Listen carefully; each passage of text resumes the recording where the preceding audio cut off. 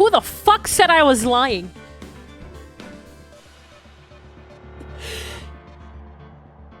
I swear I just saw someone read, oh, she's gonna play something else. What, do you want me to play something else? I can play Final Fantasy XIV, but nobody will be happy about that.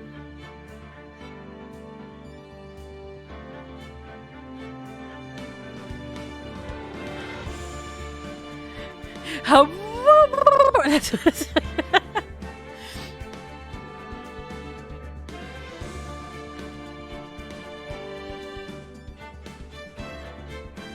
Coming over there, fighting you personally.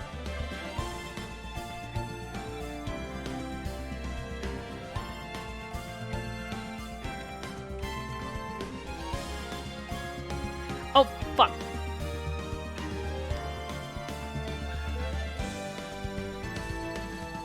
Sorry, give me like a second.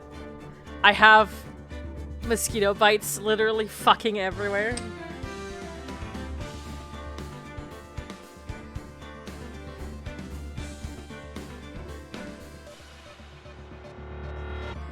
So I have like a mosquito bite salve here that I'm just like rubbing everywhere. So yeah, while I'm rubbing myself in mosquito bite oil to soothe it. How are you doing? Hi.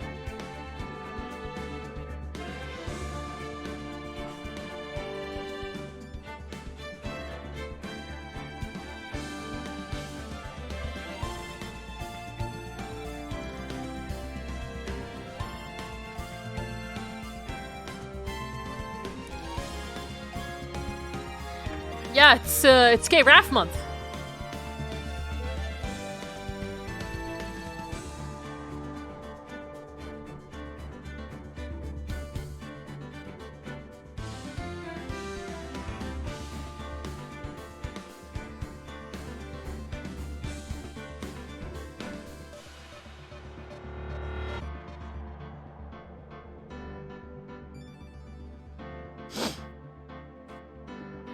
But yeah, I found out I have time today, so I'm gonna be playing the Ace of the Attorneys.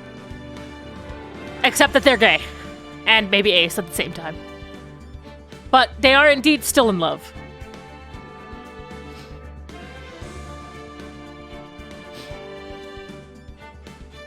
You know how it is, right?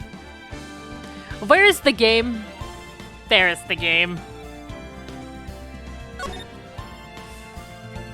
Rise from the ashes. Alpha Volcano, thank you so much for the sub. Thank you also for all of the whoa, whoa, whoa, whoa, whoa, whoa, whoa, whoa, whoa, where are you going? Stop that. Yay! Hey! Gutslove, thank you so much for the 6 months as well. Hold on. Hey.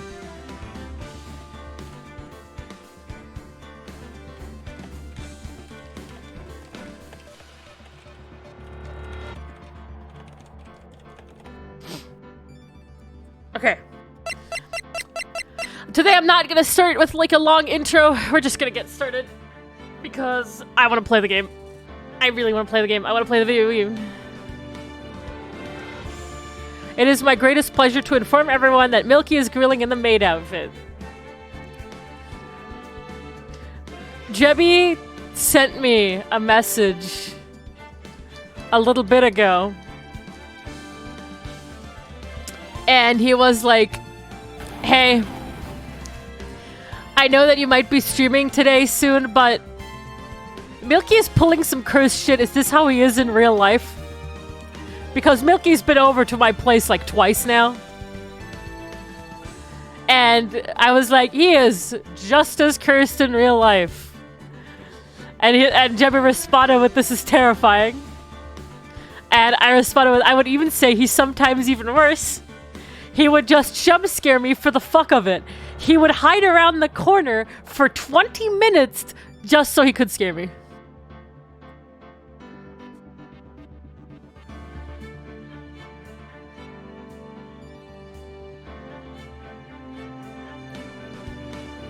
So yeah, Milky is as cursed in real life as he is on stream. But I will keep in mind, please, I know that Milky is one of my bestest friends. Hey, Aerospeed. It would suck just as much to go into his chat and tell him that I'm streaming, or tell people that I'm streaming. So just keep that in mind. Please.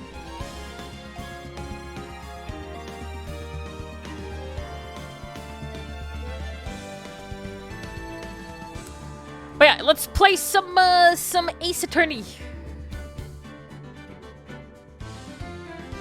Oh yeah. Hi Viz, I love you.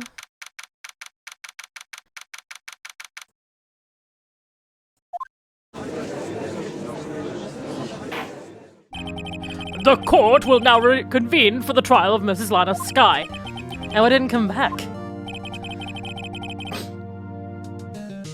Allow me to call the next witness to the stand. The officer in charge of guarding the evidence room on the day of the crime. Oh no. Why do I have to start with you? Witness, please state your name and occupation. Me, partner? Oh, I'm just a man, same as you, wandering the trails of civilization. Please say you're from Texas. Yo, thanks for the gifted sub. Yeah?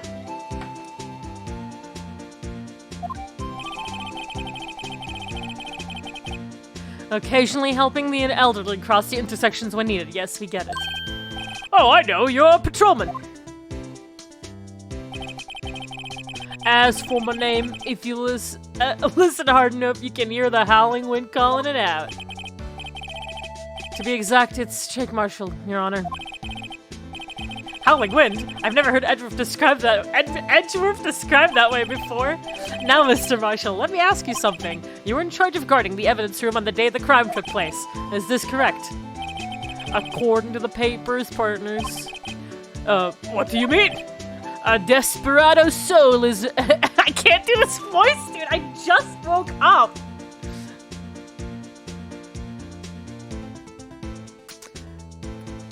As the desert sands, no paper can sum it up. Maybe it's the best we get on with this quickly. Please share with us your testimony of the day of the crime, in plain old English. Please. My job was to keep a wary eye on that bone orchard. They said I was supposed to make rounds 3 times a day, but that ain't my style. Besides, the room's protected by 2 security systems anyway. If I remember right, I was at the street side saloon at the time it went down. I'm just an innocent traveling man, so if you're out of ammo, it's time I hit the trail. What the fuck are you saying? I can't say I particularly care for your attitude. I can't say I care for your beard, but you don't see me complaining. Wait a minute, what do you mean by 2 security systems? I mean the security cameras and the ID card reader. I reckon even a cowpoke like you knows about those. Yes, well, what about the fingerprint-activated locks on the evidence lockers? Fingerprint-activated locks? What kind of newfangled doohickeys are those? He's not being very helpful. He's not that good with machines or with following orders. Everyone's got their weaknesses now, don't they, Mr. Prosecutor? This one seems like trouble. Okay, Mr. Wright, he's all yours. My god, I hate this dude. Okay. How exactly did you keep an eye on the evidence room? I just made sure nothing moved in the security camera monitor. That room's so still. Even Tom dies in there. I was just a caretaker who interred the recordings. You interred them? Videos of nothing aren't that useful. When the time would come, I'd erase the tape. If nothing unusual is recorded, tapes are to be erased every 6 hours. Each time I'd erase a tape, I felt like I was erasing a part of my life. This guy has a flair for the dramatic, but it isn't going to do him any good. So in actuality, you don't physically enter the evidence room?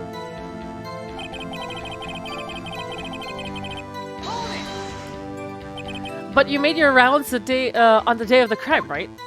Ain't you heard a word I said, partner? I told you that ain't my style. I'm afraid I don't understand. No desperado I know lets rules get in his way. What the fuck do you mean?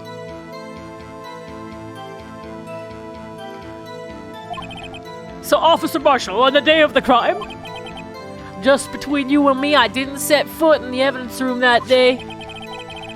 There was a rubber glove stuck in a victim's locker. Do you know anything about that? Sorry, partner, can't say I do. I haven't been in that crypt in weeks. How does this guy avoid being fired?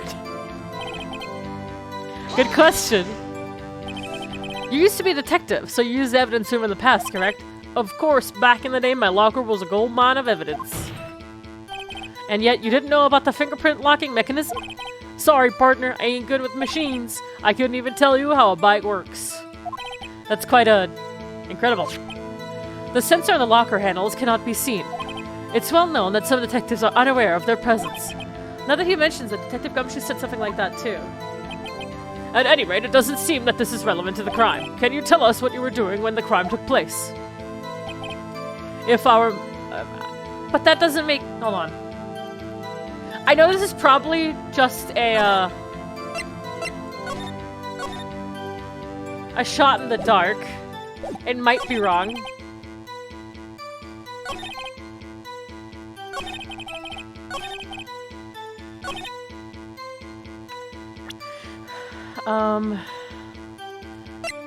Especially with the conversation we just had.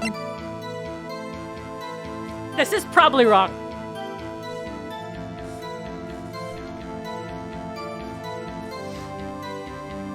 This is wrong, but I'm still want to attempt it. Objection! Yeah, okay, it was wrong. Okay, yeah, it was wrong. It was a shot in the dark. It was stupid. It was stupid. It was stupid.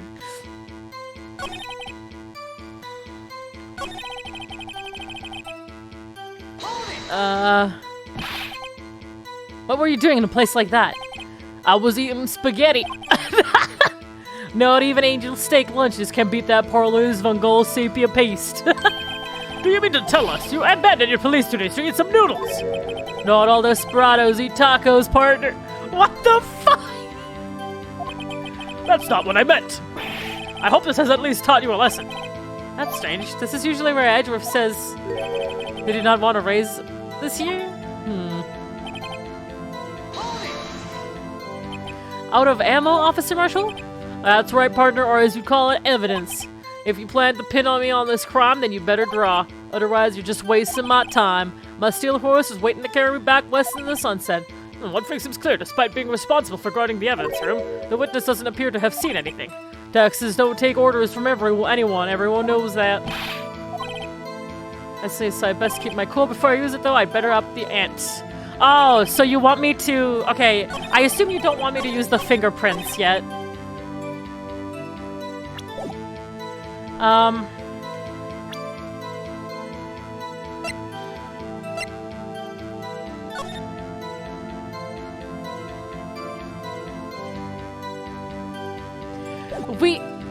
We need to ask him about his number. We need to figure out his number. Shen, I hope you are doing well and keeping cool. Have a good stream and keep on objecting, smile. But I don't think he'll answer if we figure out his ID number. Hold on, let me save. I have two possible options that I can think of. Did I just fucking load it? I sure did. I'm a fucking dumbass. Hold on. I meant to save. Okay, yeah, I meant to save. I pressed load like a dumbass.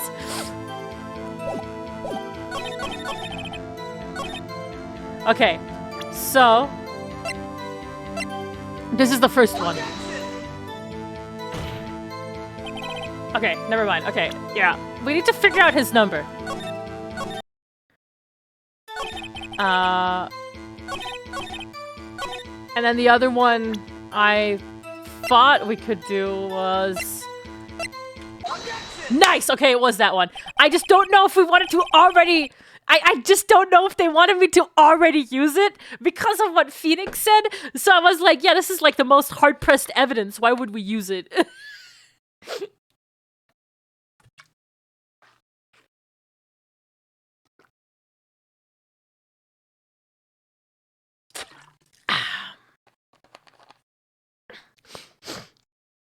Sorry. I had to drink. Throat. Officer Marshall. Doesn't it strike you as odd? That is, you being called in to testify like this.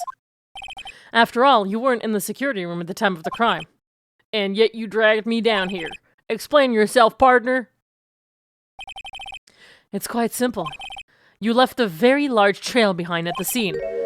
Or to be exact, a handprint. Listen real good, partner. Like I said, I'm the caretaker of that crypt. I pay my respects, that is, make my rounds about once a month. It's only natural my fingerprints will be in there. I only wish it were, officer. But you see, your fingerprints were covered in blood. Witness, what's the meaning of this? Your blood-stained fingerprints were at the crime scene. The blood was wiped away, however. A luminal test clearly revealed this. Well, Officer Marshall, it seems to me there ain't a person in this room with a head on his shoulders. I take it you have an explanation then, Officer Marshall, about the blood-stained fingerprints? Very well, you may begin your testimony about your fingerprints, found at the scene of the crime.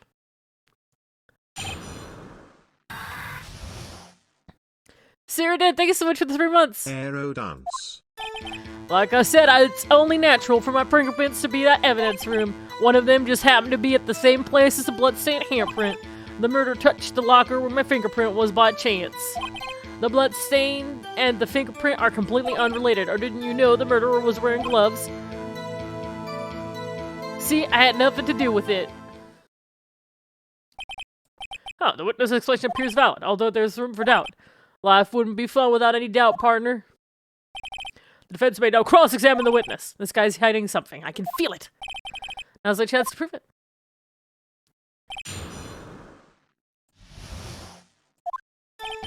So the natural for my fingerprints to be in that. Yeah, okay. That's because you, how do you put it, pay your respects once a month? Yeah, that's right. That and one more thing. That locker happens to be mine. What? What do you mean? I mean what I said.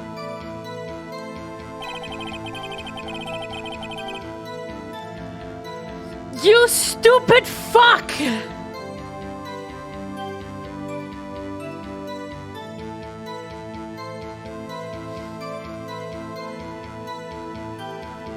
How the fuck? Okay, it's obvious. I could literally be like, hey man, if that, you just proved that that was your locker.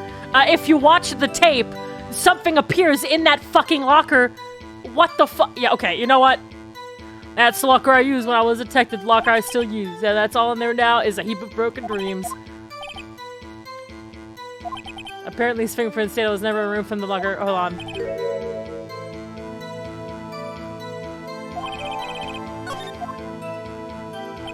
One of them just happened to be at the same place as a blood-stained handprint.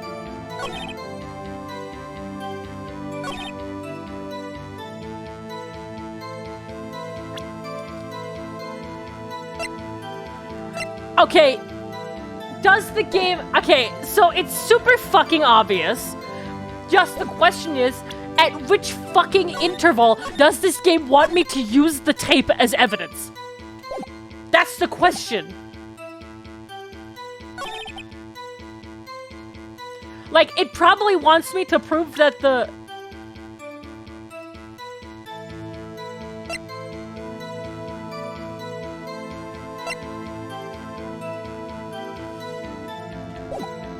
Okay.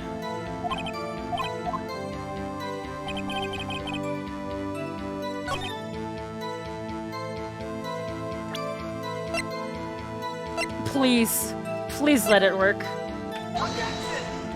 Please! At what point do you want me to use it?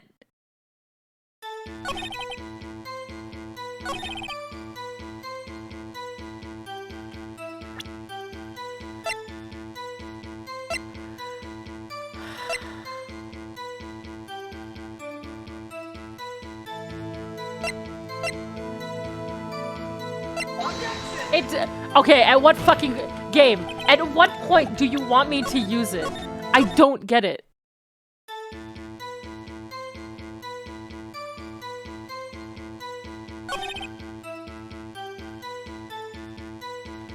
Great, now I have to go and figure out the minute details, even though it's right there.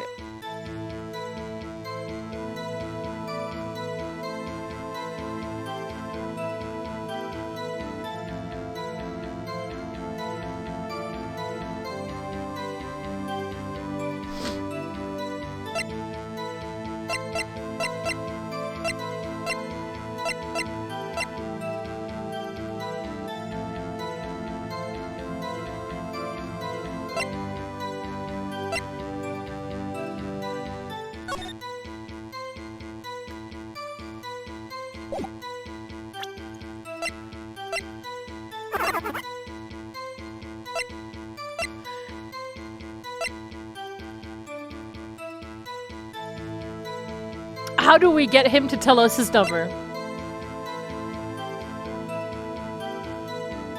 Bruh.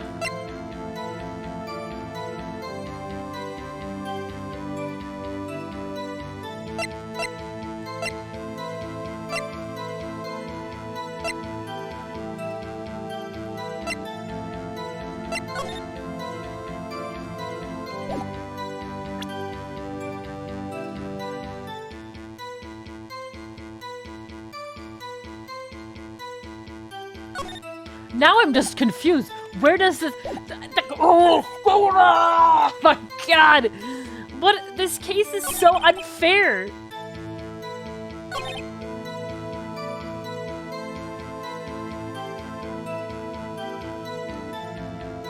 See, how do you know this?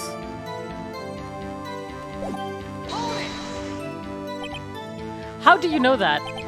I may be a loner, but I still do my job. I keep up with the reports. There was a bloodstain at the scene, though, to be left by the murderer. That's right. I was found at Detective Gumshoe's locker. However, the fingerprints were detected on that handprint. Oh yeah, I think we tried that too. So that would mean the murderer, wearing gloves, had to place their hand on top of Officer Marshall's fingerprints. Are you starting to get the picture, partner? The picture? The seal of blood in the desert. It's just food for the buzzards. There's only one reality, and that's this. Okay, the security tape. So long as a trail isn't in there, you can't say otherwise. This isn't getting us anywhere, Mr. Wright. Please consider carefully where you're going with this cross-examination. Yes, Your Honor. Now then, continue your testimony, Officer Marshall. Okay, finally! Thank you, game! Objection!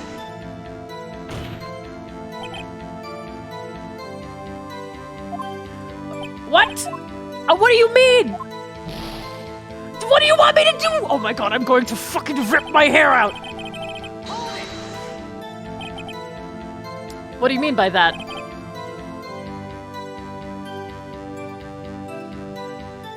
You want to tie me to this crime, isn't that right, partner? If so, that video is the only direct evidence you have. But that video is next to useless. It's full of blind spots. Blind spots. Places you can't see. The camera's panning back and forth. The floor isn't shown. If someone was familiar with the camera's position, they could leave the room without being caught on tape. We don't have time for your speculations, Mr. Wright. Well, Mr. Wright, if you can show us evidence in this video that indicates Officer Marshall was present, please... Yes! Yes! I can! Very well. Allow me to point out your mistake, Officer Marshall. Tread carefully, Mr. Wright, or you might wind up, being the one making the mistake. Now then, let's have another look at the video. My god.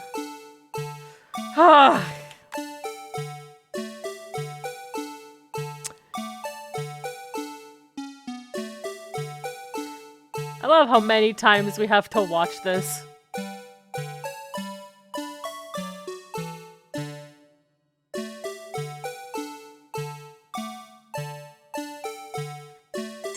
Here we go again with the music. Bringing our attention back to the security camera is a mistake I'm afraid you'll soon forget. You'll soon not forget, Officer Marshall. The days are short in Texas, and so are our tempers. Yeah. Ah, good old days, attorney, where you figure out the twist 10 minutes ago, so you're wrong. Could you sum up what you have to say in 8 words or less? I can't wait to hear the music. Very well.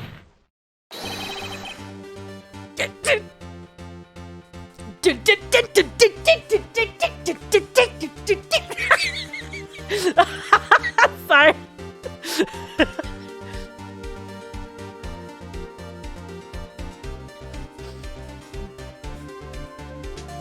One, two, three, four, 5, 6, 7, 8. Exactly 8 words. You can clearly be seen in this video. Exactly 8 words. Not bad, partner. The key lies in a certain locker shown in the video.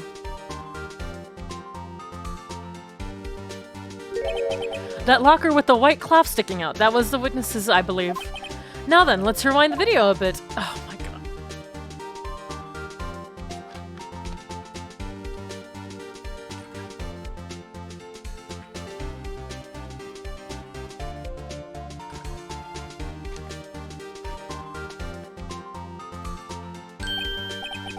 Oh, the white cloth, it's gone! What's the meaning of this, Officer Marshall? When the crime took place, the white cloth wasn't there. Then it suddenly appeared. There's only one explanation. Officer Marshall, you were in the evidence room at the time of the crime. What's more, you opened your locker when the camera was turned away. Order, order! It would seem that's... Hold your horses. Sorry, partner, but you got the wrong man. So why my locker was open? That doesn't mean I'm the one who opened it. The murderer needed to hide something, so he opened a locker and stuck it in. It's not my fault he happened to choose mine. Why is everyone staring at me like I'm a wanted man? You dumb? This guy isn't just playing dumb, he really doesn't know. I hate to rain on your parade, but you're the only person who can open that particular locker. Oh yeah, I call your bluff. You say I opened that locker, now prove it.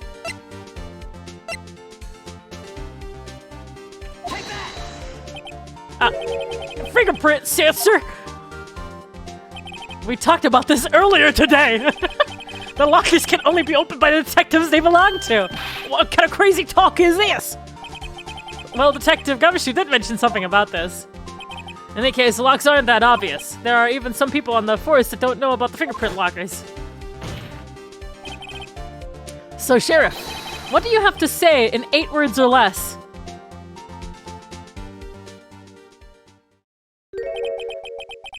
Is that beef jerky? No!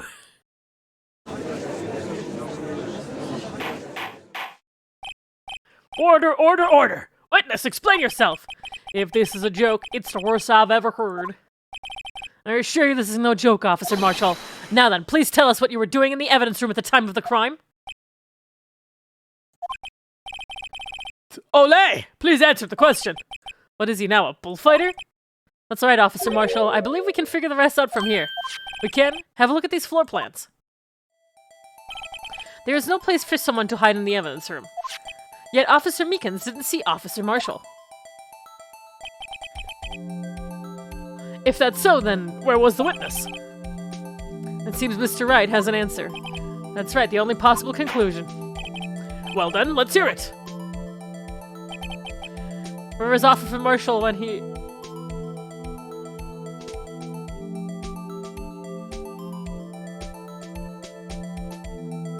Wait, who's who here? Who's Officer Meekins? Where this is Marshall, right? The kid. No, wait.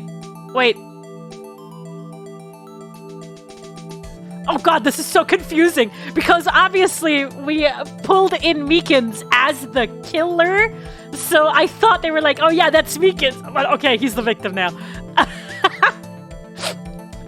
So I'm just a little confused.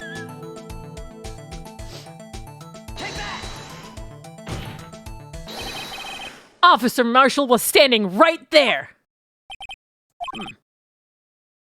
So Officer Meekins didn't notice him standing there. That's almost as credible as Meekins' warp theory. Wait, what?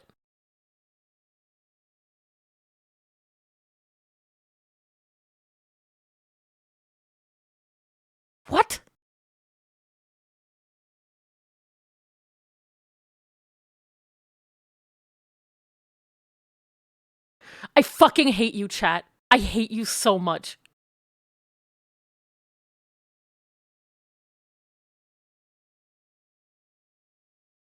The one time I look for you to help.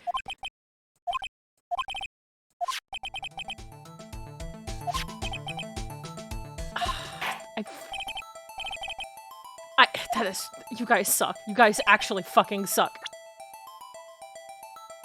Take that!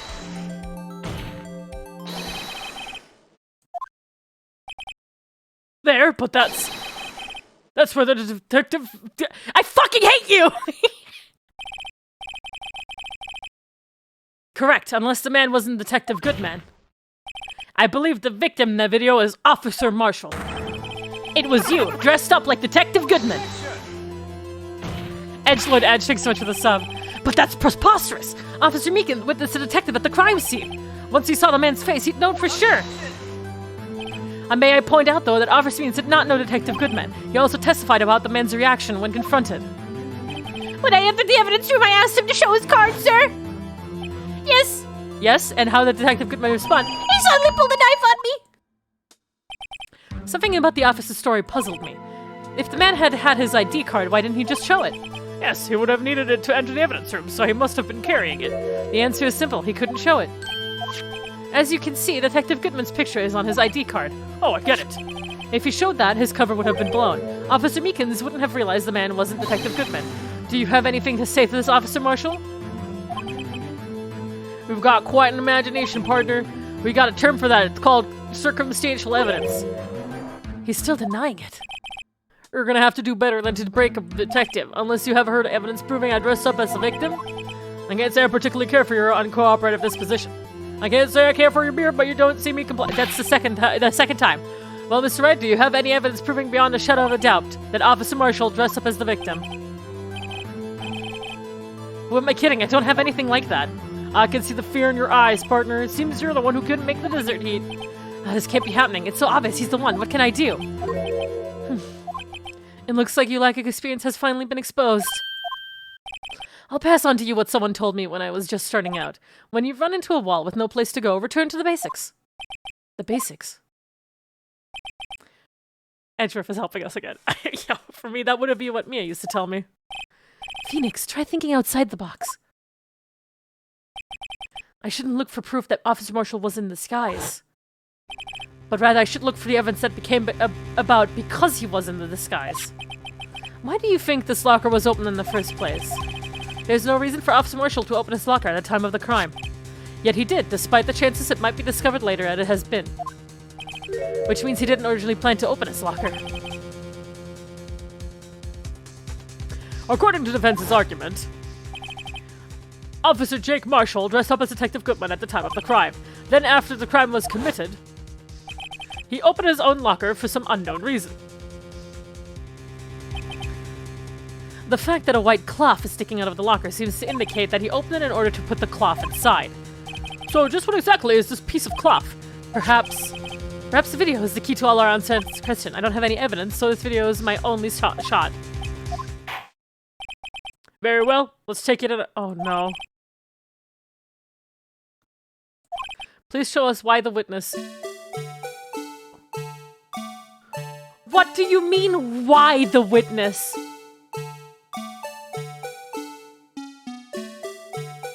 To put away his disguise? That's obviously the coat.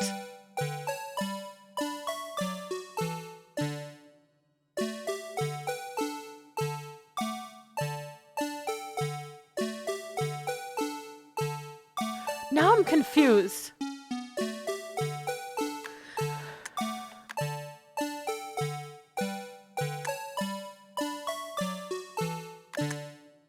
Oh! No, rewind. Stop, pause the fucking video, thank you. No, because, okay, I am going... Take that!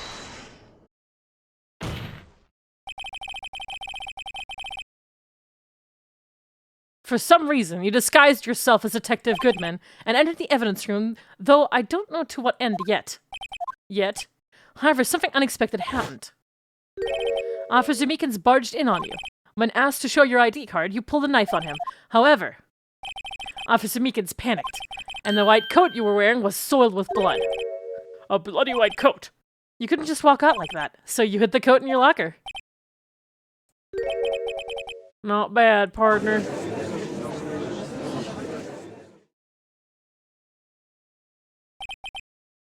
Now then, Officer Marshall, are you ready to tell us the truth? Looks like I underestimated y'all. I hope you're happy now, Mr. Edgeworth. 2 years ago, if you were only half as persistent then as you are today, we all wouldn't have to be here now would we? Officer Marshall, tell the court what you did. All of it. All right. It seems the time has come.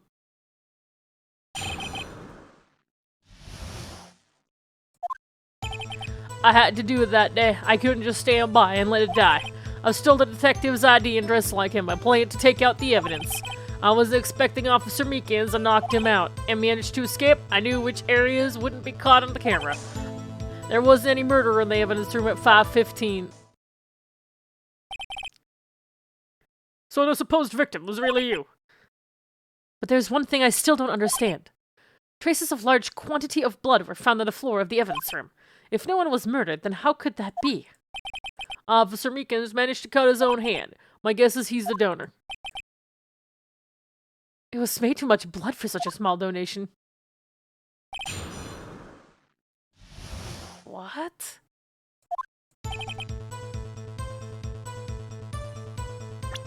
What exactly are we looking for? When you say it, you mean... Do you even have to ask, partner? The SL9 incident. 2 years have passed since the case was closed. It was going to completely end with the transferal that day. Not if I have anything to do with it. That incident's not over. But what did you hope to accomplish by sneaking into the evidence room? When a case is closed, only that case lead detective can look through the evidence. I want to have a look at it myself one more time, no matter what the cost. I don't care what anyone says, partner. That case is mine. But Officer Marshall wasn't in charge of that investigation. Why does he care so much about it? That day was my last chance. That's why I stole his ID. Why did you disguise yourself as Detective Goodman? If I didn't make it look like Goodman was carrying out the evidence transferal, I'd be arrested for stealing evidence, which wouldn't get me anywhere. So you did it to fool the security camera. And the detective's ID card. I stole that the morning of the incident. So it really was why Goodman started filling out that lost item report. I returned his ID card, left it on the floor in the prosecutor's office parking lot. The ID card I found was left there by Officer Marshall. So essentially, you managed to succeed despite your lack of foresight. This sheriff has yeed his last haul. Arrow spin. What do you mean, partner? I mean the fingerprint-activated lock, of course. No matter how well you disguised yourself, you can't change your fingerprints. Under normal circumstances, you wouldn't have been able to open that locker yourself. But he could, because the rubber glove just happened to get stuck in the door. That means Detective Goodman must have opened the locker before Officer Marshall.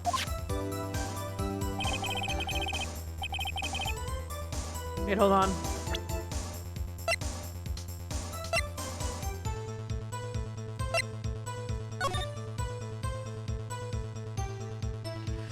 Serial murder, sentence, death. Victims Edward Jones, Jason Knight, Edith Kirby. Kirby! Neil Marshall! I can understand why.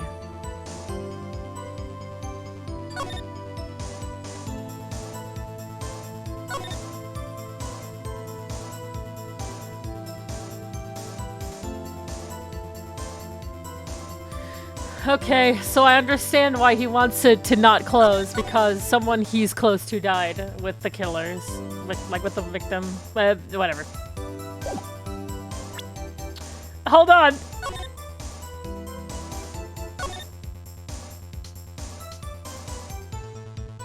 Jeb Bates. Jebate?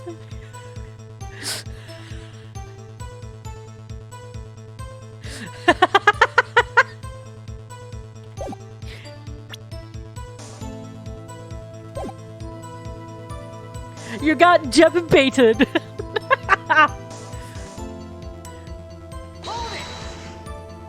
You pulled a knife on Officer Meekins and tried to drive him off? Let's just say I was a little surprised. I only planned on being in the evidence room for no more than 5 minutes. I didn't think anyone would actually come in during that short time. Officer Meekins certainly is a 1 in a million type of person, mistaking a detective for an intruder and demanding to show his ID. I'll have to think a little more about his raise this year. When did Edward get so much influence? Anyway, he threw himself at me and I ended up cutting him slightly. Klutz Klutz, thank you so much. Klutz Cuts, thank you so much for the sub. God, that's a mouthful. I'm sorry it turned out this way, with me knocking him out and everything. By the way, what happened to your knife? Oh, you mean this one? I don't know what to say. Oh my god. So you knocked Officer Meekins out and... Isn't that an evidence knife now? And he's like cutting his beard. How much more are you gonna cut your beard with that?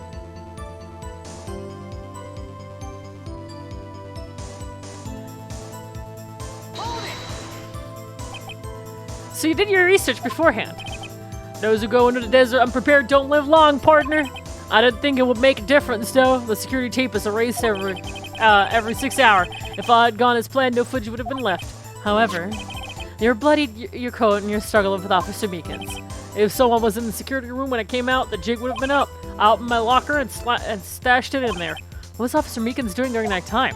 What else? He was sleeping like a baby. So what you think is on that day?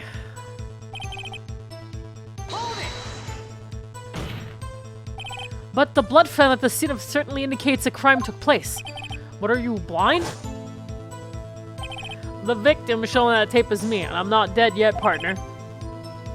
So you stole the evidence from the locker? Actually, no I didn't. Why not? When I opened the locker, the evidence was already gone. What? Mr. Edgeworth, where is that evidence? It's still missing, Your Honor. Detective Goodwin's locker was already empty. Someone else stole the evidence. Officer Marshall, may I ask you one thing? Far away, partner. It's a free country. Just remember, I'm also free to decide whether or not to answer. Why did you do this? Stealing a detective's ID and injuring a police officer. This is no small offense. Moreover, you're an officer yourself. This will have serious consequences. It can't just be forgiven with a simple cut in salary.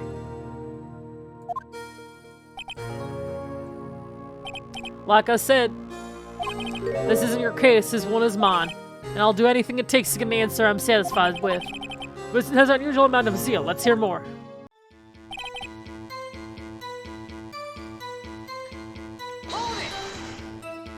But that case was solved 2 years ago, wasn't it? That's the reason the evidence was stored in the evidence room. Joe Dark was convicted for his crimes. One thing I'd say for sure, he deserved the sentence. I remember the Joe Dark case. It involved serial murder, didn't it? I don't intend to complain about how it turned out, but there is something that still bothers me. Something went down at the trial. Someone new we'll talk about. What happened? I don't know. That's what I'm trying to find out. Why is he so concerned with that incident? Maybe I should present him with what I think his real reason is? Yeah, I mean, there it is. Yeah, there it is.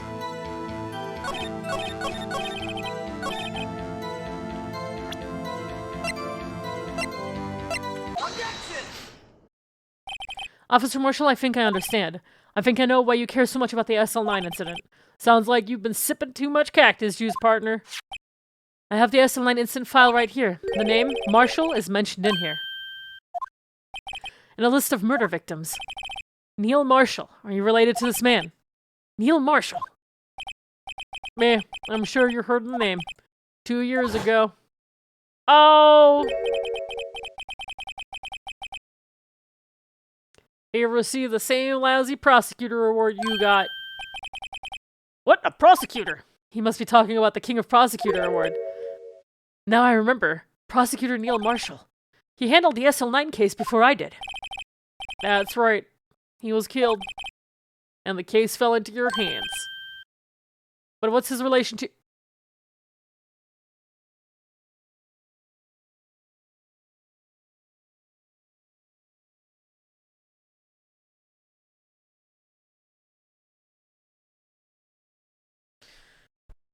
What's his relation to him? My god. They share a name, you dumb fuck.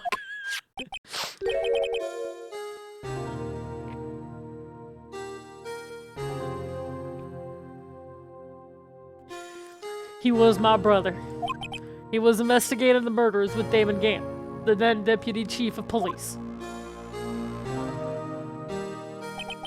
The group of detectives I was part of worked under them. We were desperate to prosecute the killer.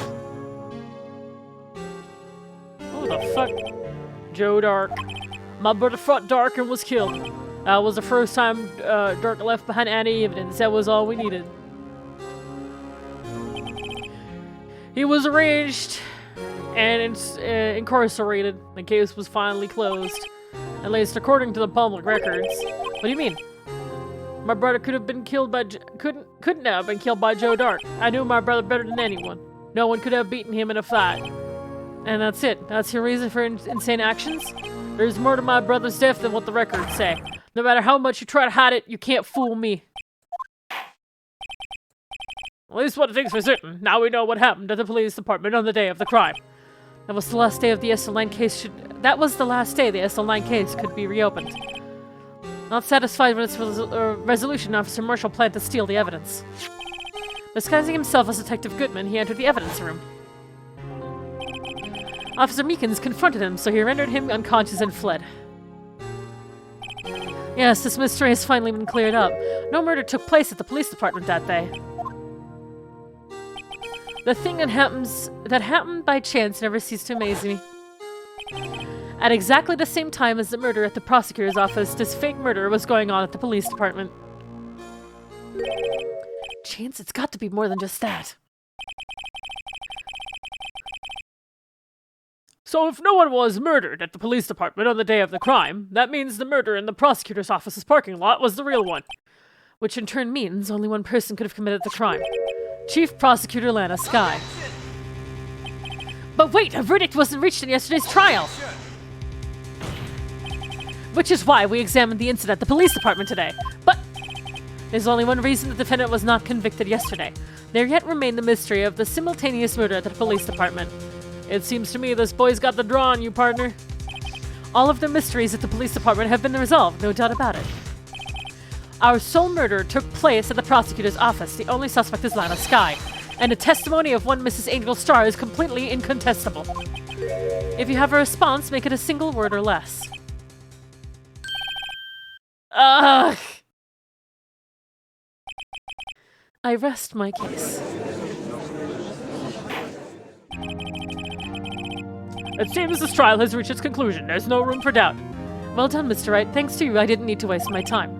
Disproving the alleged murder at the police department. There's no doubt what I proved today is true. The apparent murder on the security camera's tape really was fake. But I didn't realize that would end up proving Lana guilty.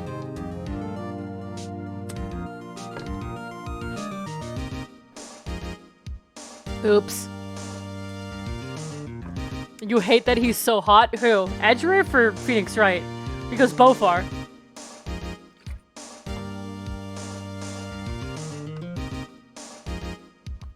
Yes? Yes, okay.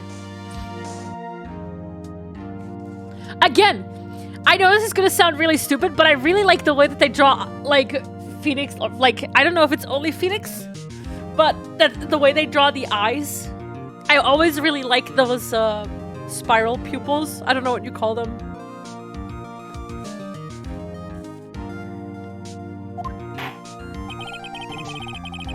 Now then, the time for the verdict has arrived. Oh, fuck!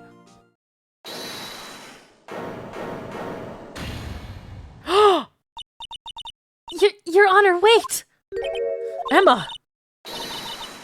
The defense is an objection. A scientific objection. Right? What do you mean, right? Mr. Wright, are you this girl's guardian? Your Honor, please, Your Honor. All I'm asking is for a minute of your time. Please hear me out. Mr. Edgeworth, please. I don't want to leave any loose ends. You want a minute? I'll give you 3. No, that's sweet. Thank you, Edgeworth. I was kind of in shock. I mean, finding out the SL9 incident referred to the Joe Dark killings. Now that she mentions it, the name of both Sky's sister were in that file. But that's when I figured it out. I mean, what Officer Marshall was trying to do that day. So I knew his fingerprints had nothing to do with the crime. That left only one thing, the other handprint. You mean the traces of blood found in Detective Gumshoe's locker? This game was scientifically formulated to be like yaoi fanfiction, boy. But no fingerprints were found on it, right? No, but I figured if I examined it scientifically, I'd be sure to find a clue. So I ran over there and looked at it again. So, did you find something? No. Huh? I'm sorry. I guess I'm not much of a scientific investigator after all. Is that all?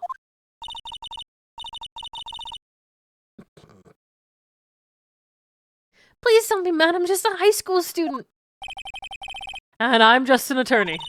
But Mr. Wright, those traces of blood are the only clue we have. If we can't find something wrong with them... Please, Mr. Wright, you're a professional. If anyone can save Lana, it's you. Me? Oh boy! Time's up! With regard to the incident at the police department, does any reasonable doubt remain? It appears the defense is troubled by the other, blood mark. Looking at the floor plans, a handprint was discovered around here. Is there a problem with this? Mr. Wright, I'm sorry I can't be of more use. But still, if you can't find anything wrong with that blood mark, Lana will be... Please answer my question, Mr. Wright. We don't have all day. Yes, Your Honor. If I've ever needed to concentrate, it's now.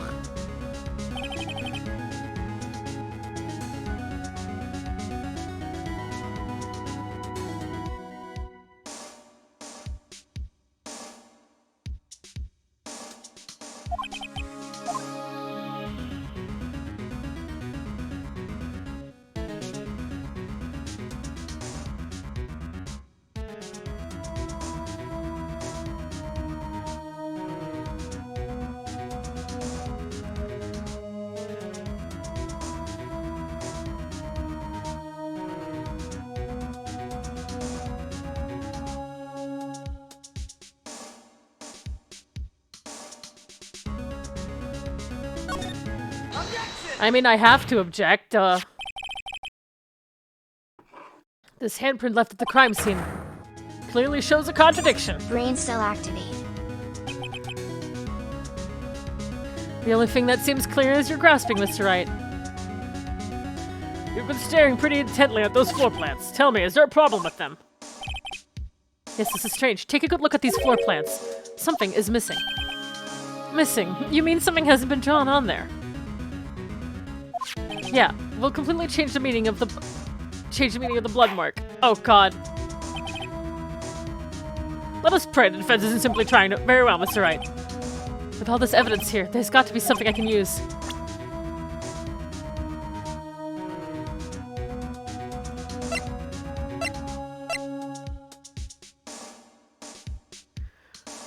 I mean, obviously the...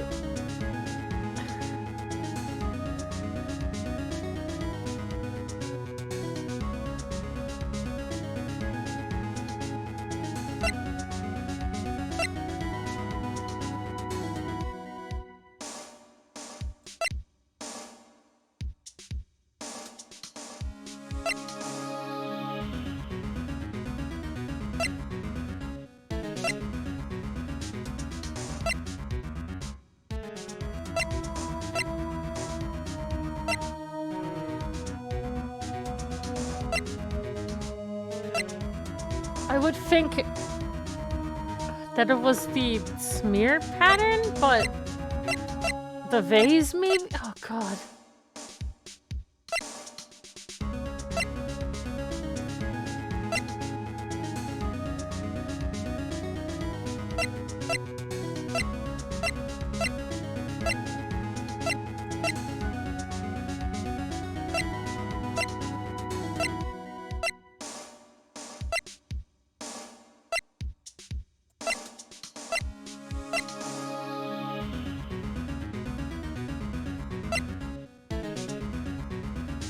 Missing. What was missing?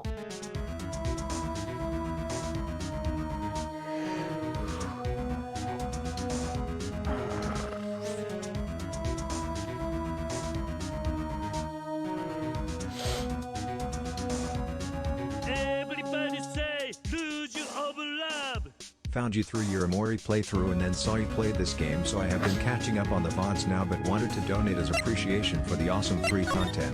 Also your emotes are really cool.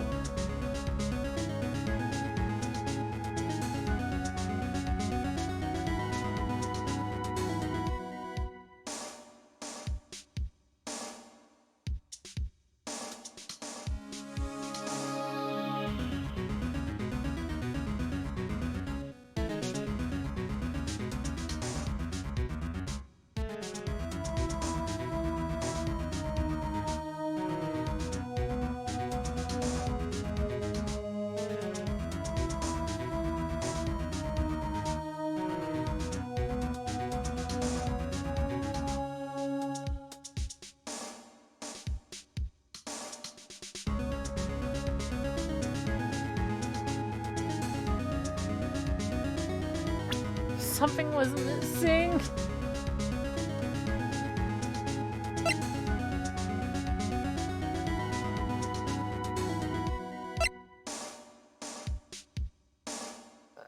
I mean, what was missing from the 4 plans?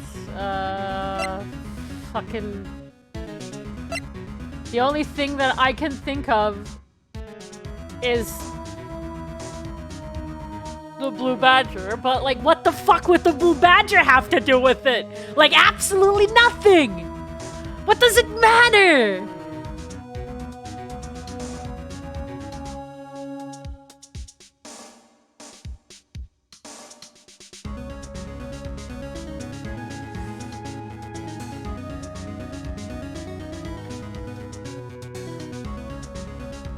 Wait!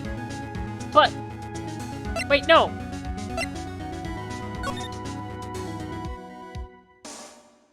I mean, we don't know what's on the back. I guess we can do this. I don't know if this is how the game wants me to think. I don't know.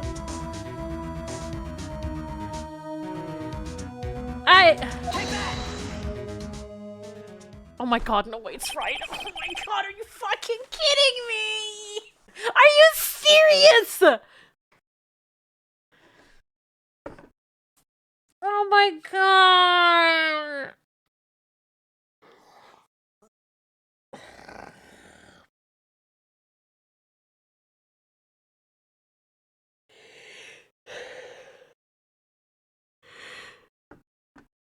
I'm so mad. What about that piece of plywood? The blue badger, mascot of the police force. Defender of truth, guardian of proof. Okay, maybe it wasn't right. Explain yourself, Mr. Wright. Please look at the floor plans of the crime scene. The blue badger is not there. So watch what happens when we put him in. This is where he was dancing at the time of the crime. Well, what? That's right. So long as the blue badger is dancing here, it would be impossible to place a handprint at the spot on the locker. Oh! Yeah, you're right.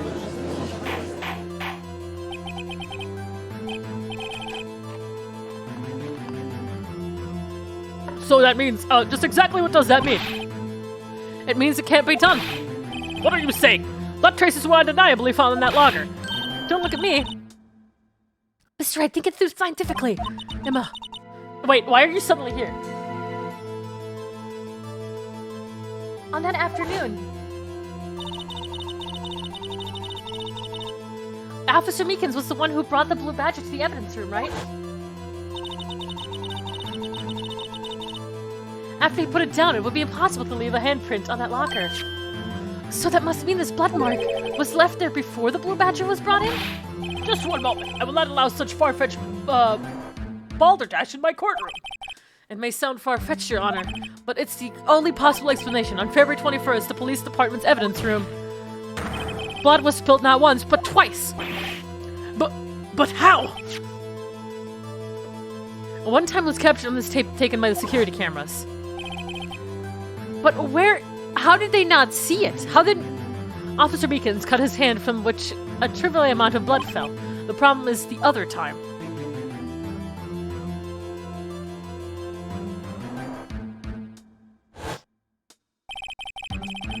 Someone bled prior to the struggle shown on this tape. It had to have been Detective Goodman when he was really murdered. That's ridiculous. I refuse to accept your absurd claim. The murder portrayed in the security tape has been proven to be a fake. However, that does not explain the blood mark found in the locker. So then, assuming this murder you purport really happened, when did it take place? I meant to show evidence that proves when it occurred. To summarize, the defense claims that, prior to Officer Meekins being cut by Jake Marshall, who was posing as Detective Goodman, another incident took place in that evidence room. That's right, the blood mark on the locker proves this. Very well, then tell us, when did the first incident occur? As Mr. Edgeworth said, proof must be presented.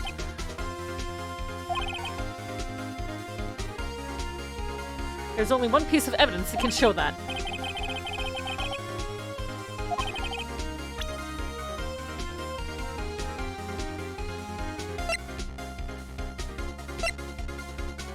Ah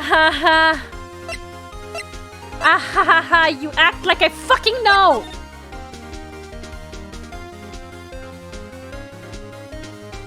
Well, it obviously had to be earlier.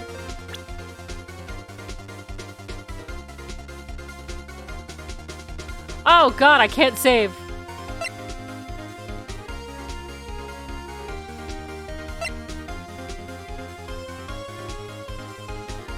Well, I only have one possible solution. I can't save, it won't let me.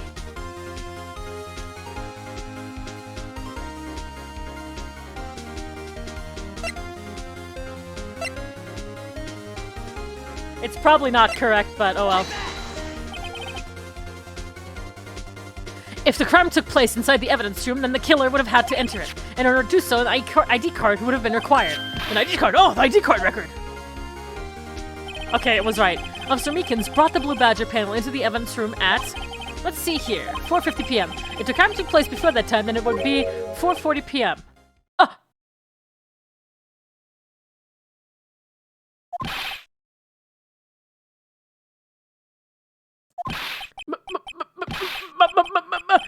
Miles Edgeworth! Just what have you done? I never would have figured you had the nerve, boy. Drop the act, witness. It doesn't take a lot of thought to figure out that it couldn't have been me. No, I ain't getting it. I'm afraid I don't understand either. It's clear from the luminal test that blood was there. However, when the second crime took place, both Officer Meekins and Officer Marshall failed to notice the blood. That means the blood from the first crime was wiped away. But the real murderer... I would have had just 10 minutes to murder that victim, carry his body away, and clean up the blood. Unfortunately, that's physically impossible. That would mean the crime must have taken place before Mr. Edgeworth entered the evidence room. Let's look at the chart again. The first one. There's only one other card number remaining. 777-7777. Talk about a lucky number. But wait, that doesn't make sense. How could Detective Goodman have entered the evidence room? Since there was no record of his card being used beforehand, he must have entered along with the real murderer. That's the only plausible explanation. He went in with 777-7777. Mr. Edgeworth, please look at it as ASAP. Find out whose ID number is 777-7777. That's 1 7 too many, Your Honor. Unfortunately, I'm unable to look up the owner of that ID card, at least at present. What? Explain yourself, son.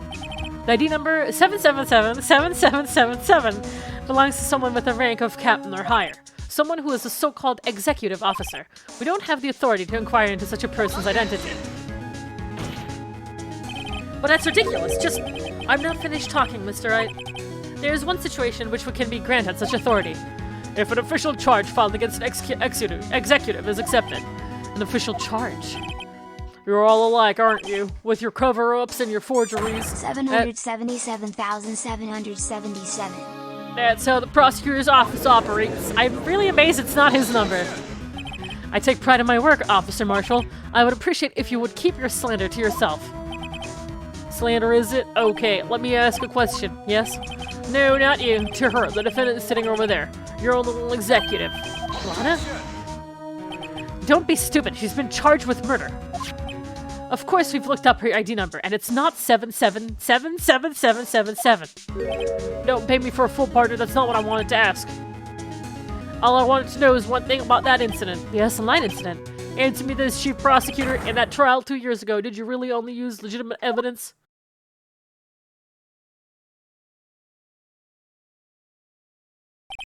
Do you need the witness to repeat this question, Chief Prosecutor?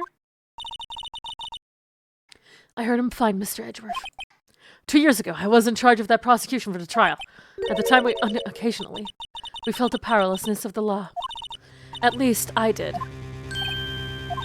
Lana! I became a prosecutor in order to suppress crime with the law. But before I realized it, we were the ones being suppressed by the law. Defendant, just what are you saying? I'll ask you again, Chief Prosecutor. During that trial 2 years ago, did you really present all the evidence in court? Can you look me, an investigator in that crime, in the eye and say that you did? Chief Prosecutor, you didn't! I don't have to, Officer Marshall. Why won't you answer him? Drastic crimes require drastic measures. That's just the way it is. We did what we had to, in order for him to get the verdict he deserved. But Lana! Even if it involved forging evidence. That's a whole nother crime!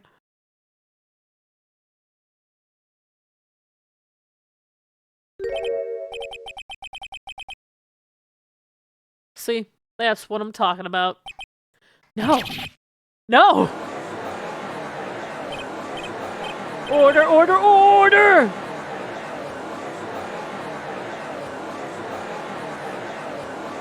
The conclusion of the trial would have to wait until the following day. Oh, she's so fucking guilty, dude!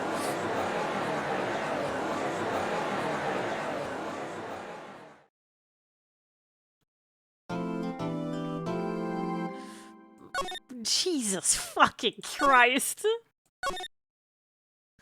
Yeah, I'm gonna... Yeah. My God.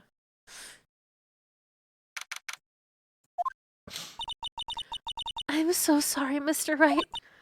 I'm sorry for what my sister said. For him to get the verdict he deserves. I didn't know. I never knew that the SL9 incident was just another name for the Joe Dark killings. Sounds like everyone's heard about the killings but me. Lana wanted Dark convicted so- I almost said Drac. I can't believe Drac from Nest was the killer. Lana wanted Drake? Oh my God. The Drake and Josh killing so badly. Lana wanted Dark convicted so badly. That's why she used me. That's why she used what happened to me. What do you mean, what happened to you? It's all there in the file. Joe Dark's last victim was Prosecutor Neil Marshall. When he murdered Officer Marshall's brother, he left behind an incriminating piece of evidence. But what did you have to do with the killings, Emma? On the night Prosecutor Neil Marshall was murdered, Joe Dark tried to kill me. What? He tried to kill you? Officer Marshall's brother Neil was only trying to save me. So that means you... Yes. I was a witness in the Joe Dark trial. I didn't see that one coming. You did! You literally read the file! It happened 2 years ago. It was right about this time of the year, too. It was a terrible thunderstorm that day, unusual for the season. I was alone in my sister's office. We were planning to eat dinner together once she finished her work. Then suddenly, this terrifying man came bursting into the office. Joe Dark. It seemed like he was running from someone. He pulled out a knife and screamed at me. I didn't know what was going on. Just then Prosecutor Marshall showed up. Jake Marshall's brother. Joe Dark tried to take me hostage, but before he could, Mr. Marshall tackled him. Then... What happened? I'll never forget it. Lightning struck and the lights went out. Suddenly, a bolt of lightning flashed outside the window, lighting up the office for an instant. When I saw them burned a permanent picture in my mind, I can still see it now. I don't remember the moment when Dark stabbed Mr. Marshall. So you weren't able to testify about that? No, I was only asked about when I was attacked. That must be why Lana... That must be why Lana made... That must be why Lana... Why she made up the crime. Made it up? You mean provided bogus evidence? The prosecutor's office wanted that guilty verdict so badly. Lana forged the evidence and Mr. Edgeworth used it. Edgeworth? Yes, but I'm sure he didn't know anything about it. He couldn't have known he was being given false evidence. Even so, that's when it all started. The rumors about Mr. Edgeworth, I mean, it's all my fault. If I could have just testified properly, none of this would have happened. So it's true, even though he may not have known it. Edgeworth really was involved in falsifying evidence. After that case ended, Lana was never the same. She became cold like she is today. She must not have been able to face up to what she did, especially not to Emma. Oh my god. What did you see in the instant the crime occurred?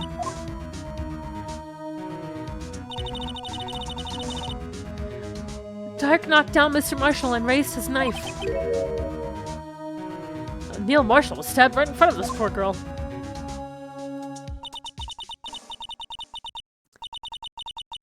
I don't remember what happened after that. Apparently I passed out.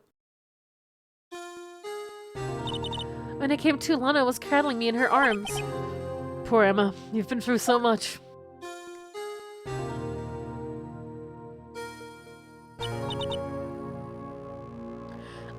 I couldn't bring myself to testify about that incident.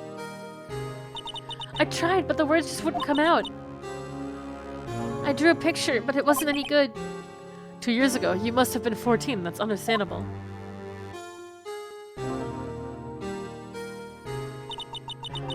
Once it was all over, I made up my mind. I decided that when I grew up, I'd become a scientific investigator. I want to be able to fight crime with my testimonies and find the evidence to make an airtight case. That way, Lana would never have to forge any. I see. I think I'm finally starting to understand what makes Emma tick. But there's still something that bothers me about that crime. There's something that's puzzling me, Emma. What is it? You said you were in Lana's office at the time, right? That's right. Why then would a serial killer come running in there? Not only that, but he was being chased by a prosecutor? Oh, there's no mystery there. Joe Dark had been taken in for questioning that day. Taken in for questioning? You mean by the police? Of course, this happened at the police department. He tried to run away halfway through the interview and fled into my sister's office. But why did he run all the way over to your sister's office? Because the detective offices and the questioning room are right across from the elevator. Across from the elevator? But Lana was the chief prosecutor, wasn't she? No, silly, didn't I tell you? 2 years ago, Lana was a detective.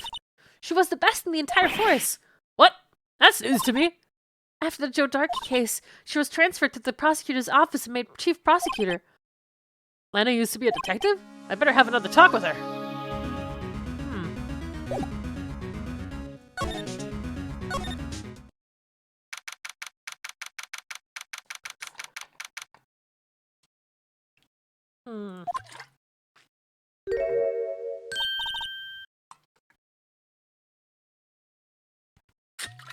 Sorry, had to drink.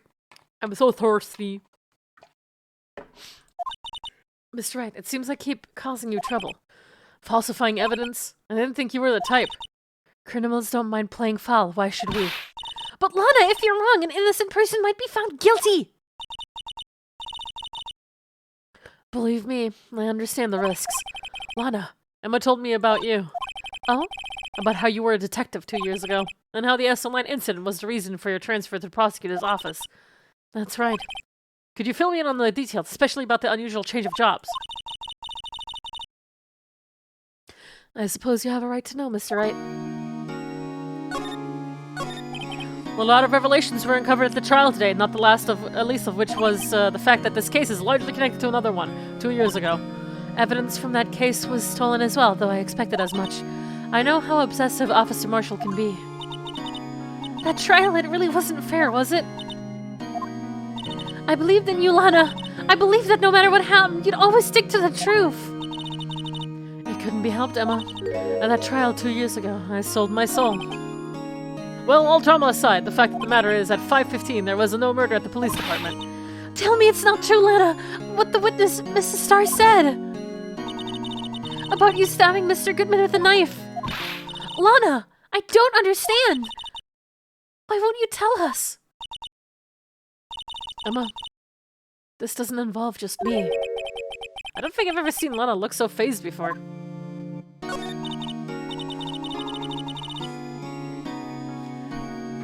It's true. I was a member of the police force 2 years ago. She was amazing! Oh, wait, yep. This fucker. I swear it has to do with this bitch. I swear it has to. I mean, it makes sense that Chief Gant is, like, the middle piece of all of this because he's it seems like he's trying to literally get rid of every single person of the SL9 incident. And he only now managed to get to Lana.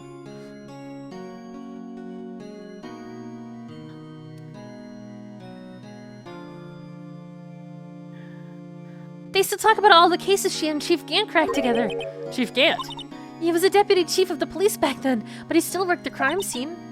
Damon Gant. He was everything I aspired to be. They were the best team ever! They solved crimes before the reports could even be filed. Emma really idolizes her big sister. But now you're chief prosecutor. What happened? I was planning on becoming a prosecutor. The reason I became a detective was to gain experience investigating crime scenes. So you could use the experience in court, right? Gant's help in the SL9 case was crucial to its resolution. After that, he became chief of the police and arranged my transfer to the prosecutor's office. Maybe I should ask more about this investigation of theirs 2 years ago. 2 years ago, I was second in command of the detectives investigating Dark. Second in command? That means the investigation led was Damon Gant, right? Yes, Deputy Chief Gant and I shared the same office and the same investigations. They even had the same office. We led a team of the best detectives on the force. Detective Goodman, whose case it was, Jake Marshall and Angel Starr. It was the first time Marshall worked with his brother. He was quite gung-ho. Without a doubt, Joe Dark was the serial killer. We asked him to come in for questioning. We were desperate for evidence. That was when his final murder took place. When he tried to murder Emma. Prosecutor Marshall was trying to save me from Dark. You see, the first person who happened upon the scene of the crime was me. Now you tell us. Damon Gant and Neil Marshall were the ones questioning Dark that day. The investigation was in the final stages, and Dark must have suddenly panicked. So he waited until Gant and Marshall let their guards down, then fled the room. From there, he ran straight to the office shared by Deputy Chief Gant and myself. That's where he found me. So you were the first person to run to the scene, Lana? It appears so. I was filing some papers while Gant and Marshall were questioning Dark.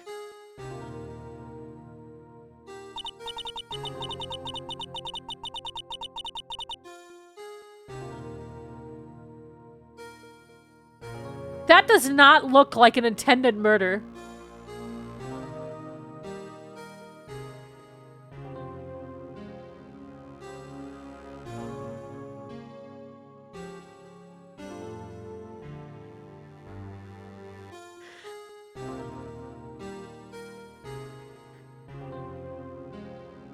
When I returned to my office, I saw 3 bodies on the floor and smelled blood.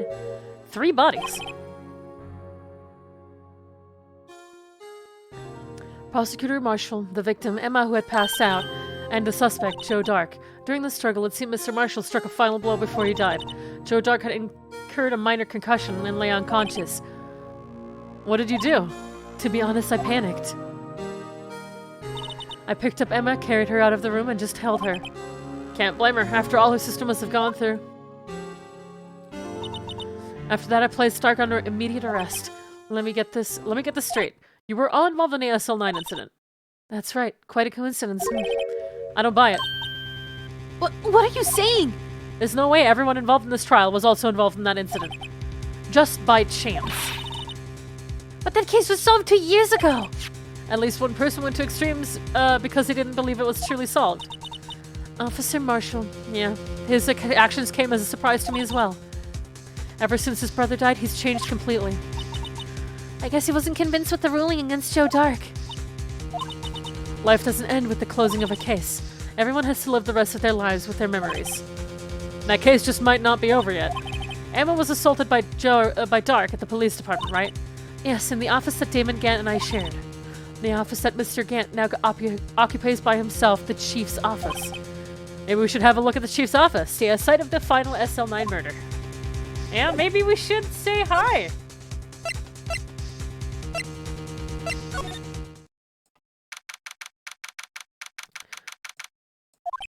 I don't see Detective Gumshoe anywhere. Things seem kind of quiet around here today. You're right, the chief of detectives seems the same though. Why don't we go look for some other people to talk to? Right, we can come back here later.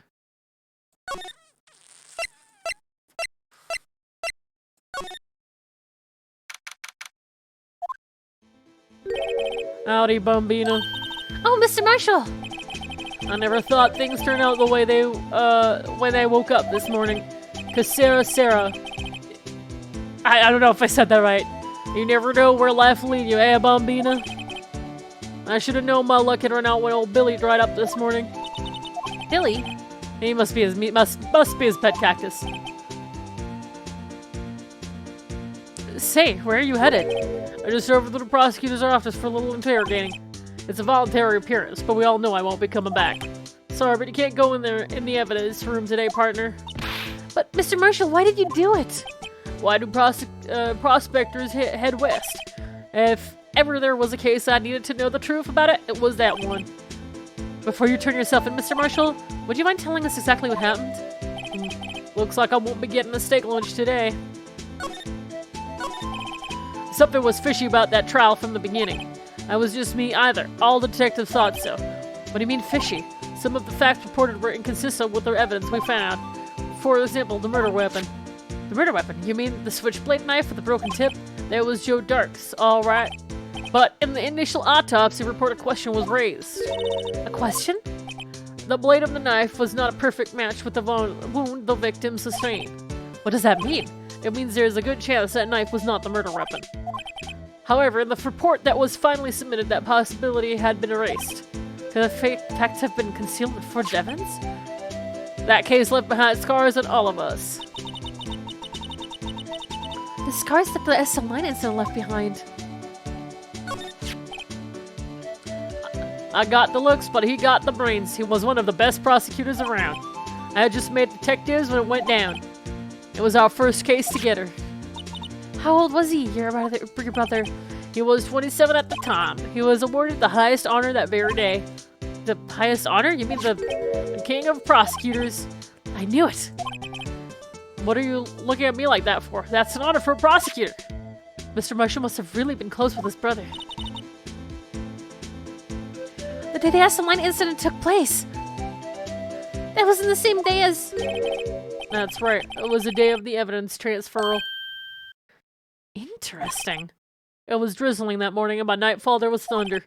I can't believe 2 years have gone by already. Tried to steal the evidence so the case wouldn't die. Apparently someone tried to stop you. Detective Goodman was murdered, and the evidence locker was empty. There was something going on behind these scenes in that case. This case. Good luck, Tilda. Thanks! Classy, we all knew that later. Every detective involved in that investigation, save one, was taken care of. Mrs. Starr was fired, and I was demoted and boxed away in a tiny room. What about Detective Goodman? If they did something to him too, the commissioner would get suspicious. No, they were careful enough not to be too obvious. They? What are you talking about? Don't get upset, Bambina. I mean Damon Gant and Lana Sky. The investigation led Damon Gant and his second-in-command, Lana Sky. There wasn't a person on the force who hadn't heard of that deal. That case was the biggest step in both of their careers. After the case ended, Lana transferred to the prosecutor's office, right? Oh, yeah, right. Yeah, Damon Gant, the new chief of police, arranged for that to happen. She's never been the same since she left. Everyone who knew her said so. Chief Prosecutor Sky was totally different when she was a detective. Now that he mentions it, Emma said something like that too. Tell me, what happened to my sister? Sorry, Bambino, but her secret is too well guarded. I never found out. And a secret all started 2 years ago. So there you have it. That's my story. Did you enjoy, partner? It was certainly enlightening. There's one thing for sure I found out in court today. That boy Edgeworth isn't my enemy. He was the one who used falsified evidence to get a guilty verdict, but someone else was the one who gave him that evidence and planned everything. That someone is Damon Gant. Don't believe me? Well, I don't blame you. I won't even be a patrolman after today. What the fuck? Too bad I won't be around to work with you. When you become a real scientific investigator. Adios, Bambina. Oh my god. He said it himself. Interesting.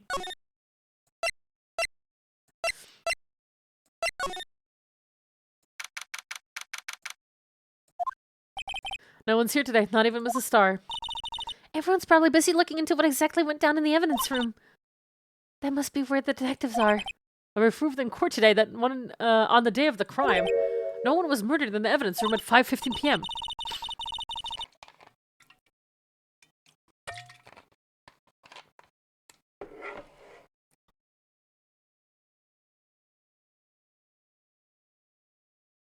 He was drinking with a cap on this whole He actually didn't drink, he just acted like he was? That's what just happened? So he popped it off finally and actually started drinking? Bruh?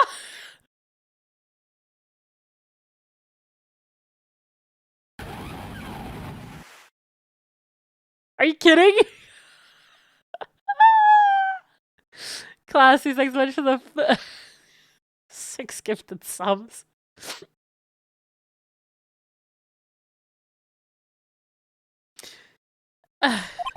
But instead it looks like we just ended up making Lana look even more guilty. Hang in there, Lana. I gotta find all the... Hey, how about we talk to Mr. Edgeworth himself? Fuck. Mr. Edgeworth isn't here. Maybe he's being questioned by an inquiry committee? He took a real beating in court today. Yeah, with Lana admitting to falsifying evidence 2 years ago. I guess we'll just have to come back later. Dude, poor Edgeworth!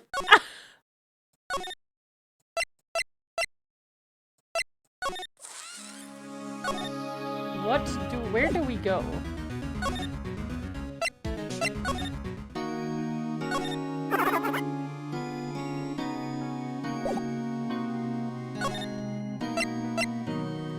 Are we missing someone? Oh, okay, we just have to go back here. This place is always pretty empty, but today it's deserted. That must mean everyone's busy solving crimes. Oh, if you're looking for the others, they're all in the conference room. Thanks. Oh, he's actually talked to us. With the chief prosecutor saying what she did and the decision about what to do about Mr. Edgeworth, not to mention our statement to the media in tomorrow's trial, there's more chaos going on than Thanksgiving and Christmas put together. I think festive is the word usually used for those. Sir, we'd like to have a look around Chief Gant's office. Let's use the connecting hallway to the other building and take the elevator to the top floor. Really? You mean it's okay for us to go in there? I mean, we aren't police officers or anything. Hey, you're right. You can't go in there. It's off limits.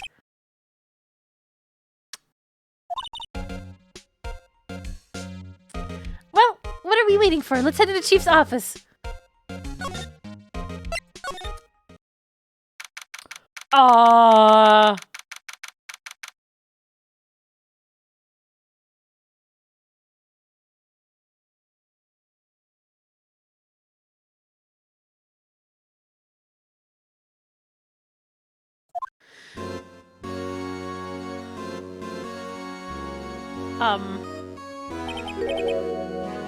What? Where am I? In a chief's office, silly? At least that's what it said in the door. Check out that pipe organ, that's real, isn't it? I used to take organ lessons in kindergarten. They used to call me Little Miss Bach. I thought I was... Oh.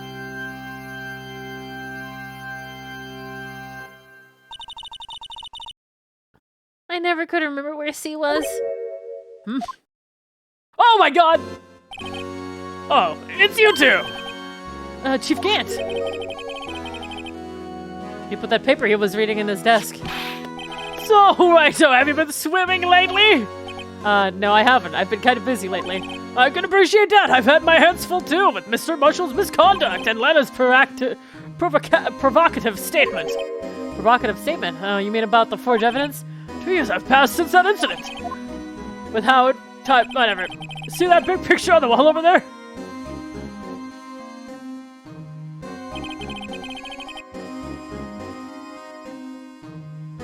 That's a picture of Lana, Neil, and me.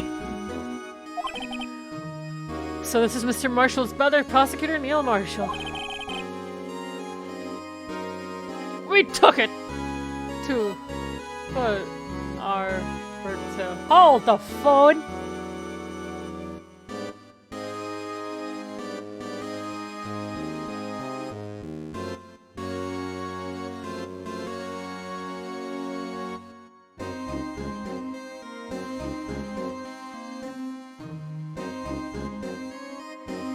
There's two things off about this picture.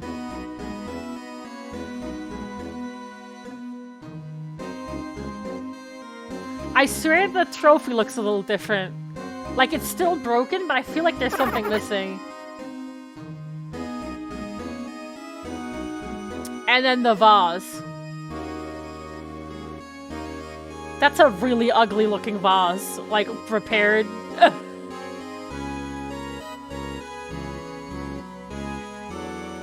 Yeah, the trophy is different. It doesn't have a sword. And what the fuck is this? There's literally a sharp object right. What the fuck is this? Why is there just armor here? And why does it also have a red scarf? Dude, this shit's so fucking weird.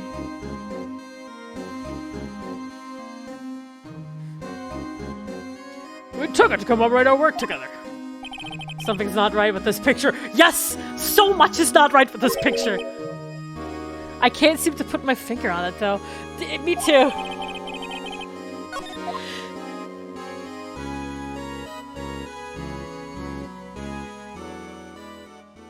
Stop being so... Anyway, I don't want to miss an all day, but there are matters that need my attention. I'm going to lock up here, so let's get out of here together. Oh, but this office, it was a crime scene 2 years ago, wasn't it? That case has long since been over. There's no need to investigate anymore. All the same, we'd like to have a look around. Perhaps you didn't hear me. I said there's no need to investigate it anymore.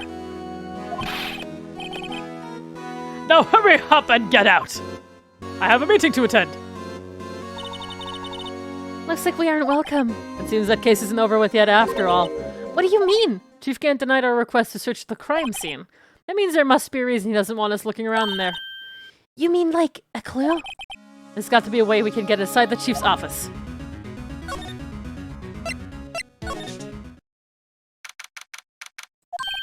Hey, pal! Detective Gumshoe, aren't you supposed to be in a meeting? I'm just taking a breather. My feet hurt. From sitting so long? Actually, from serving everyone coffee. Sounds like Detective Gumshoe's still out of the loop. Say, have either of you seen Mr. Edgeworth? Edgeworth? No, why do you ask? He's under fire from both the police department and the prosecutor's office. So it was like the battle between you two in court. That sounds serious. Is it because of what my sister said? That's basically what it all boils down to. The falsified evidence 2 years ago. Now Mr. Edgeworth has the whole world after his blood. Yikes. But why would Edgeworth be blamed? It's not like he forged the evidence, like he knew the evidence was first. Lana Skye is the guilty party here, isn't she?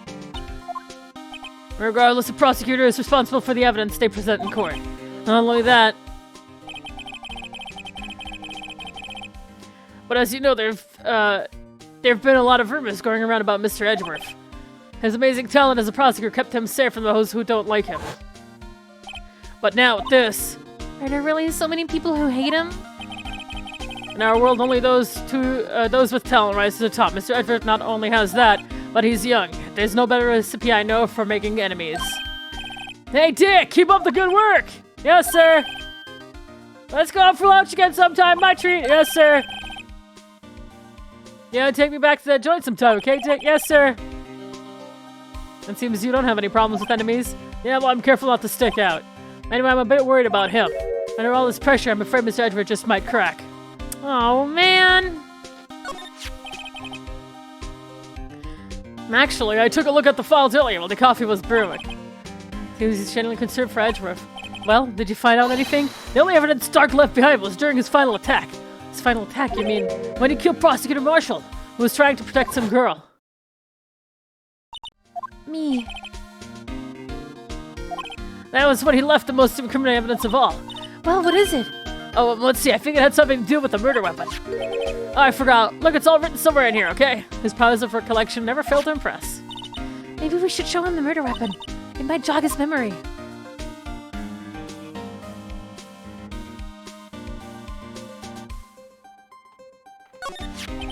Oh, whoops. I didn't mean to do that. My bad. Double the flavor, double the fun, with double mint gumshoe. Joe Dark was 42 at the time of the crime. He was just your run-of-the-mill businessman. A businessman? What made him took to serial killing? One day on his way home from work, he hit someone with his car. With his car? So it was an accident? An accident, yes, but it transformed him into an animal. An animal? I'm gonna fucking laugh if every single killing that dude did was an accident. And he is just the most unluckiest person in the world.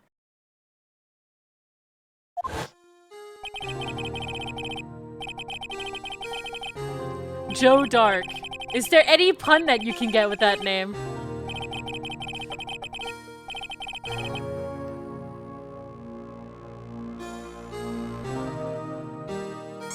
Oops, I just stabbed someone again, silly me.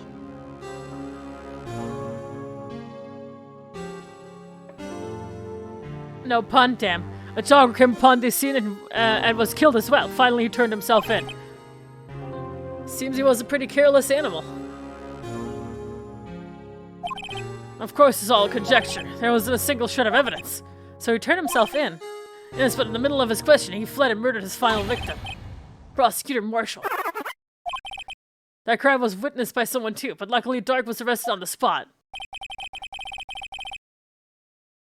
It's a good thing that last witness wasn't killed. The last witness, aka Emma.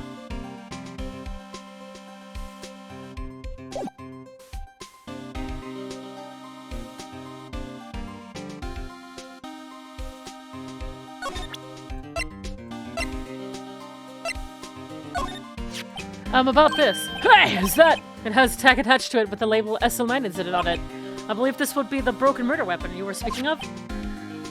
What are you doing with that? Ever since that case was closed, that knife's been locked away in a locker. On the day Detective Goodman was murdered, this suddenly disappeared from the lock.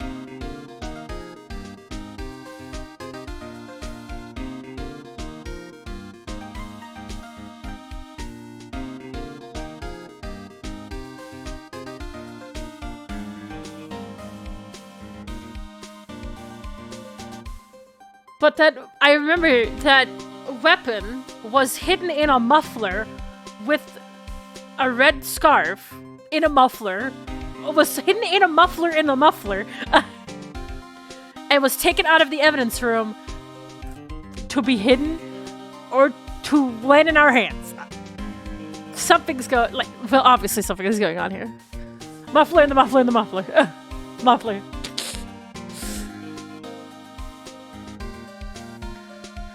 On the day Detective Goodman was murdered, this suddenly disappeared from the locker.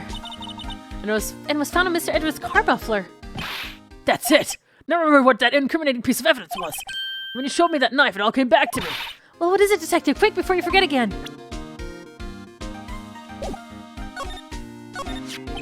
This knife, it was Joe Dark's, wasn't it? This knife, it was Joe Dark's, wasn't it? That's right, we traced it back to the store he bought it at, plus it had his fingerprints on it too. But no one actually witnessed him using it to murder anyone, right? That's where his luck ran out. When you take a good look at the knife, you'll see it's broken. You don't have to take a good look to notice that. Yeah, well anyway, take a guess where the broken off tip of the knife was found. That's what did him in. Where was it? The victim, Neil Marshall, was carrying it inside his own body. It was found deep inside the stab wound. Did it match Dark's knife? You bet, down to the last fiber. That's pretty conclusive.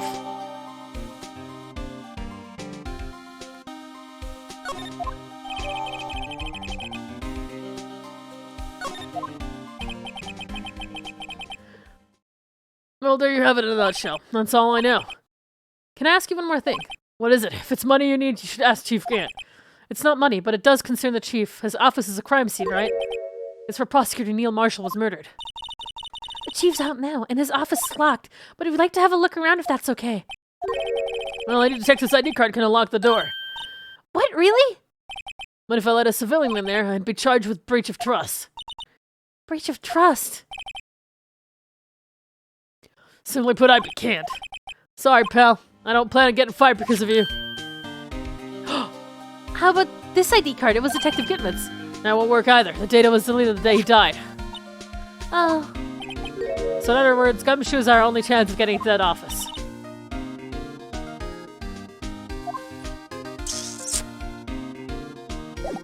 Well, I'm not a civilian. I'm an attorney. Detective, here's my attorney badge. I wish I had a badge. Even an ID card would be nice. Fuck.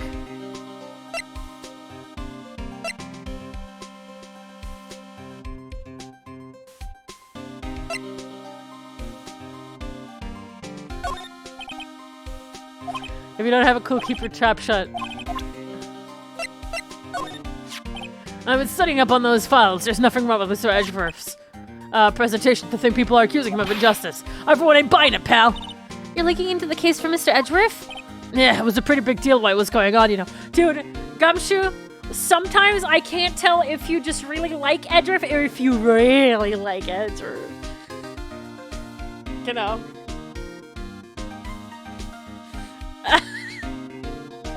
After all, a serial killer was on the loose. Well, Lana was pretty clear in her confession, since she forged evidence in order to prove Joe Dark killing.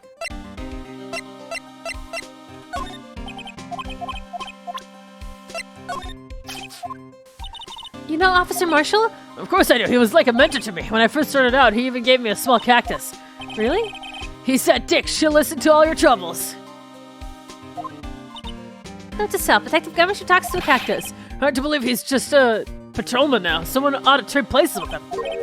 What? Why are you looking at me like that? About that jar, I think I've seen it somewhere before. Somewhere? Or maybe it's one of those memories people have from previous lives. This must be the most uninformative detective I've ever met. Something about it makes me feel uneasy. It's like I'm in the chief's office and he's yelling at me. Chief Gant? Where could I have seen that before? Right here! No locker can be opened without a fingerprint match. Besides, there's no reason for the murderer to touch his own locker. Hey, wasn't your locker the one with the blood on it, Detective? Handprint of the real murderer's glove hand without any fingerprints. Shh! If they come to arrest me, you'll defend me, won't you? If that happens, I think you'll do better pleading with Edgeworth. Oh, wrong voice.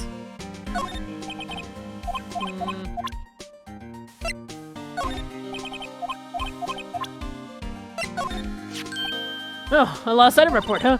You're impressive, Detective. You knew what it was right off the bat. Bat. Well, I'm a master of misplacements, you know? Master. The way I see it, if things are meant to be lost, then they're meant to be lost.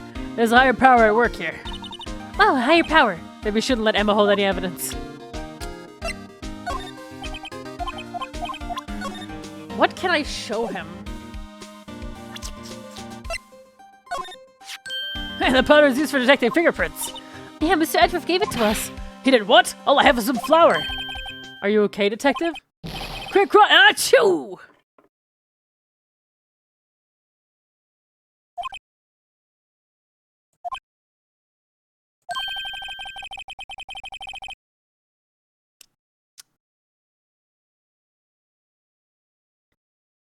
If it's any help, one time I looked up on the bench with my paint. Why am I not comforted? That's the ID card record, isn't it? Yeah, there's only one number left to investigate at 4:20 p.m. The victim, Detective Goodman, must have entered the evidence room along with someone else. Someone with an executive office number, 7777. That's 17 too many, Detective. I might just have a hunch. I could go around detecting blood traces too! Wow, is that a new type? I've never seen that bottle before. Add 3 inches to your base height. Base height? Hey, let me see that! Looming tall, new and improved growth formula. You mean this can't detect any blood traces? Well, it's not quite the same thing as luminal.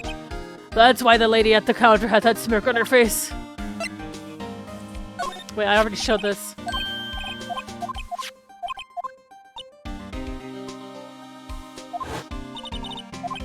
Yeah.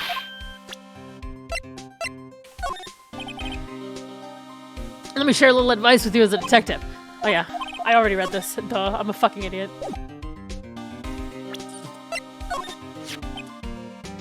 Mrs. Star took, and if you can tell us about it, it was quite a lady. Why I remember when I was 16. Okay, all right, we already talked about this. Man, I don't fucking. Yeah, the knife is missing. Hey, that's it. That's the King of Prosecutor Award that Mr. Edgeworth got the other day. Of course, Paul. Congratulations. That's the word shield. Man, are we forgetting something?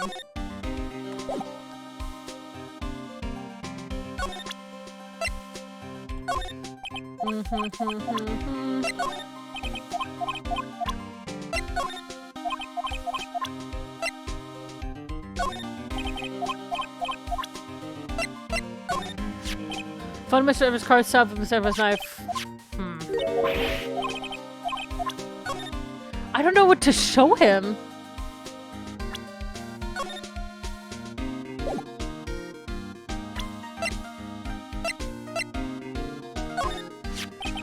Belong to the victim. You could just do about anything these days. The card and his security number. Scary.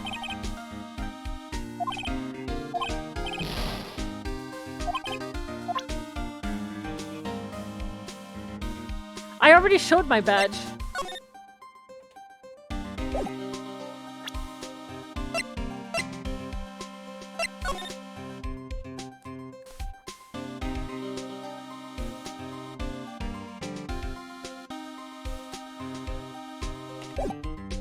Might have to go somewhere else then.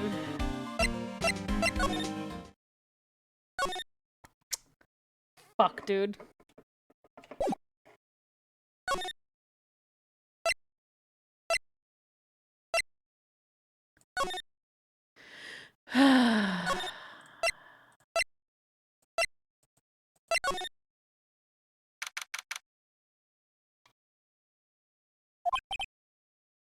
I wonder if Edgeworth is back yet. There he is! Looks like he's writing something. What are you doing here? You sure was quick to throw that paper on the floor. Tough day in court, huh? I've had to live the past 2 years with rumors flying around. What's another allegation to me? Cheer up, Mr. Edgeworth, I'm rooting for you! Always trying to hide his real feelings. So what do you want? Unlike some people, I don't have all day. I feel, if there's anything in this entire case, I feel so fucking bad for Edgeworth.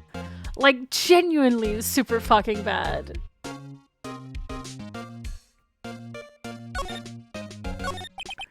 There's no excuse for what I've done. 2 years ago, I used false evidence to obtain a guilty verdict.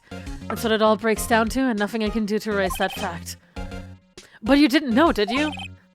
I mean that the evidence was falsified. The police department and the prosecutor's office share a bond of trust. If that bond is broken, we stand to lose everything. The police department's error is my error. My responsibility is the prosecutor in charge. That fact remains the same no matter what excuse I might have. Mr. Edgeworth. I take pride in my work. So tell me why. Why has it all come to this?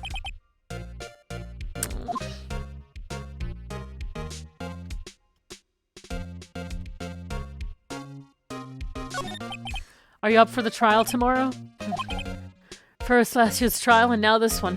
It seems all you do is worry about me. To be honest, you're getting on my nerves. But Mr. Edgeworth, you can't just walk out on the trial! Tomorrow is the last day. It's too late to change prosecutors. I'll bet that's why my superiors are banking on. I've never thought that case would come back to haunt me like this. What do you mean? The list of evidence. It seems too short. Most lists run twice as long. It's only half as long as most lists? That is odd. After Neil Marshall was murdered, I became prosecutor for that case. Hi Shin and chat, how good a law objectifying. I just got food and I'm pretty sure Chick-fil-A puts crack in their lemonade. Thanks for the 100 biddies. I might not have part of the investigation, but I do know what I had to do. Use the evidence I was given to prove the suspect guilty.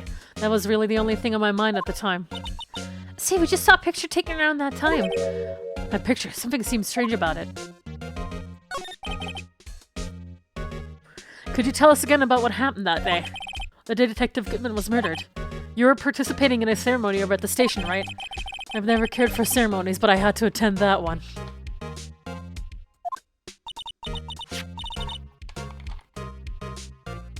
Because you were awarded this? Those receiving awards can't exactly skip out on the ceremony. I finished up at the office in the morning, then drove over to the police department. You finished up at the office? Yeah, just odds and ends clerical stuff. I didn't plan on returning to the office that day. That is, until I was asked to take something back. Take something back? This. Oh yeah, Chief Gant asked you to hold on to that, didn't he? Yeah, it was a piece of evidence in a case that was closed half a year ago. He asked me to bring it back to the prosecutor's office. So you came back here to the prosecutor's office because the chief asked you to? That's right. It's all fucking set up. It's all set up.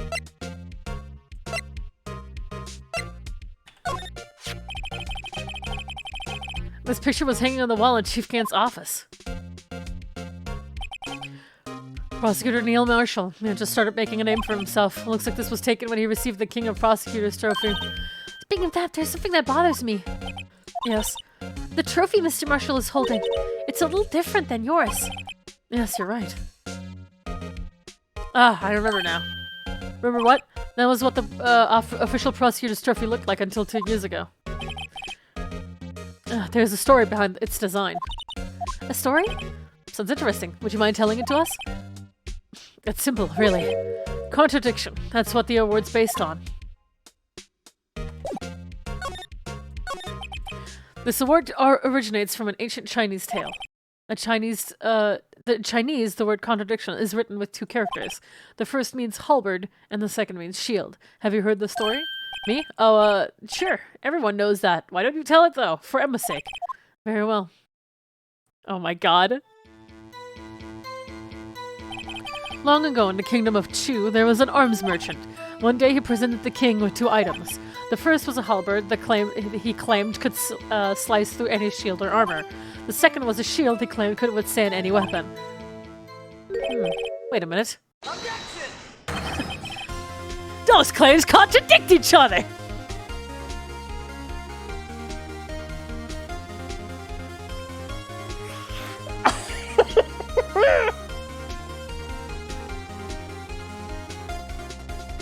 Phoenix Wright, this isn't a trial! Very perceptive, but then again, you've heard the story before, right? Anyway, as you mentioned, the very description of these items discredit them both. Then the king pointed his out, the merchant was left speechless, and thus the Chinese word for contradiction was born. Oh, I see! So the chipped shield and broken knife symbolize... Precisely so. They symbolize the merchant's items.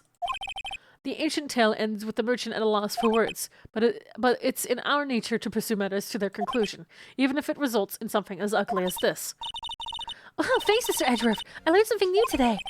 That's funny. If that's so, then why are you only given a shield? You'll have to ask Chief Gant. 2 years ago, he had the halberd part of the award abolished.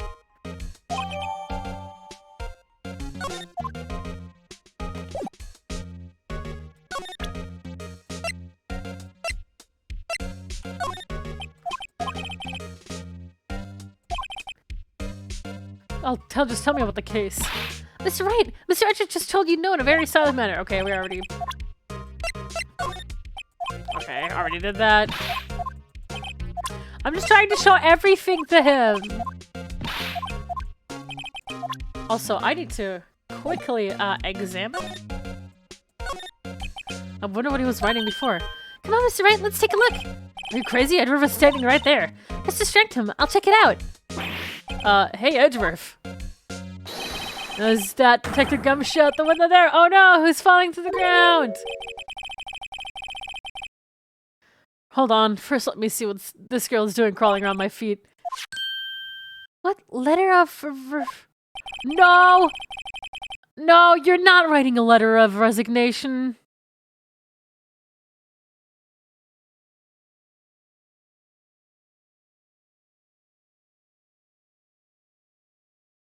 If you're having trouble reading, I'll read it for you. It says letter of resignation. Resignation? Hedgerow, you don't mean... I'm tired, right? Oh god, fucking same, dude. Same!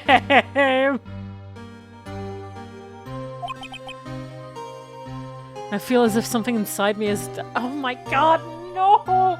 You can't make me feel terrible about a fucking drawing! I hate this!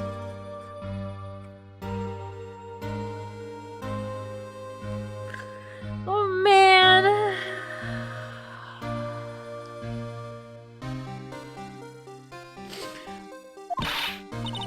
But Mr. Edgeworth, none of it is your fault. I know the path I've walked, you don't need to tell me. And the path I've walked hasn't been a just one. I can't forgive myself for what I've done. And no one else should forgive me either. You really, I need to fuck you. Mr. Wright, please, you have to do something. This letter of resignation, I wonder if I can use it for anything?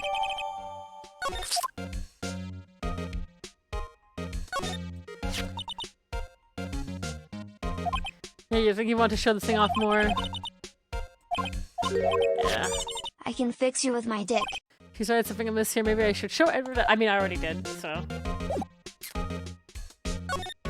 Man!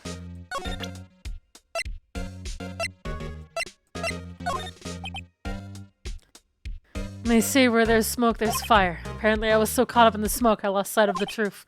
Edgeworth, the others are right. I have no right to serve as a prosecutor. But Mr. Edgeworth, you were only doing your job. I've always made my own decision about what I can or cannot do. It hasn't changed. Forgiving myself is something I cannot do.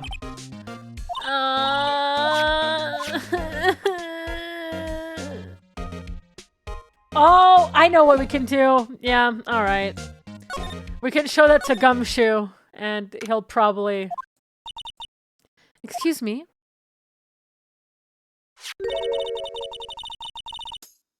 Would either of you care for a quarter-pound of roast beef?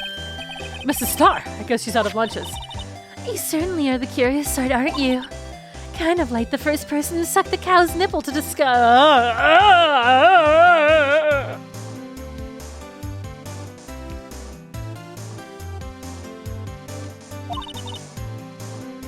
Still, I never thought you'd go digging up that case from 2 years ago.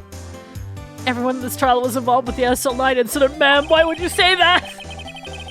Not only that, but the murder occurred on the very day the evidence from that case was due for transfer. This can't all be attributed to mere coincidence. Aren't you forgetting something? You know that little scene I happened to witness? The instant Lana stabbed Detective Goodman with a knife. No matter how much of the past you dig up, it won't change what I saw. Roast beef is meant to be savored when eaten. Mrs. Starr's hatred toward Lana. It all dates back to 2 years ago. The legendary pair was the reason we were able to keep up our investigation. That's why we were so shocked over how it turned out. You mean with the forging of evidence? Don't get me wrong, Joe Dark got what he deserved. Still, it was obvious the evidence produced in court was being manipulated. Items our team never found would suddenly appear, while other items were kept secret.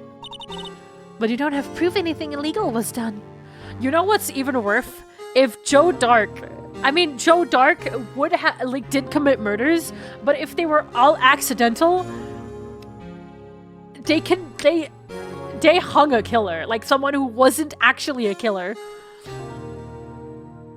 It's still manslaughter, but it isn't intended manslaughter.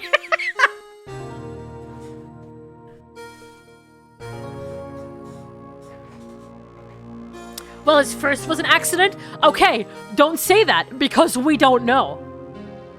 We don't know how the other murders happened.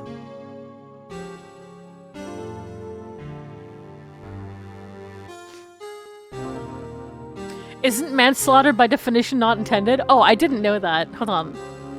Manslaughter definition. Oh, I didn't know that. Okay, I didn't know that was actually what it meant. I thought manslaughter was just multiple killings. Okay, never mind.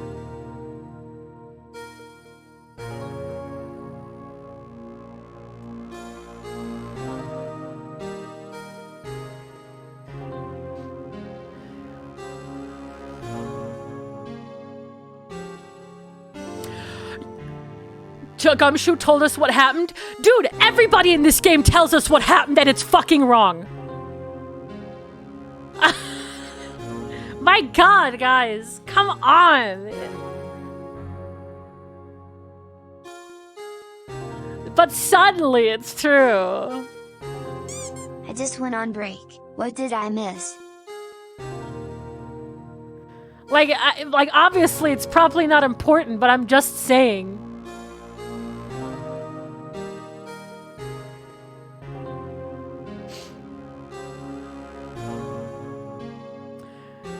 But you don't have proof anything illegal was done.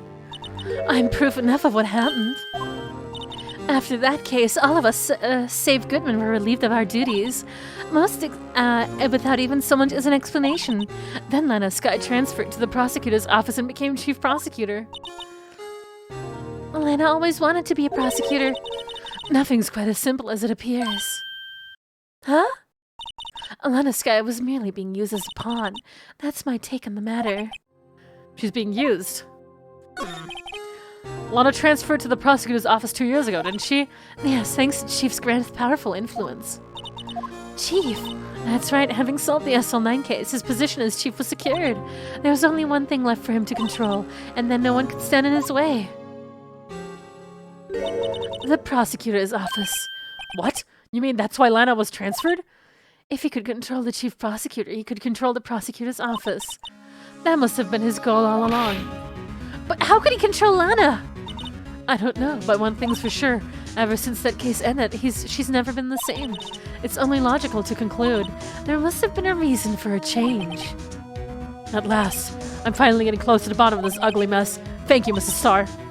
You listen to me, rookie. It takes more than just ingredients to create fine cuisine. I hope you turn out to be a better chef than I've been. Joe Dark, that's a name I'll not soon forget.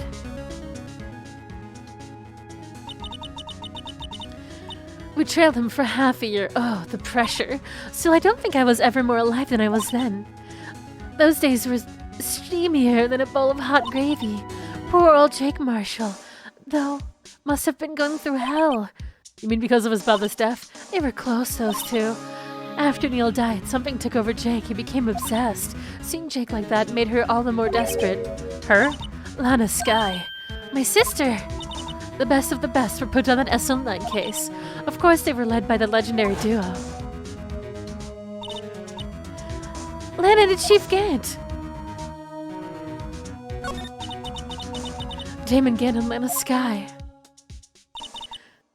Gant led the investigation with Lana second in command. They were the best. They solved all kinds of cases together, didn't they? Damon Gant, magnetism in particular, was almost unreal. His magnetism? By that I mean his ability to track to evidence. He had produced the most incredible evidence in the case he handled. Incredible evidence? You mean... Oh yes, there were rumors about him even back then. No one dared confront him though. I take it she's talking about forged evidence. Back then, everyone looked up to Lana. All the detectives wanted to be like her. Really? Oh yes, myself included. I was a fool, really. She hated anything crooked and always watched out for other detectives. That's why she was so concerned for Jake. Mr. Marshall. When Jake's brother was murdered, she felt as if she had lost her own brother. If it wasn't for her, I don't think Jake would ever have recovered from his shock. That's what makes it all the more infuriating. Mrs. Starr! That's why I'll never be able to forgive her. Why did she have to turn so cold after that?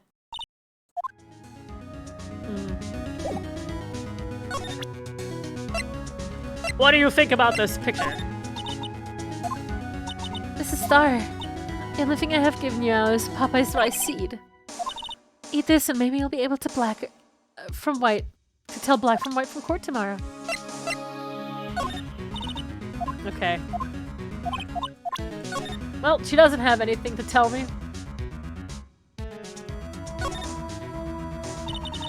Due to the recent events, I hereby announce my resignation as public prosecutor. He really wrote a resignation letter.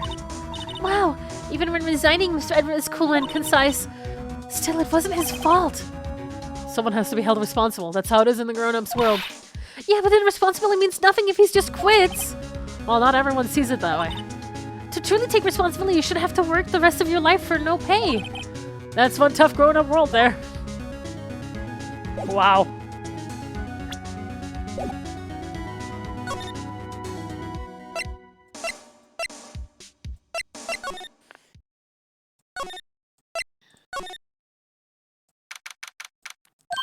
Oh, you're back. You're still here. I ought to make 150 copies of these files. Brewing coffee, copying files. I'm turning into a regular DJ. You're a DJ as well? Oh my god, no. Oh, that DJ. I gotta admire your persistency. My answer is still no. I'm not letting you in the chief's office, period. Hey, quick question just for you guys. For those that know, don't give any spoilers, but by chance,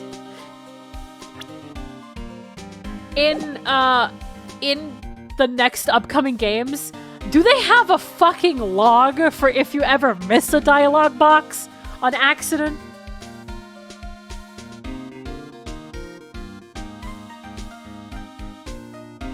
Yes, you think so. In the trilogy, no. Fuck, damn it.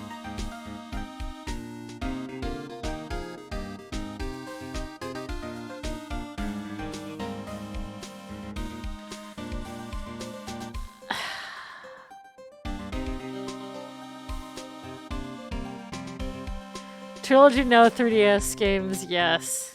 Okay. I'm not letting you in the chief's office, period. He'll be back. It'll be my neck on the line. There's gotta be something we can do to make the detective change his mind. Oh yeah, I know. Hey, Gumshoe. You need to let us in. Or else, Edgeworth. Let's scribble a piece of paper.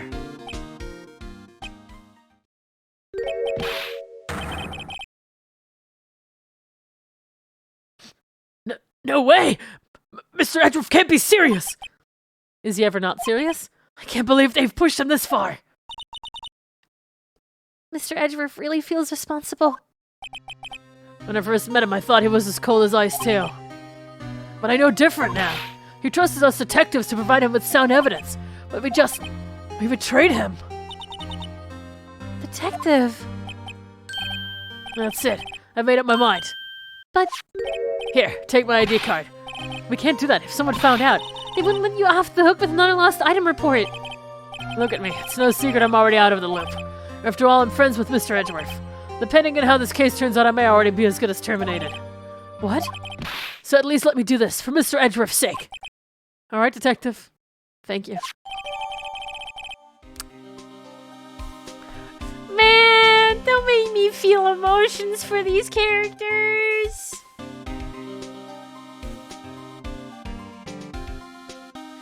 Man. Wait.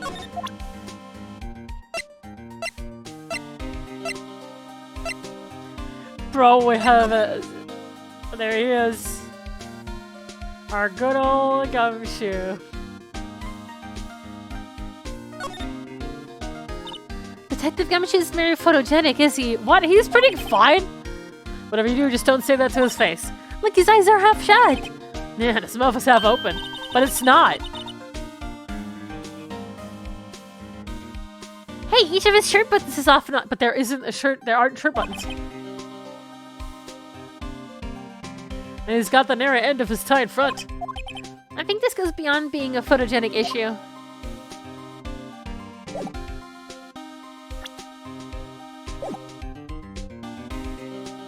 I'm sorry, Gumshoe. I give you a bunch of pets on the head. Good luck, buddy.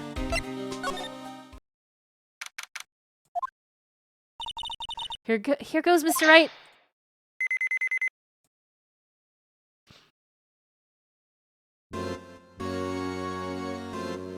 I hate this music. Oh, there's that fucking guy. We're in! If anyone finds us now... Detective Gumshoe's a goner. If that happens, I'm counting on you to bail me out. Wait, what the fuck? Why are you here? Are you helping us? Ah! Ah! Oh my god. Sorry. I thought you were a ghost. I didn't even know you could slap a ghost. Ah, Detective Gumshoe! What are you doing sneaking up on us like that? I wasn't sick, I was just worried something might go wrong. So I came too. If you're here, then what's the point in giving us your ID card?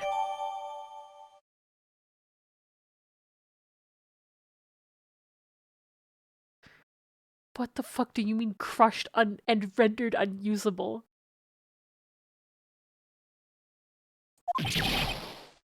Oh my god. Phoenix!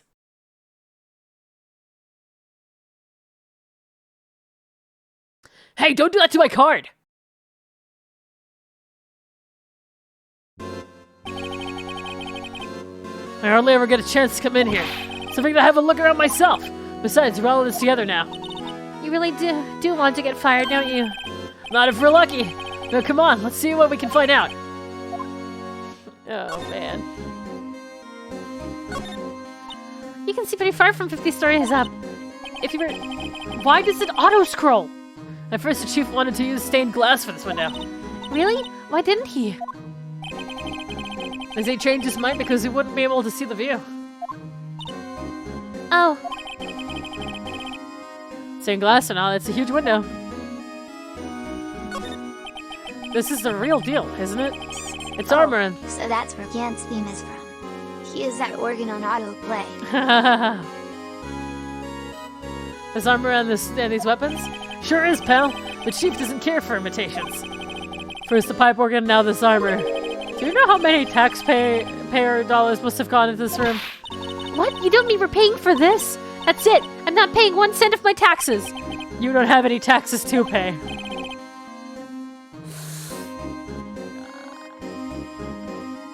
Shh, be careful what you say. Who knows? The chiefs may be hiding this armor as we speak. I don't think he'd fit in there.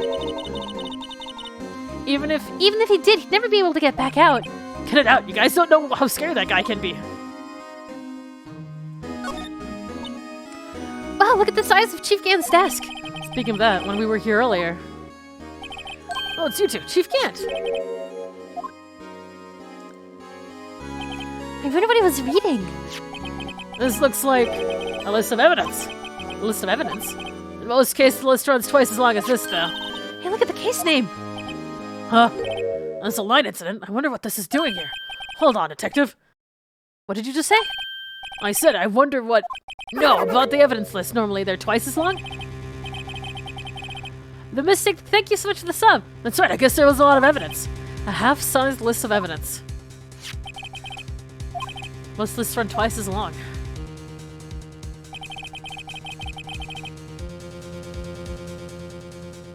What would the other half of the list be doing here? I knew it! The chief must be hiding something about that case! It would appear so.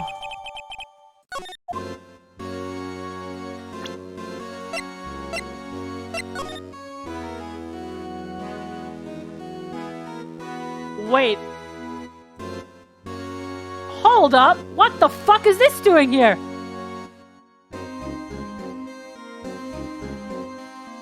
Isn't this her drawing?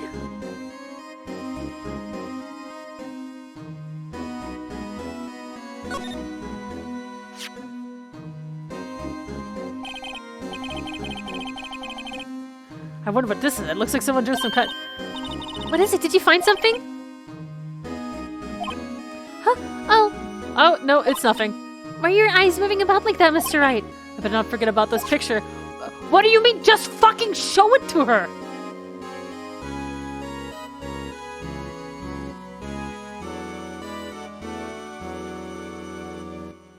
I know he's probably...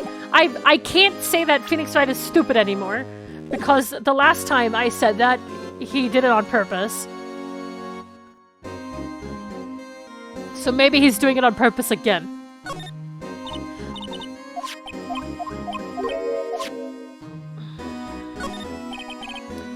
This is a safe, isn't it? Safe. Now it is ripe with intrigue. Okay, if you say so. It looks like a code needs to be entered in this panel to open it. Fuck, a code.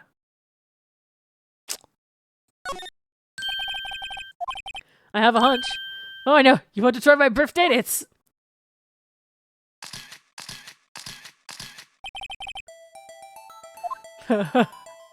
Input the code.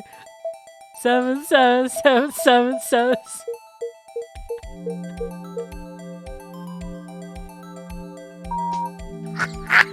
Are you kidding me? Bingo. What number did you enter? Whose birthday was it, pal? 7777777. The final ID card number on that record. What? The number of the mysterious executive officer who entered the room that day. You mean 777777777, the ID number? I think you're 17 shy this time. This case only can mean one thing, the Chief Grant's ID number. Say, anyone care to look inside?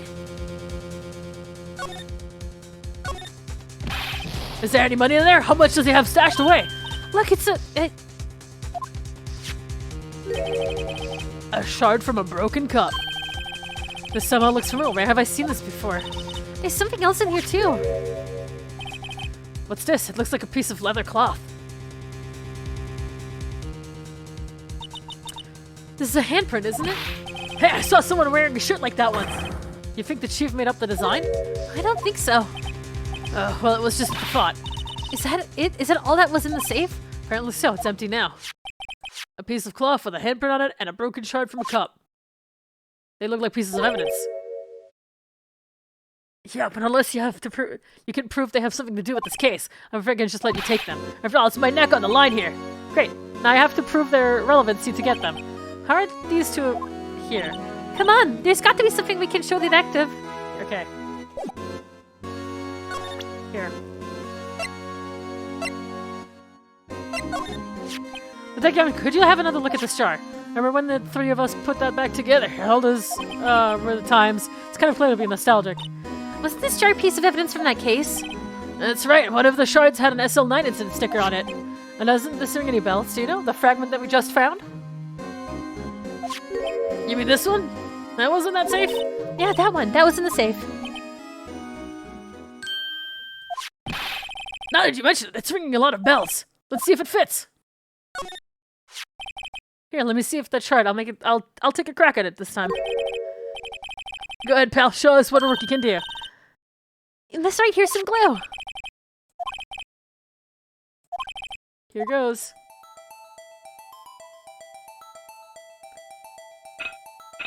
Well, it was already...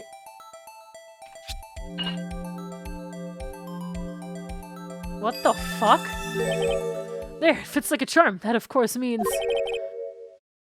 Chief Gant willingly and knowingly hid a piece of this jar in his safe. In other words, he concealed a piece of evidence from the SL9 incident. But, hey guys, get a load of this! What is it? This piece you just attached. It's different from the others.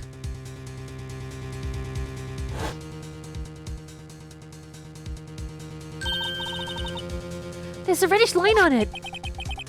A reddish line. That's blood. I don't get it. Why would Chief Gant hide this in his safe?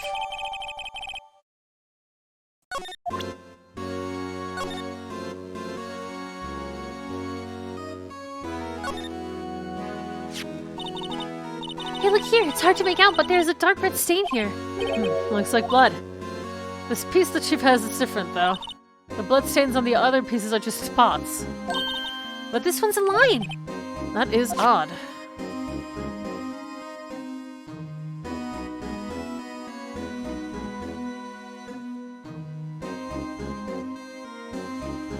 Why does this vase look so fucking awful?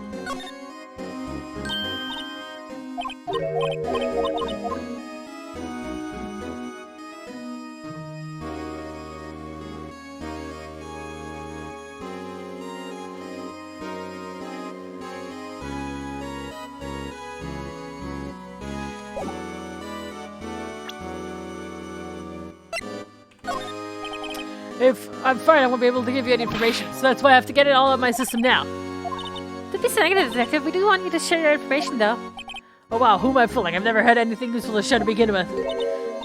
Got to say. Got to stay positive.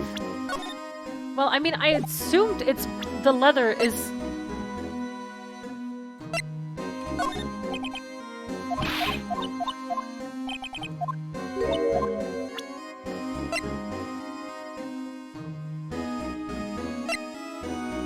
What can I show for the cloth? I don't know.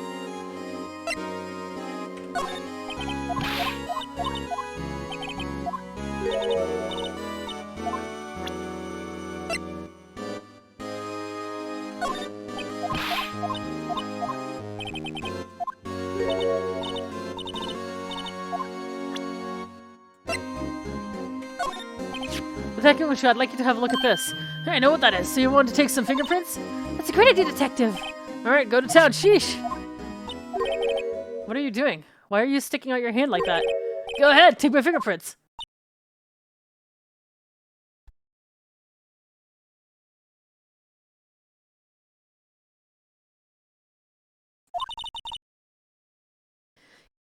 It's not your fingerprints we want to take.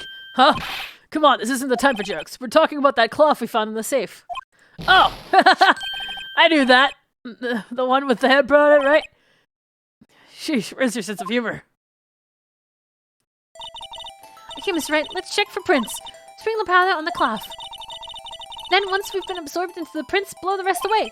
What are you, my mom? I have to be told a million times.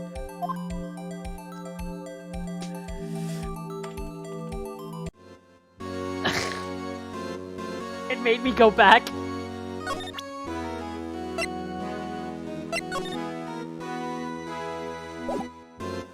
Thank you, video game.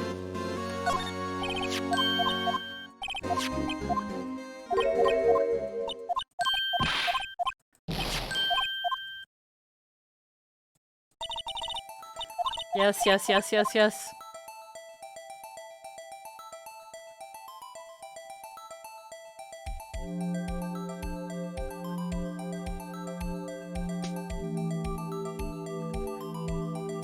Dust it all!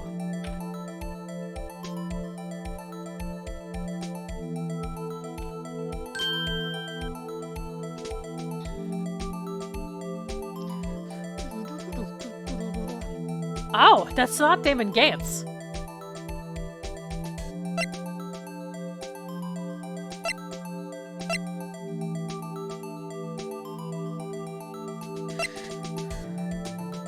Oh, it's Emma's! What?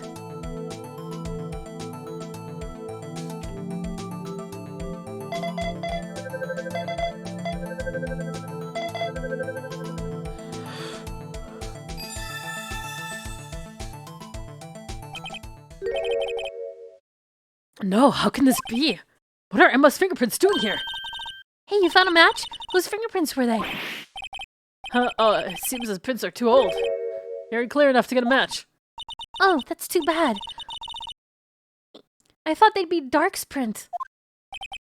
Psst! Hey, you, over here. What's going on here? What are you dead prints doing inside the chief's safe? Don't ask me. Let's keep this information from Emma for now. Here, maybe you should hold on to this.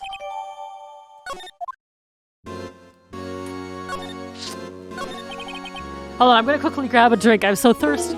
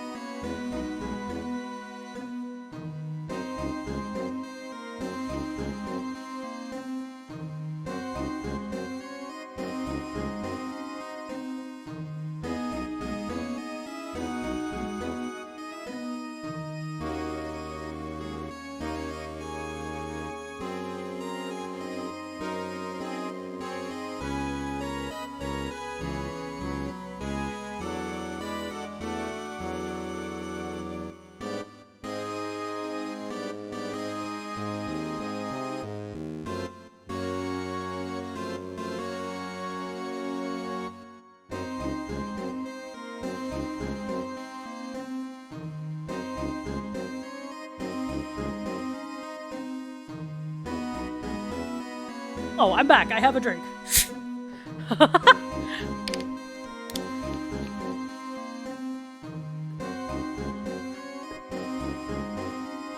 Ah.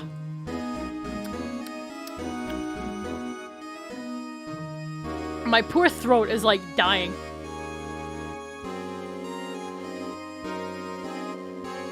Ooh.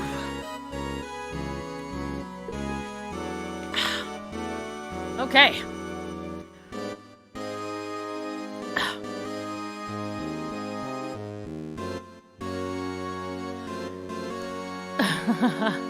The desk on the other side of the room, was that your sister's? Yeah, that's where I was waiting for Lana. On that day 2 years ago. Is anyone using it now? No, sir. This is the entirely Chief Grant's office now. He practices a strict policy of preserving the crime scene. And the stranger isn't to leave it there. He leaves it as a warning to everyone else. He wants us to always be alert. He told us so himself at our New Year's party. Of course, he was pretty intoxicated at the time. Let's see. So ever since Lana left, no one ever touches that desk? No one except Chief Gant, and then cleaning lady who's in here each morning. Still, 2 years have passed since that incident. There can't possibly any clues remaining.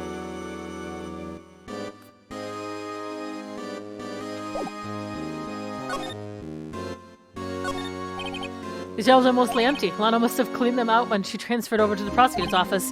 There's a small picture frame on the left shelf. And a left shelf. Hey! This is when Lana and I went to that theme park.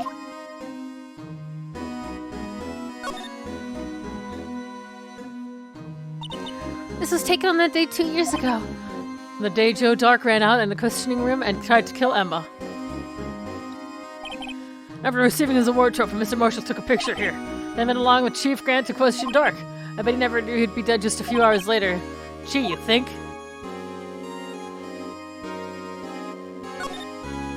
Look at that giant window. Makes you want to crash through it and jump outside. This is the 15th floor. I know, I was just saying. Saying what? Ever since making detective, I've always dreamed about doing something like that.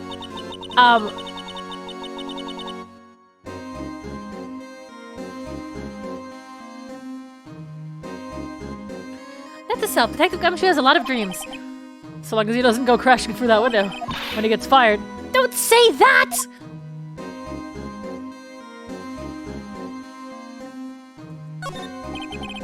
That was Lana's desk. It sure is tidy. Lana's always been a meticulous cleaner. There's not even any dust on it. Looks like someone's still keeping it clean. Does Lana ever come back here? No. Chief Gant must still keep it clean in memory of their partnership. Remember the stuff legends are made of. Does he keep it in memory of her or in memory of the crime?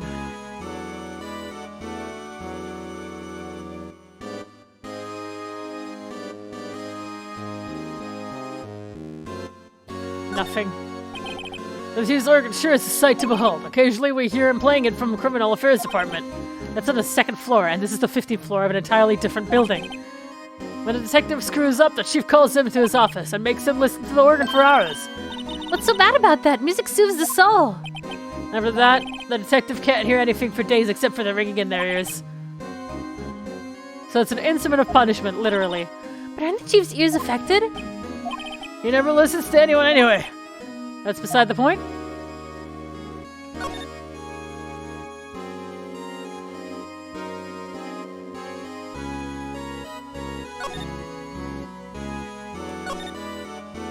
Fuck, we're missing something. Can I ask you something? Sure, you only came here to look around, right? Because it's one of those SL9 crime scenes. I mean, that's your only reason for coming here, isn't it? Why do you ask? You don't think... No, you wouldn't be, no. No, there's no way. Never mind, don't worry about it. Okay, now then, let's look around a bit more. Hey, hold on. Not so fast, buddy, huh? What is it? When someone tells you don't worry about it, it's supposed to start bothering you, pal. You don't just let it go at that. Sorry, this guy's starting to get on my nerves. Okay, so what's bothering you? You two don't think Chief Gant might be a suspect, do you? But he's right, Mr. Wright. What do we think of him? Chief Gant, so it's finally come to this. What do I think of him? Perhaps it's best I don't divulge my feelings yet. There you go, ignoring me again. Well, was I any help? Of course. Thanks to your ID card, we were able to get some hard evidence.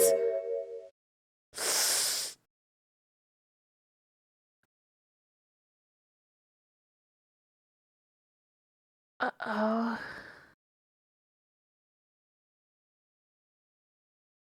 No, that's not very kind, is it?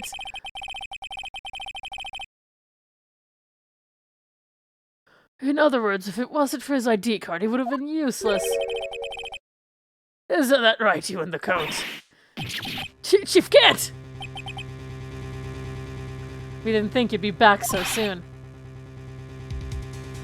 Fortunately, I'm a man who believes in signs. As I was walking to my meeting, I happened to look out a window and saw a stray dog run into a pole. Just then I thought of a certain detective. Do you mean, me, sir? Now then, I'm afraid I'm going to have to ask you all to leave. Yes, sir, sorry. Oh, you in the coat. Me, sir? Drop off your ID on the way out. You won't be needing it anymore. But, sir... Now get out! Yes, sir! We'll be on our way too, then. Wait, you're the one without the spiky hair. Don't go yet. But me, sir? I'd like a word with you. No, absolutely fucking not!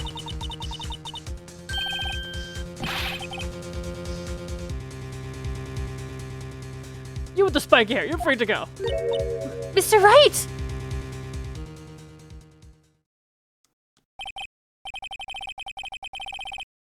Look, Paul, if I told you once, I've told you 1,000 times.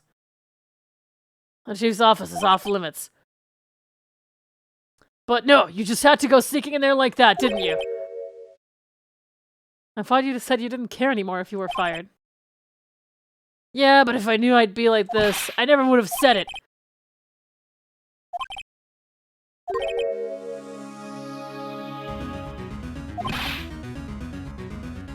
Anyway, you listening to me? I'm gonna try to smooth things over with the chief again. Later, pal.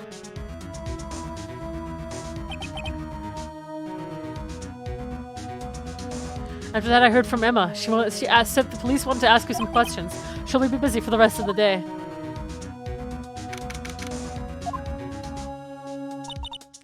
I see. So the chief asked Emma to come in for the questioning. It's no use thinking about it. Tomorrow's the final day in court. I'm committed to doing everything I can to defend you, which is why I'm here. But I've already told you all I can. What you've told me over these past couple of days is absolutely nothing. Not a single useful thing. Really, I believe I did mention something quite important. Something I told you right at the beginning. I said that I was the one who stabbed Detective Goodman. You know, I think I finally figured it out. You know who it is that's lurking behind your words? Mia did a good job mentoring you. I'm rather jealous. It seems Edgeworth was right. Edgeworth? Once you're convinced you know something, no one can persuade you otherwise. Thick-headed is the term he used, I believe. Now's my chance to get her to tell me the rest of the story. I have to admit, I was more than a little perplexed at first. You insisted you did it, yet there was no incriminating evidence. That's when it hit me. It's not that you're unwilling to tell the truth. It's that you're incapable of doing so, because of a certain individual. What an intriguing notion, a certain individual, you say. So you think I'm protecting this person? Protecting? No, I think afraid of is more like it. If I'm not mistaken, the person in question may have persuaded you to silence. For argument's sake, Mr. Wright, whom may I ask is this person you're speaking of?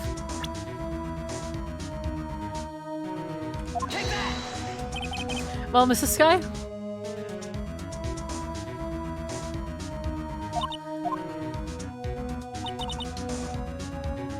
Mr. Wright, you're addressing the chief prosecutor. Do not forget your place. My apologies. Could you please tell me a bit more about what you think you know? We were partners until 2 years ago. I respect him as a detective. Assuming he is respectable, then tell me something. Why would he try to hide his crimes? His crimes? Both you and Edgeworth will be brought before a board of inquiry for what you did, specifically hiding and forging evidence. Of course, these are serious offenses. Why is it, though, that Chief Gant's name was never mentioned? Chief Gant? Edgeworth didn't know the truth behind the forgery. The only party who could have possibly tampered with the evidence was... me. I had access because I was second in command of the investigation. Yes, you, but also one other, Damon Gant. If you intend to accuse Chief Gant, you'll need more than just words.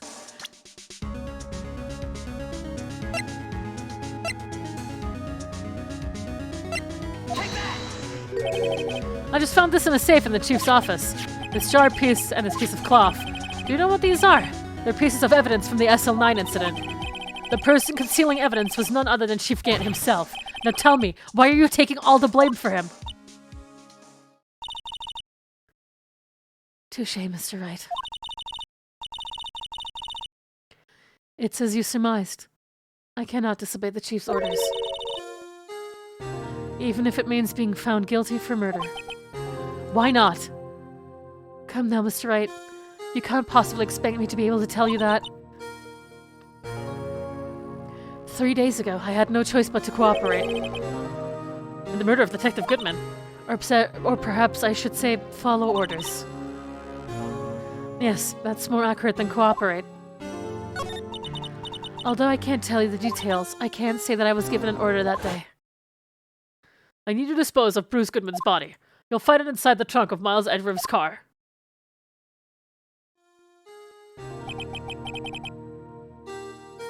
Just as I suspected. Despite what everyone believes, you were not the one who murdered Detective Goodman. Correct. I was trying to take the body out of Edward's car. The trunk's lock was broken. And I discovered that murder weapon while inspecting the body. The murder weapon? You mean Edward's knife? No, when I found the body, this was the knife stuck in it.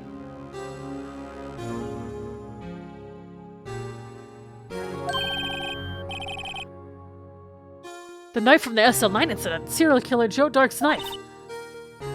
I couldn't just leave that knife in him. So I took it out and stabbed him with another knife. That would be Edgeworth's knife? That's right. Even though he was already dead, my hands were shaking at the thought of stabbing him. That's why I ended up cutting my hand. And that is the reason for the bandage on your right hand. Yes, it seems that I got blood on the victim's shoe as well. And then... she saw me just as I plunged the knife in.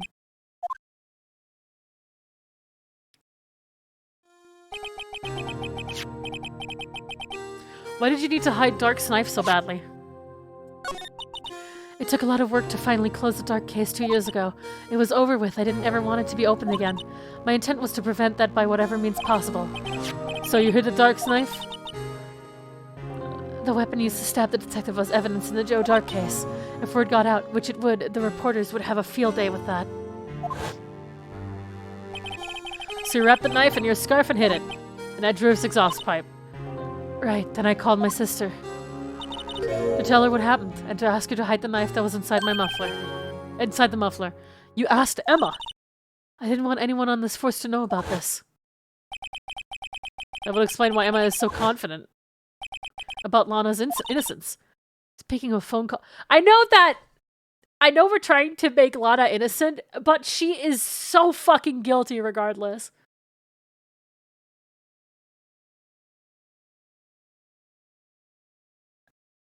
Well, it's so, like, it doesn't matter. Lana's fucked anyways. She's still an accomplice. But for some reason, I feel like in the Ace Attorney universe, that's not gonna matter.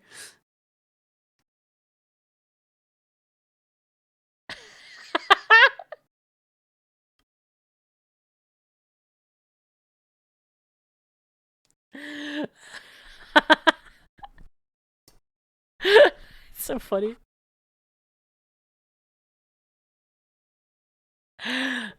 Speaking of phone calls, I had a bad feeling about one of them that day. A bad feeling. The truth is, after I received those orders from Chief Grant, the first thing I did was make a phone call. The phone call to Patrolman Jake Marshall. To Marshall? Why on earth would you call him? The lead investigator for the SL9 incident had been murdered.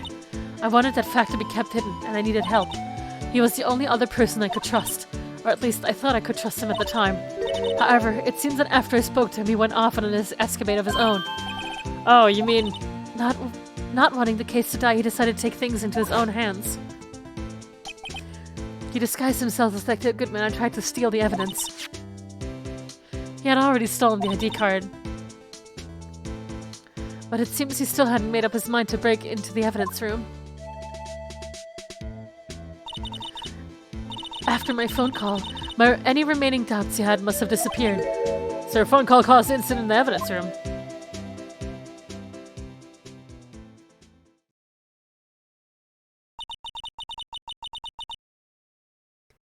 I'm afraid that's all I can tell you. But Lana, you've earned my respect, Mrs. Wright. You've earned my respect, Mr. Wright. But as a defense attorney and an investigator... Now please, don't pursue this any further in court tomorrow.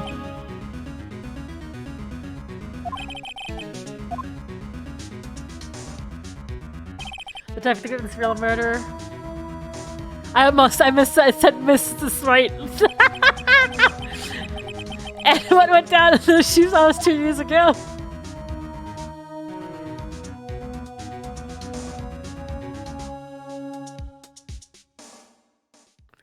Okay.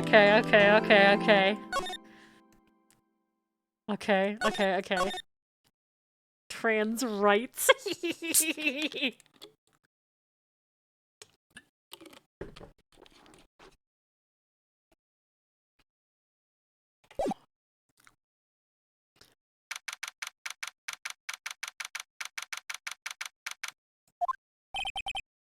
This is the defendant's lobby, all right, but there is no defendant. I've been trying to reach Lana all morning. Where could she be?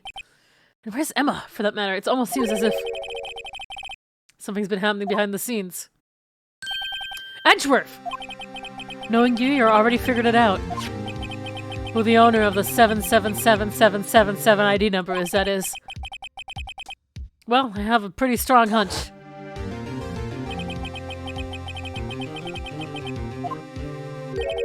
You know, the only reason this trial didn't reach a verdict yesterday is because there was still room for doubt regarding this ID record. If that number does belong to whom you suspect, then no doubt will remain. After all, he hasn't been officially charged with anything. True, not yet. In any event, once all doubt has been removed from that list, I can call for a ruling. 5 minutes, right, and Chief Prosecutor Skye will be found guilty. But she didn't do it! I figured you'd say as much. That's why I came here, to hear what you have to say.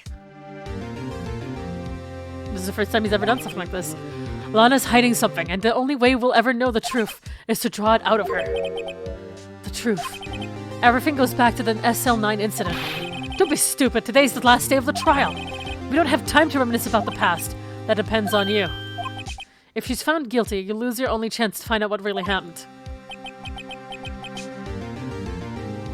I'll think about it. See you in court, Wright. This is it. If I'm ever going to find out what Chief Gant has on her, it's now.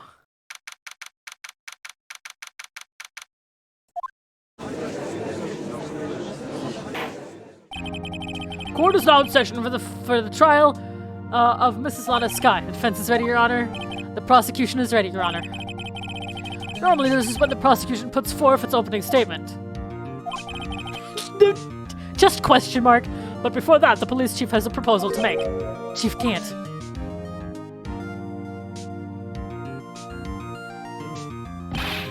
Morning, folks! How's everyone doing? Hey, Unji! Been back in the pool yet? No, I've been drowning enough in it, as it is in my work. Oh, that's a good one! Don't think I can top that! If you don't mind me asking, Chief, exactly what is this proposal of yours?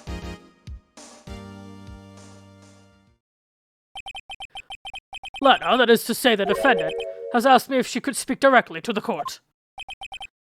She wants to do what? Having heard what she intends to say, I feel she should be granted her request. In the end, it should save everyone a lot of time and trouble.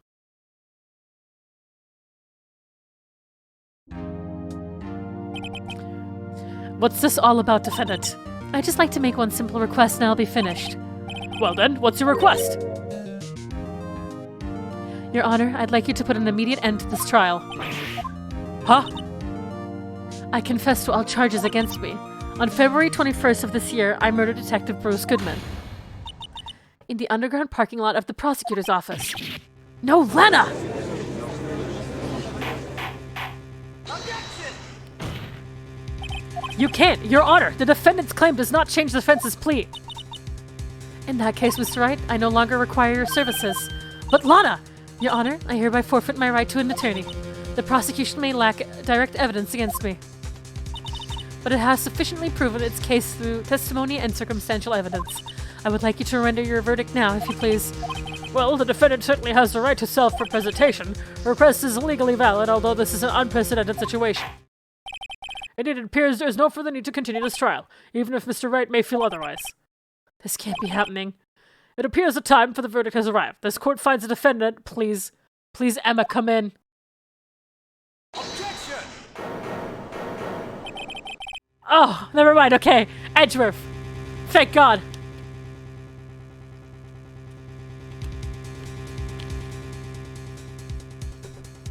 One moment, Your Honor.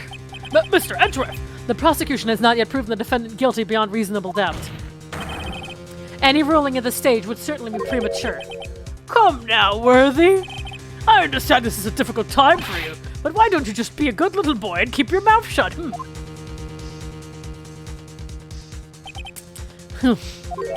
I don't think I care for your tone, Chief Gant. What? Creating another fabrication cover up your past mistakes. Sorry, but I'm no longer the naive little boy you would have me be. With this sudden confession from the defendant, it's obvious to me some kind of deal was struck behind the scenes. Some kind of deal? Not everyone operates as you do, Worthy. I thought so. Your Honor, the prosecution would like to change its first witness. Oh, to whom? As of its first witness, the prosecution would like to call Mrs. Emma Skye. I request the court hears her testimony. Mr. Edgeworth, I'm exercising my right to self-representation. I don't think we need to I don't care what you think, Mrs. Skye. Oh my God!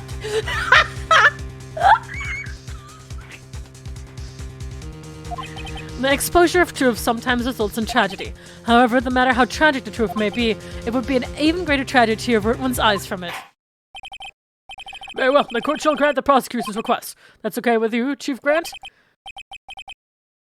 Worthy, you'll live to regret this, mark my words. Mrs. Emma Skye, please take the stand. Looks like Edgeworth has decided to take the horse by the reins. Now then, witness, please state your name and occupation. My name is Emma Skye. My occupation, I'm Lana's little sister, and I want to be a scientific investigator. 2 years ago, you encountered the serial killer Joe Dark of the Joe Dark Killings. Is this correct? Yes, I'm trying my hardest to forget about that, though. I'm sorry, but I'm afraid I'm going to have to ask you to recall those events one more time. Mr. Edgeworth, please remember this trial concerns the murder of Detective Goodman. Is an incident that was resolved 2 years ago really all that relevant? Yes, it most certainly is. Well, okay then! Now, please testify about what happened to you 2 years ago. The trip to yesteryear has finally begun. It's about to lead to the truth behind this trial. Here we go. I was waiting in my sister's office that day. A man came running in and took me hostage. Neil Marshall rescued me, but I'll never forget what I saw in that instant. The man raised up his knife and stabbed Mr. Marshall in the chest. It's a good thing you weren't harmed. I passed out. I don't remember much. But she lied. She just lied. She just lied.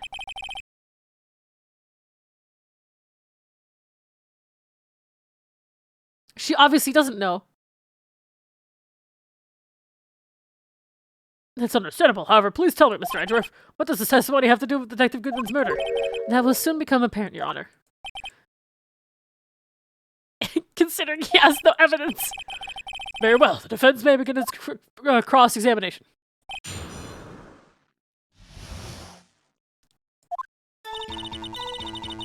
Hold it! 2 years ago, the defendant was a detective at the police department, correct? Yes, she was a second in command under then Deputy Chief of Police Gant. My sister, she was the best detective ever. Yes, I remember. Deputy Chief Gant and Mrs. Skye used to be quite the pair. I believe they shared the same office. That's right. I'd always sit at my sister's desk and dream about playing that organ. I wanted to play it that day, too. The police department and the prosecutor office held a ceremony that day. Lana promised to take me to dinner after she finished her work. A man. Yes, Joe Dark. He was a serial killer. Dog brought in for questioning on the day of the ceremony. We were desperate to get anything on him that would lead to an arrest. When he saw his chance, he fled to the room, right? Upon fleeing the room, Dark proceeded to take the elevator. He must have been in a panic because the elevator was going up. Then he ran to Sky and Gant's office. There was a lot of noise coming from outside, so I opened up the door to have a look. That's when I saw him.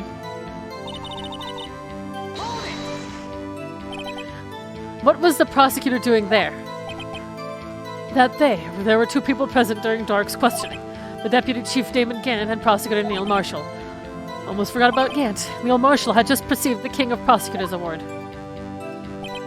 Young and dedicated, he went straight to the questioning room after the ceremony. I assumed that would also be why he was the first to run after Dark. When Dark grabbed me, I thought I was good as dead. And that's when Prosecutor Marshall came running in. I don't clearly remember what happened then, but...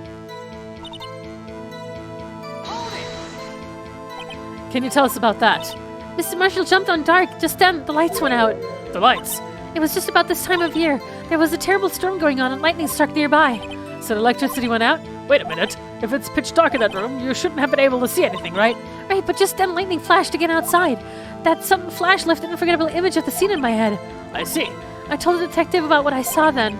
The detective? Yes, Detective Goodman. He was in charge of the case.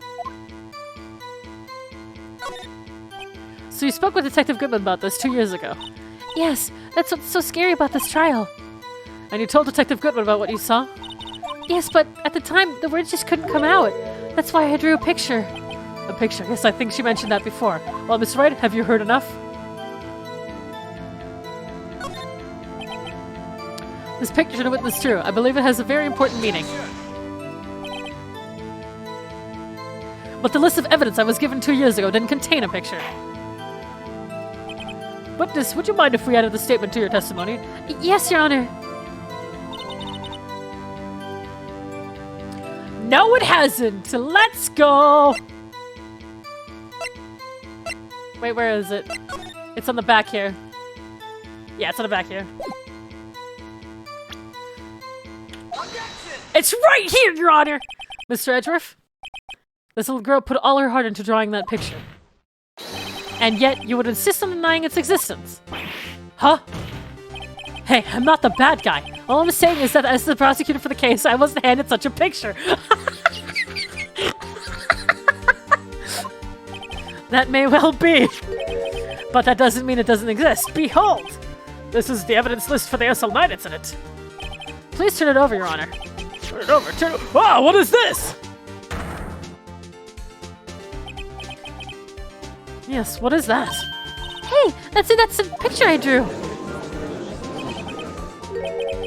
I'm not bullying her on purpose this time. Yeah, Andrew was like, Jesus, Nick, calm down. I'm trying to help you.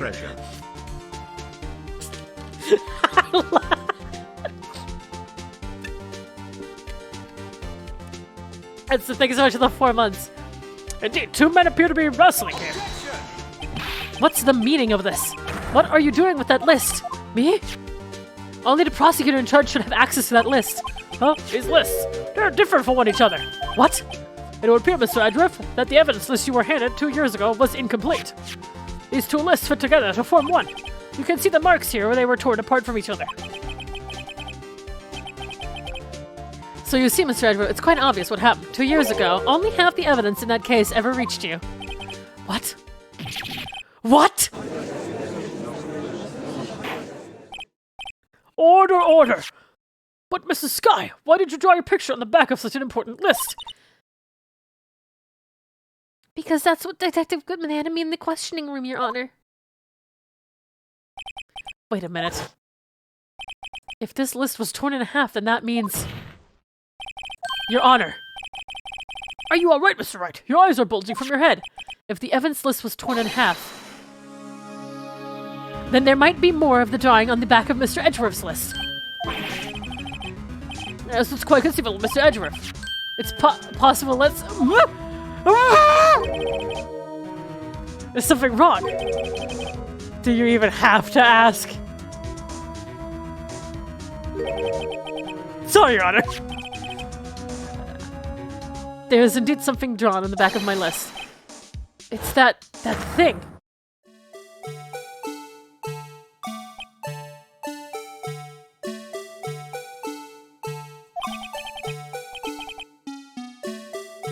That's that thing.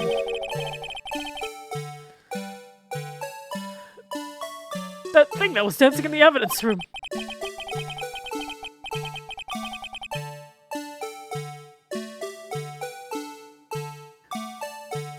Clearly, this act of vandalism is the work of a certain chief of detectives. I guess he was out of scrap paper.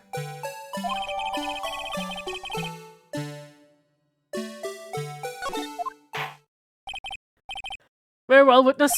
Will you please testify about this picture you drew 2 years ago? Huh? Oh, yes, sir, Your Honor. She seemed to be thinking about something when she was looking at the picture.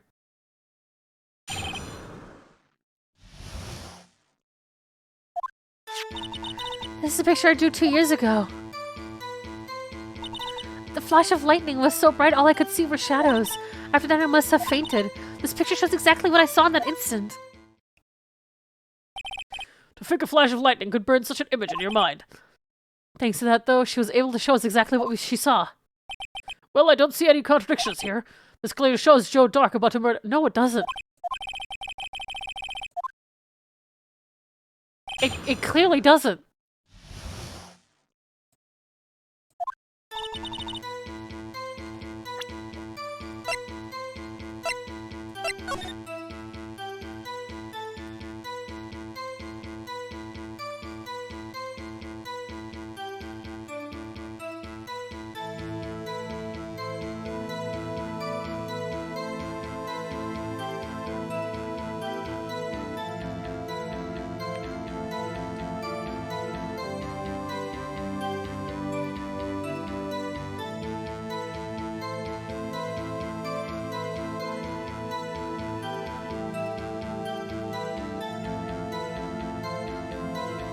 I'm just trying to understand why she drew the badger.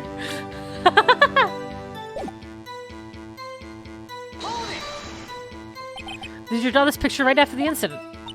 I think I drew it 2 or 3 days later. At first I was in such a state of shock that I couldn't do anything.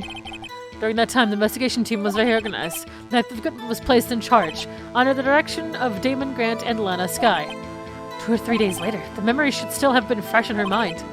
Excuse me, witness. But can you please tell us why this picture is painted all black? The flash of lightning was so bright all I could see were shadows.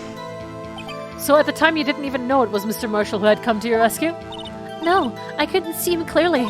The lightning was so bright and it was I was knocked to the floor. You were knocked to the floor. Dark had a tight grip on me, but when Mr. Marshall jumped on him, I was knocked away. I turned around, and that's when the lightning flashed.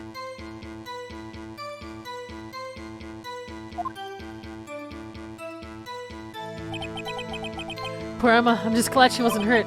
What happened after that lightning flash? You mean you didn't see an actual murder take place? No, I'm sorry.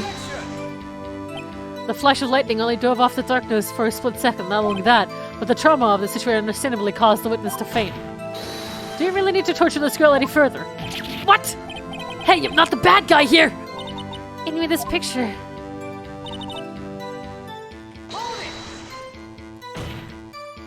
Sorry for asking so many times, but are you sure you drew exactly what you saw? Of course, it's exactly what It wasn't influenced in any way from your talks with the detectives? Are you insinuating we somehow manipulated her memory, Mr. Wright? No, of course not.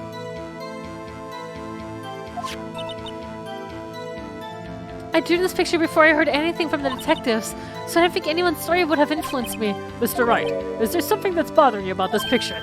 Oh, well... That's strange. She claims this is exactly the scene that was imprinted in her mind, and yet, there's clearly a contradiction here.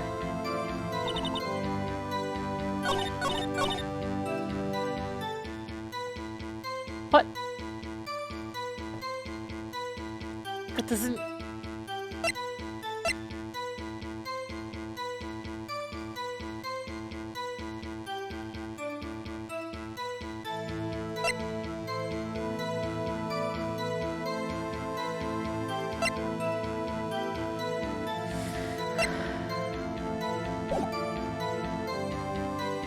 That's not a knife.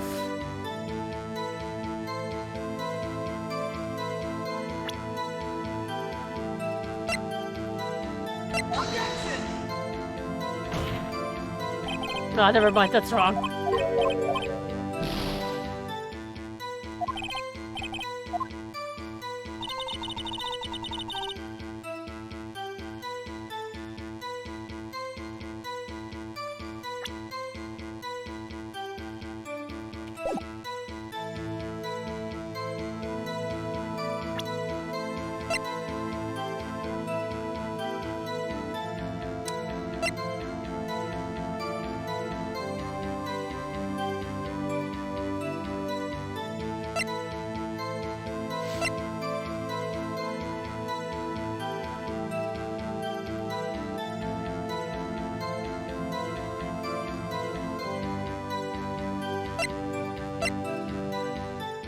The only idea I have is that he used the King of Prosecutors trophy. But I don't think that's the answer. I'm going to save...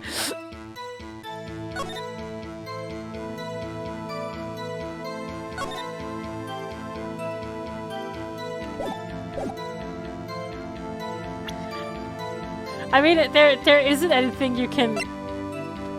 Okay, no, it's not correct. Good, thank God. Okay, thank God. Thank God I was wrong.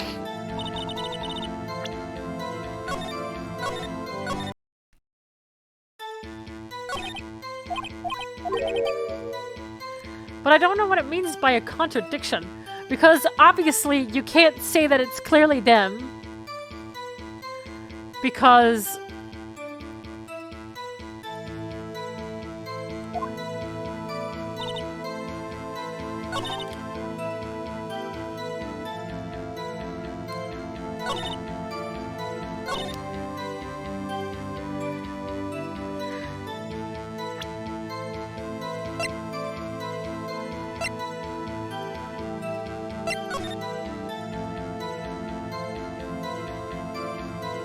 But then why the blue badger?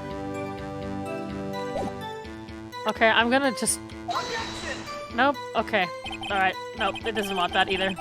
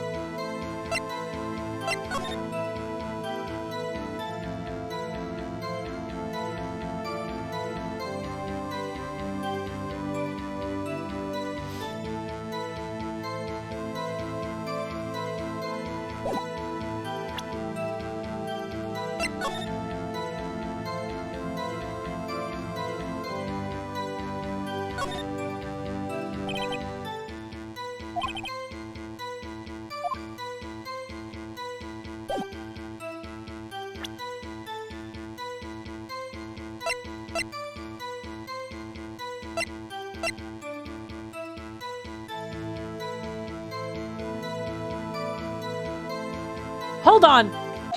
But he was stabbed in the back! I hate to be the bearer of bad news, but this picture the witness to contains a blatant contradiction. What? But I still remember it's just like it was yesterday.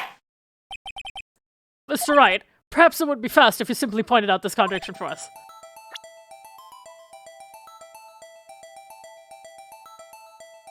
Well...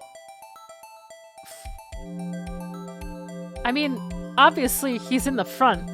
Well, I don't know. Take that! No, it's... fuck you. Okay. The drawing stinks. Mr. Wright, how could you?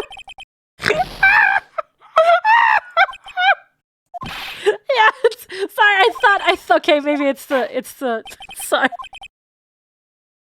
Sorry. Take that! The contradiction, of course. Wow, thinks that the drug stinks because of.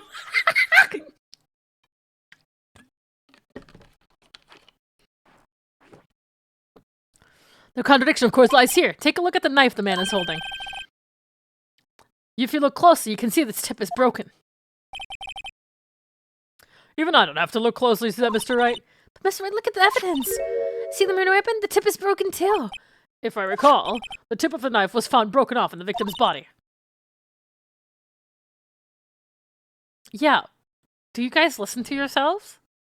Do you guys listen to yourselves? Hello? It was broken off inside the body. So someone put it there. Guys, come on, please. Think about it for like 2 seconds.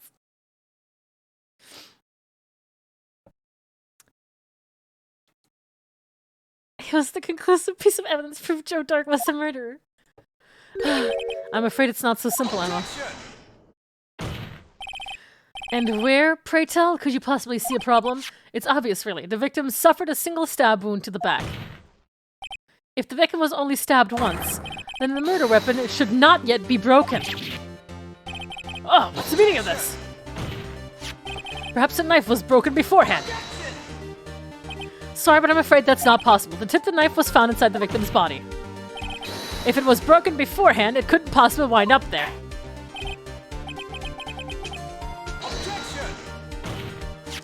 The tip of the knife was undeniably discovered within the victim's body. The only possible explanation is the witness's memory is mistaken.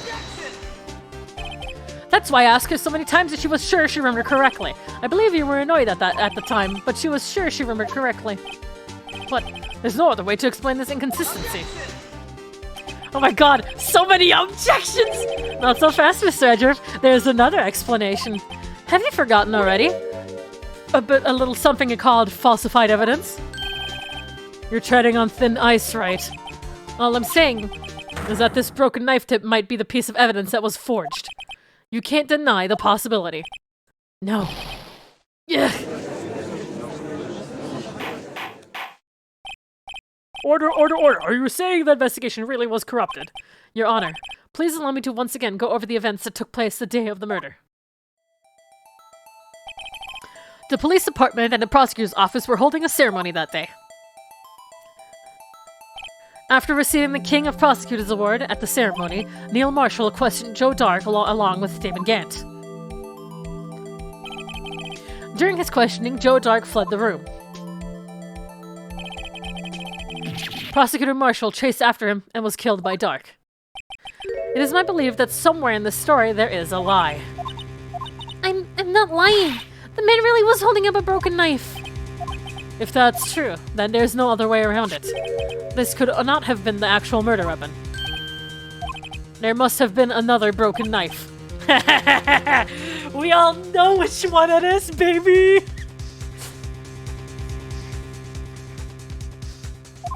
Another broke beside the joke. Could there have been one? There is another one! If the witness is this adamant about the accuracy of what she saw, it can't just be explained away by a simple observational error. Mr. Wright! In that instant, Emma really did see a broken knife. Yo, Luna, Neko, Ninja! Thank you so much for the raid! I assume, then, that you have some information about this other broken knife. If so, please feel free to enlighten us. The murder weapon was already broken prior to the murder. There's only one way.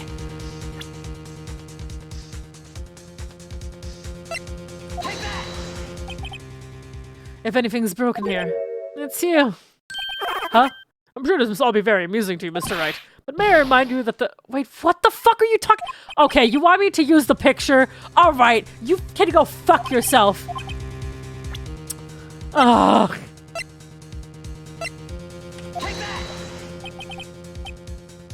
The answer lies in the past, 2 years in the past. Right here inside this picture. Oh my god. This is a picture of the warts— What is it, Mr. Edgeworth? It's the broken murder weapon. Let us see what Prosecutor Marshall is holding. That's a broken knife! As we earlier concluded, the knife in the drawing was not Joe Dark's knife. That being the case, the knife the witness saw was in all likelihood from this award.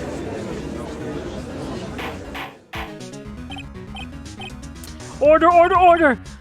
Neil Marshall was awarded King of Prosecutors that day. As an award, he was given this broken shield and a knife. When he chased after Joe Dark, he pulled out his knife. Being a prosecutor, he did not carry a pistol. This broken knife was the only weapon he had in this dangerous situation. But that can't be! Oh, and why not, Mr. Edgeworth? Because if the King of Prosecutors Award knife was the murder weapon, then the murder and the victim would be reversed. What do you mean? I mean, this man raising a knife would have been Prosecutor Neil Marshall. Oh. Oh! But the prosecutor was the one who actually died. That's true. What's going on here? It seems Mr. Wright has been a bit too eager to jump to conclusion. Wait, I remember now. I remember everything. Witness? Mr. Edgeworth. What is it? Could you show me your evidence list again, please? His list, the one with that picture scribbled on the back?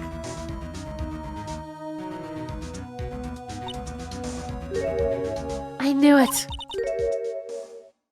This picture, I'm the one who drew it. What? You drew that? That's right.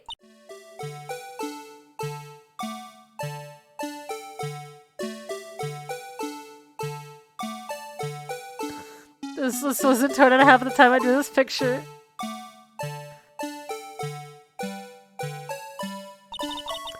All this time I've been trying so hard to forget. I must have locked this— What, the blue badger? Perhaps it would be best if we had this to witness. Would you please tell us what you really recall, Mrs. Sky? First a knife mix up and now the blue badger? This should be interesting.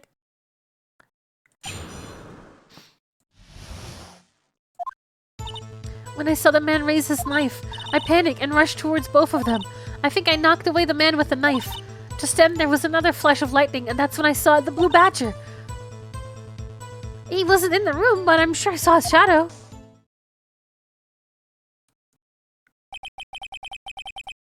This is certainly most unusual.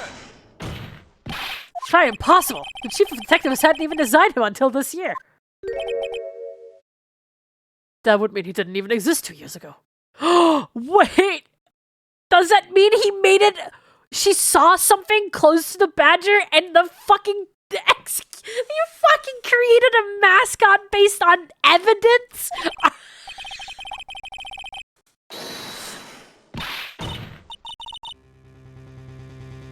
Stop! Please, don't pursue this any further. Lana, what's the meaning of this? Please remain seated in the defendant's chair. But you can't do this. I've already confessed to the crime. Why can't you just leave it at that? Chief Prosecutor Sky, we've already come this far. It's too late to turn back.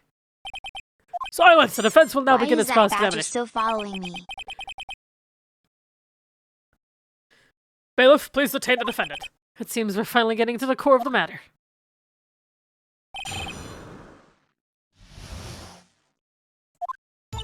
When I saw the man raise his knife. When you say that man, I assume you refer to Joe Dark? Yes, at least I think it was him. You think? All I could really see were shadows. The power outage that immediately preceded the incident is also documented in the prosecutor's office reports. So then you...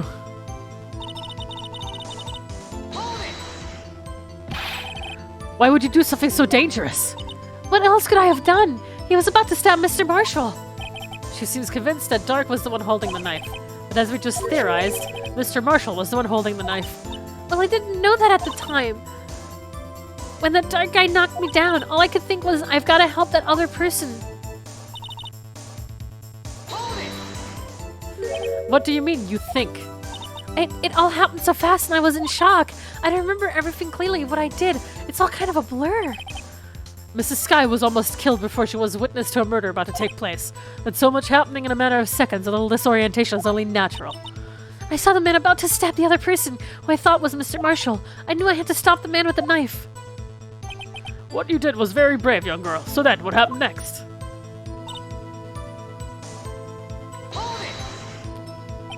Are you sure about this? Of course, see, I even drew a picture of him here. But I was the chief of detectives who fought up the city as the beast. And that was just this year. The Blue Badger didn't exist 2 years ago. This is all quite verifiable. I know it sounds strange. I was surprised too when I saw him at the police department. I had this nagging feeling that I'd seen him before somewhere.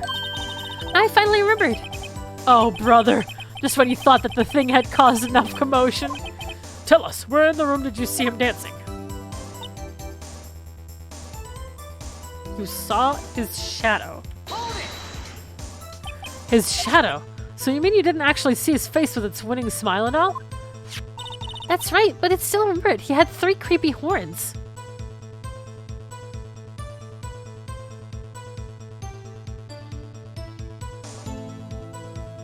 What do you mean, 3 creepy horns? This is pointless. That thing couldn't have possibly existed 2 years ago. The witness must be mistaken. That may well be. But what's important is caused her to think she saw what she did. Oh, and I suppose you have an explanation? If so, then by all means, please tell us what this shadow really was.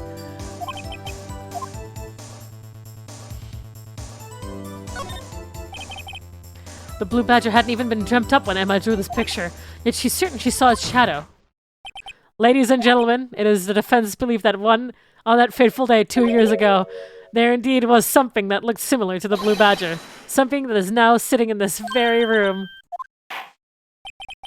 In this room, very well, Mr. Wright. What is that the witness saw in this instant? Please show us.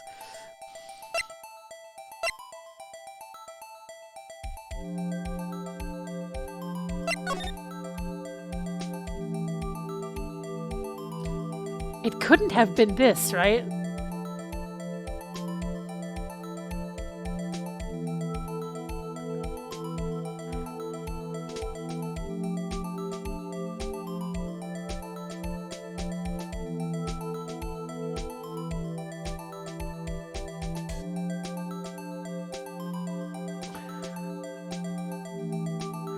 But this doesn't make any sense. It doesn't look anything like it. But it has these. Oh my god.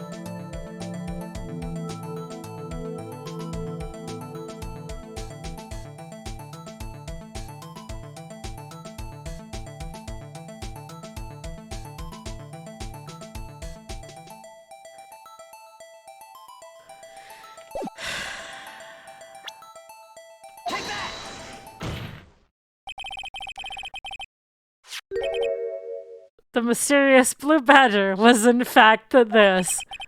But that's... what exactly is that? I believe it's some sort of jar. But Mr. Wright, that doesn't look anything like the Blue Badger. Indeed it doesn't. As it stands now, it's just a plain jar. However, what if we were to change our viewpoint? Our viewpoint?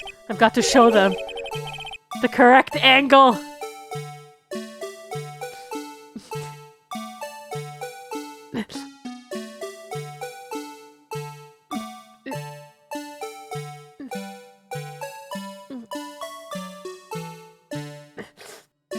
Fuck! Take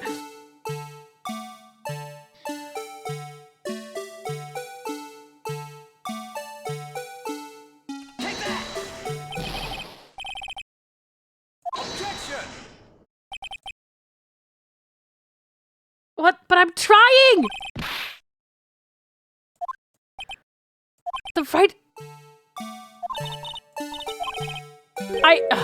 oh my god, don't tell me you have to make it as...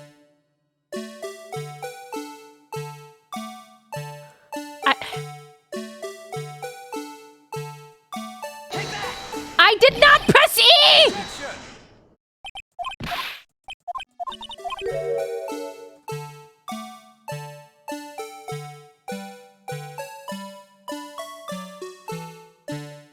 Does it want me to do it like this? Hold on.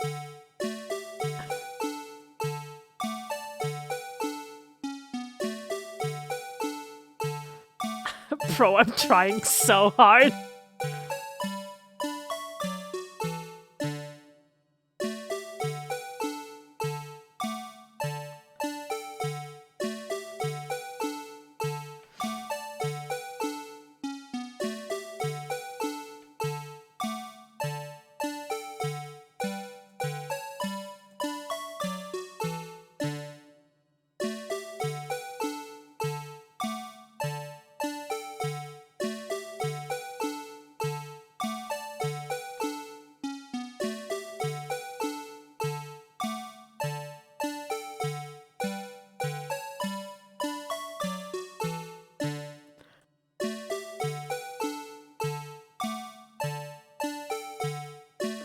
This makes sense. But...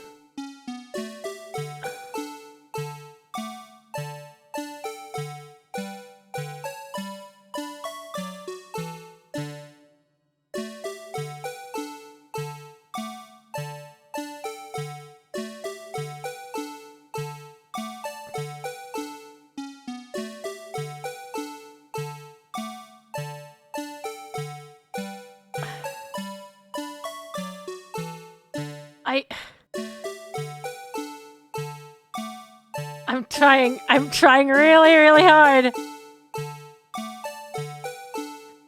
Take that! Damn you! Objection!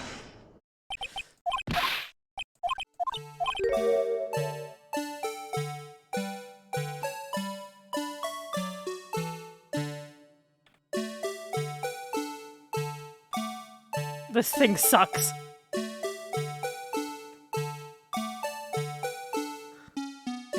Is this not it?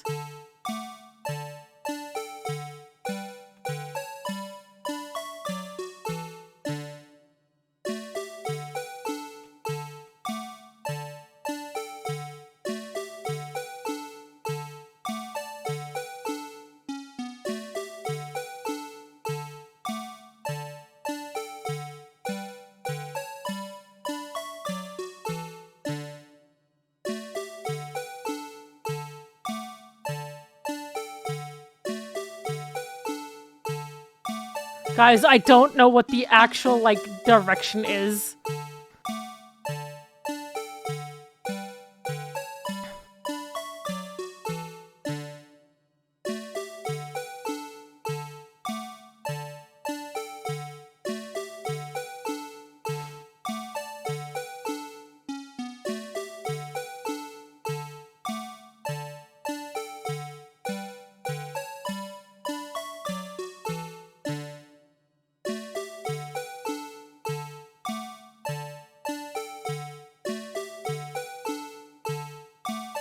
Arsene, you don't need to time out people just because they're saying that this isn't precise. I obviously have already figured it out. It's just, how is this supposed to... I need help here! Why is this so finicky?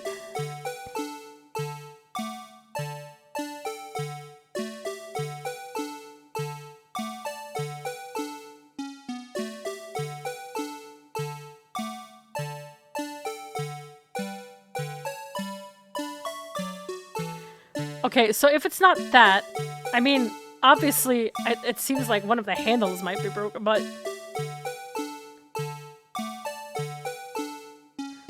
Yeah, like, this handle is broken.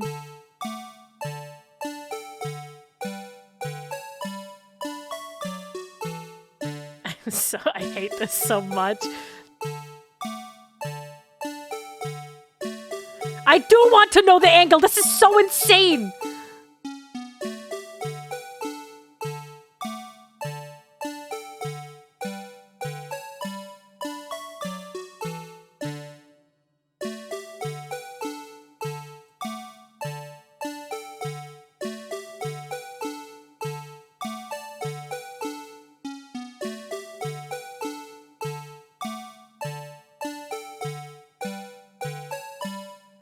Bro, are you fucking kidding? That is the angle! That is the angle that I had! I hate this game! I hate this game! That was the angle that I had!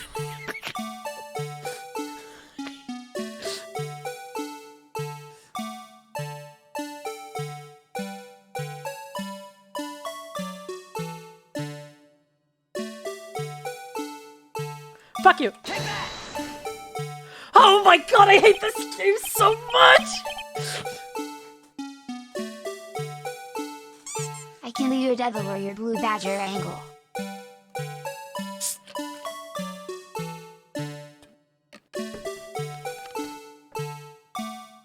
This is the ugliest fucking vase I have ever seen. Well, is this a miracle or what? Stop the music! No one can possibly deny the star resembles... The star resembles the blue badger. No. It can't be! Alright, that's what I'm saying.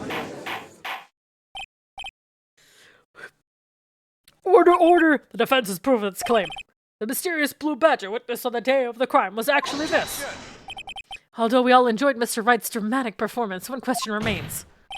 What's your point? What do you mean? So the badger thing was actually just a jar. That doesn't change anything.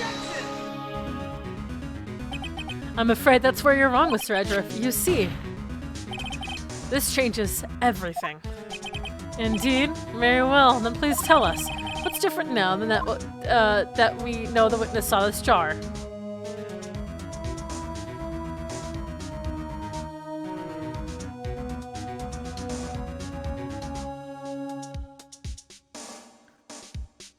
Can I save?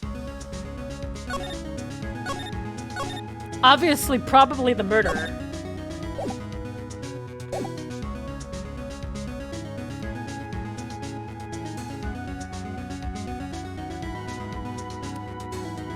The murder weapon? The location.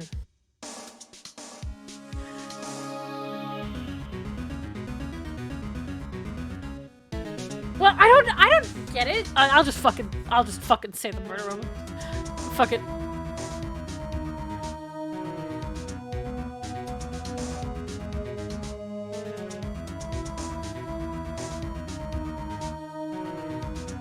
Wait.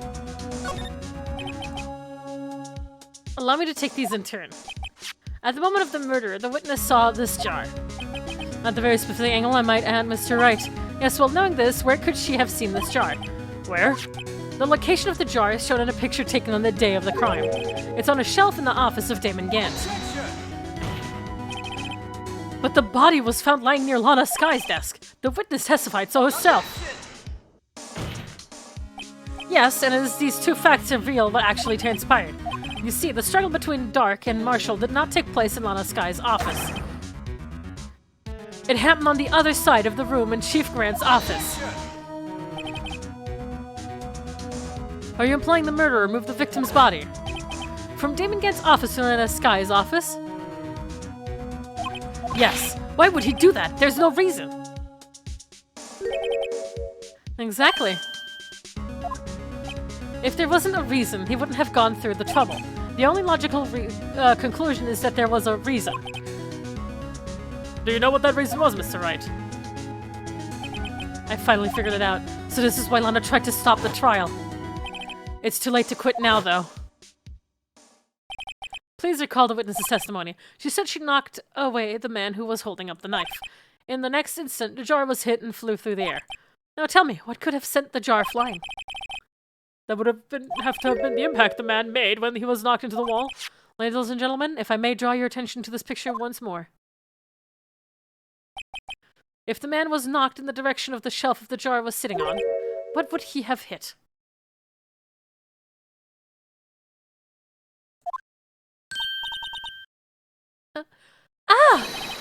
The suit of armor, holding a very sharp and dangerous-looking sword. Yes. And since the man who was knocked into the armor was carrying a broken knife, he would have had to have been Neil Marshall wielding the King of Prosecutors trophy. No, Mr. Wright, he can't be thinking. Yes, there's another possibility of what actually transpired in that room. Another possibility! Of course, the perpetrator would have had no idea, but nevertheless. I don't know if I can go through with that! If events took place as the defense theorizes, then the outcome is obvious. In that moment, assuming the man Emma Sky knocked away was actually Prosecutor Neil Marshall,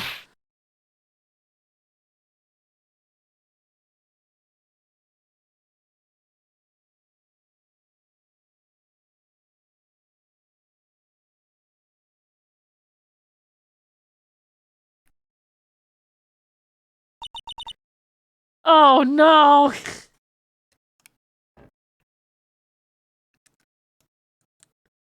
You mean Mr. Marshall died? Because of me? No! Oh.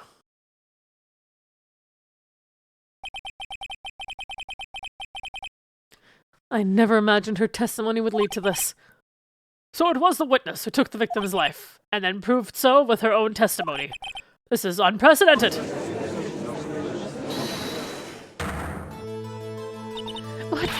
What are you saying? I'm sorry, Mrs. Sky, but given the circumstances, Joe Dark murdered Prosecutor Marshall! How can you think it was Emma? How dare you try to pin the crime on her? imagine that coming from you. If you recall, it was you who admitted to forging evidence 2 years ago. The reason you moved Prosecutor Marshall's body was to keep anyone else from finding out about what Emma did, wasn't it? I assure you, Mr. Edgeworth, I have no idea what you're talking about. If you hope to have anyone believe her insane allegations, I'm afraid you're going to have proof. Tell me, do you have any conclusive evidence that proves my sister killed Neil Marshall? Evidence? Oh, I have evidence, bitch! I'm willing to bet you don't. Yes, it certainly would be difficult to prove this evidence. If we don't have evidence, then we'll have to rely on testimony. I'm afraid that won't work in this case. Both parties involved in the incident are dead. This has been a wild goose chase from the beginning. But I have it. Touche, Mrs. Sky. Of course, he only leaves us with one possibility. You mean there's still another possibility? What do you mean, Mr. Edgeworth? I heard you find Edgeworth handsome. Is it true? Yes. I mean the possibility that the victim has left us a message. For better or for worse, Mr. Marshall did not die instantly. He may have left behind the name of the person who took his life, in one manner or another. That's impossible. Well, Miss Wright, this is the only possibility left to you. A message from the deceased. Does such a message exist?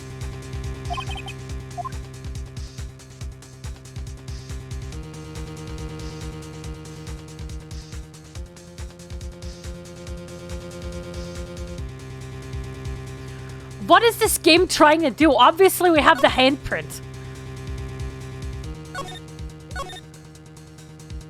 Like, that's the only thing we can present. I don't fucking... Whatever. This message from the deceased is already in our possession. Mr. Wright, will you stop at nothing to prove my sister's a murderer? Do not be mistaken, Mrs. Sky. Our purpose is not to accuse Emma of any crime. It is the only thing we seek. The truth. No matter how painful it may be. Lana, Mr. Wright, please show us the piece of evidence that conveys a message from the deceased. Take that! This is the message from the deceased. Right, now then. What do you mean? I fucking hate you. Okay, then it's the jar. I hate this game. I hate this game. I hate this game. I fucking hate this. I hate this. This game can go fuck itself. This game can fuck itself. Take that! Fuck you.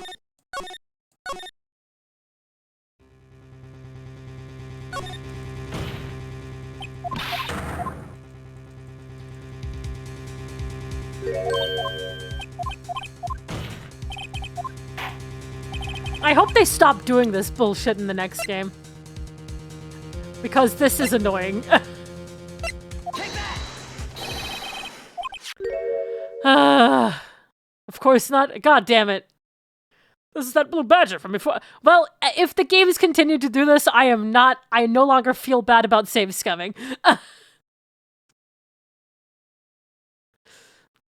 This is that blue badger from before, right? No, is he going to just speak the killer's name?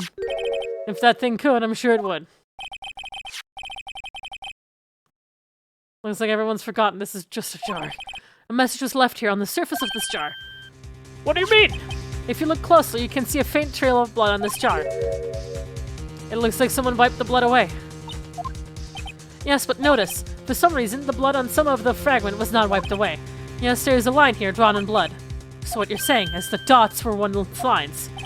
Prosecutor Marshall did not die instantly. He used the few precious moments still left to him to leave behind a message. One that was someone apparently wiped away. But blood must have seeped into the jar where the lines changed directions. Precisely. So, all we need to do is connect these points. And then this message will become apparent. No! Mr. Wright, what kind of message did the victim leave for us?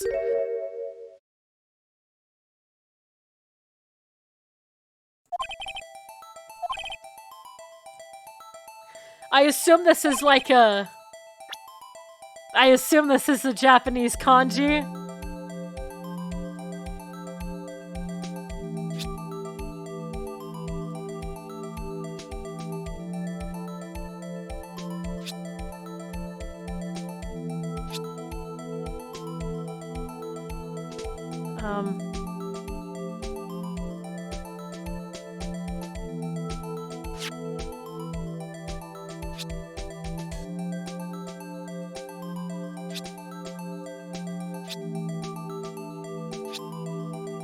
Oh!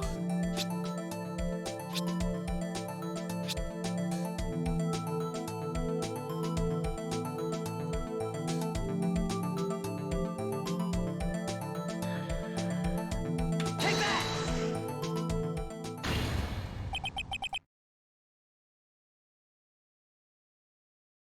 It's a defense attorney's duty to prove their client's innocence.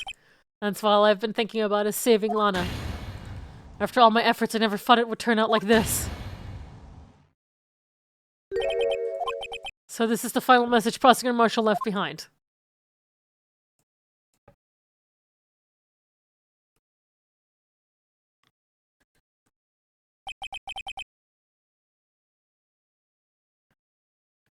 Of all people, she may not have meant it, but in the end, the one who took the victim's life was Emma Skye.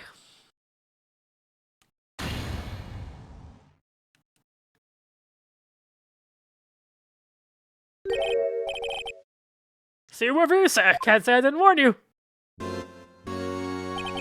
Chief Grant, do you understand the implication of what you've done? What are you talking about? 2 years ago, Joe Dark was sentenced to death. He was convicted because of his final murderer. I believe you were the prosecutor in that case, were you not? Oh, dear God. Yes, Werby. Because of you, an innocent man was sentenced to death.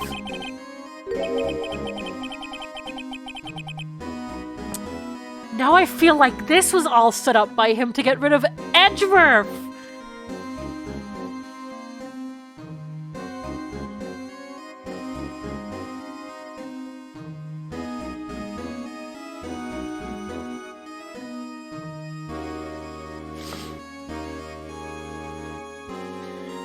Not only that, but he used forged evidence to ensure his conviction. Objection! But Joe Dark really was a serial murderer. That's undeniable. I'm afraid that's not important. Didn't you know we aren't defenders of justice?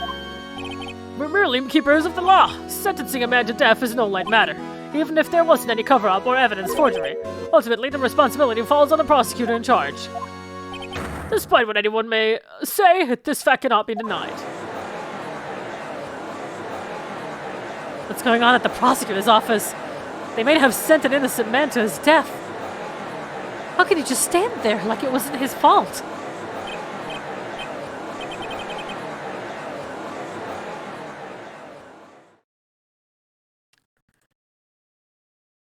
The gavel's pounding fell on deaf ears. Unable to settle the crowd, the judge declared a recess. Where this trial is headed, no one knows. What do you mean to be continued? We're continuing right now!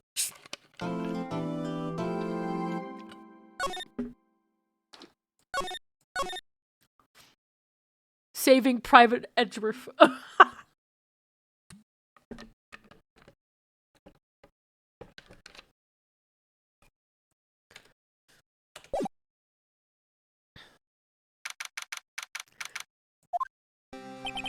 Sorry, Edgeworth. I didn't mean to get you in trouble.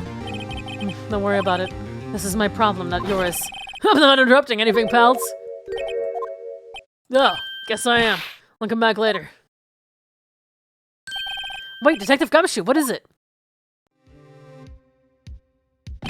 You've got a lot of nerve, pal, making an attempt to run all around while on duty. Wait, this was said before. I take it Lana's having you run errands again. Let me tell you, this is the last time, pal. Here, she asked me to give this to you if there was a break in today's trial. Evidence law? Edward was talking about this just the other day.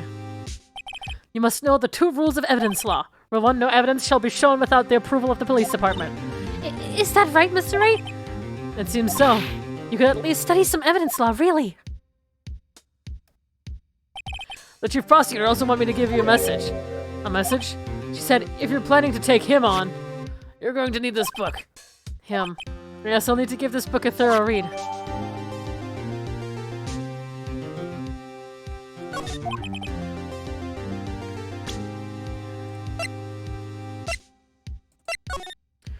Rules for submitting a whatever on no until you show the approval of the police partner.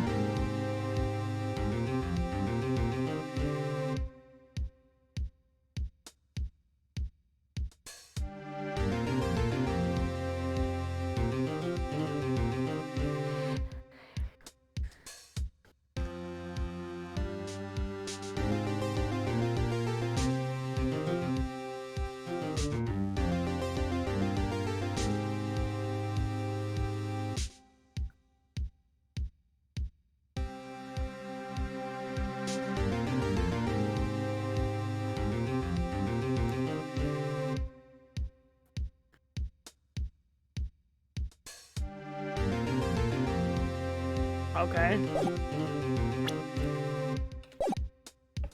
Doesn't look like it'll do you any good now, though. All that's left now is the chief prosecutor's sentence. That's where you're wrong, detective. Huh? Haven't you figured it out yet? Why I'm still sitting in that prosecutor's seat, despite all these allegations being thrown at me? Mr. Edgeworth! The real trial today hasn't begun yet. What? What else is there left to do? Your credibility's been all but ruined with this forged evidence you were unaware of. And the Sky found out she's unwittingly caused a man's death, and now you're telling me you wanted to do more? You've got to be kidding me, pal! You're missing the point, detective. Lana didn't murder Detective Goodman. She merely stuck a knife into his dead body. That means the real killer is still out there. What? And we're going to expose him, no matter what it takes. This case has hurt too many people. It's time to bring it to an end.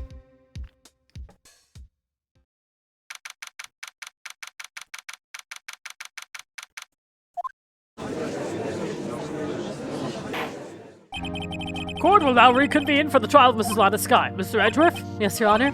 The Inquiry Committee is planning to impose harsh penalties for your actions. Thank you for the news, Your Honor. Yes, well, normally this is where the prosecutor calls for a witness, but, this isn't easy to say. You see, there is some concern that you, Mr. Edgeworth, may have struck a bargain. You think I may have manipulated the witnesses? I didn't say that. It's just you see everyone has been talking and... Very well, Your Honor. I have a solution. A solution? That being the case, the prosecution will allow the defense to call forth all further witnesses. What? But there's no precedent for what you're proposing. Undeniably, this is an unusual arrangement, but a very effective one. It would prove that I haven't struck any deals with the witness. Well, Wright, what do you say? Unbelievable. Edgeworth has found a way to continue the trial. Very well, the defense accepts the prosecution's proposal. Then it's settled. The defense may call forth the next witness. Mr. Wright? You do realize this is your last chance. If you call the wrong witness, this trial is as good as over.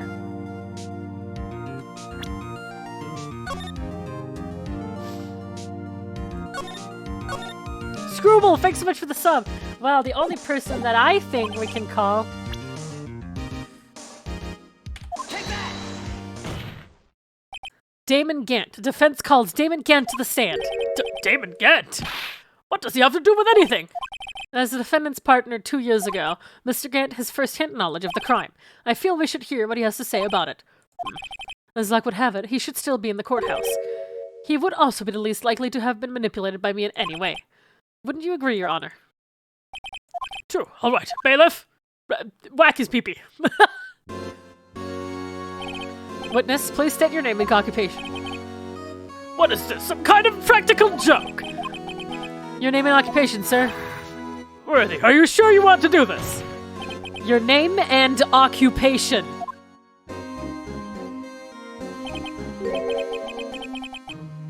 So, you want to play hardball, eh? Fine. My name is David Gant. I'm the acting chief of police. Now then, Chief Gant, the court requests to hear your testimony. Oh, right, what's with the grim face? First, let's clear up this SL9 incident. Oh, you mean that time when Lana's sister murdered that prosecutor? Personally, I think it's been made pretty clear already. There are still some things unaccounted for. Oh, like what? Like the role you played in all of this. Son, either you're very brave or very foolish. You are aware, of course, that a police chief has all kinds of weapons at his disposal. Weapons? Sure, take my testimony for example. I don't have to give it if I don't want to. What? Is that true? I'm afraid so. The chief of police has the right to refuse to testify. Of course, such an action carries with it certain risks. Don't worry, I'm not here to hinder your trial. Just remember, if this turns out to be a big waste of time, don't say I didn't warn you. Very well, the witness may now begin his testimony.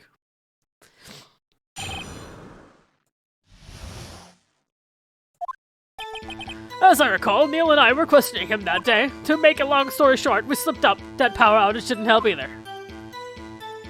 When I went to my office, I found Lana there. Apparently, she had already arranged the crime scene. As you can see, I had nothing to do with the forgery.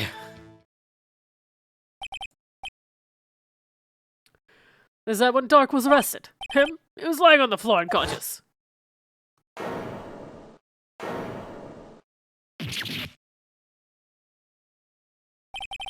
When Emma sent Neil flying, it seems Dark bumped his head.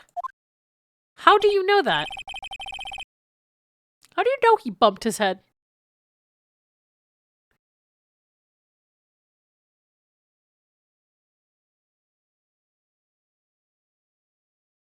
I see. Everything seems pretty clear-cut.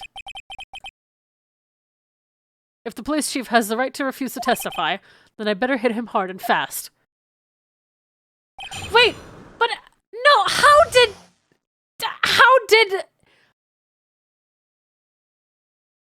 No! There's so much wrong with this! He got stabbed? How would he have written on the vase?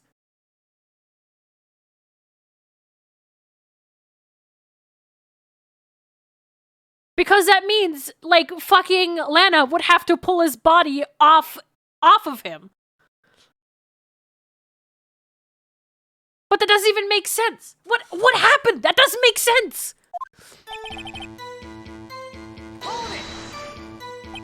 As I recall, the ceremony was held at the police department that day. Yes, that's right. I guess you could say I'm a workaholic. After winning his award, Neil was all fired up too. That's probably what spooked Dark and made him run away like that. Was the defendant Lana Sky also present in the room? I don't quite remember. At the very least, she wasn't there when Dark ran for it.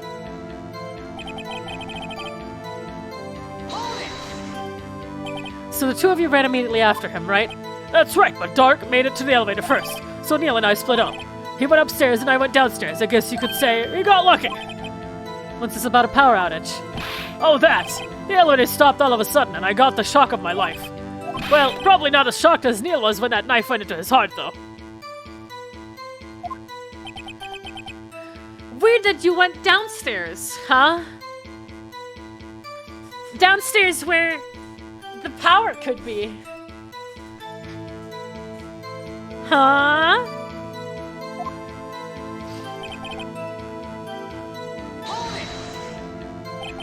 Could you tell us what you saw? It was a shocking sight. Neil and that serial killer were lying in a heap on the floor, all tangled together. Dark was also lying collapsed on the floor. Yes, apparently he hit his head when he was knocked down. Next to them were those two poor girls, Lana and Emma. Lana was cradling Emma in her arms. Looking back at it now, she must have already known what her sister had done.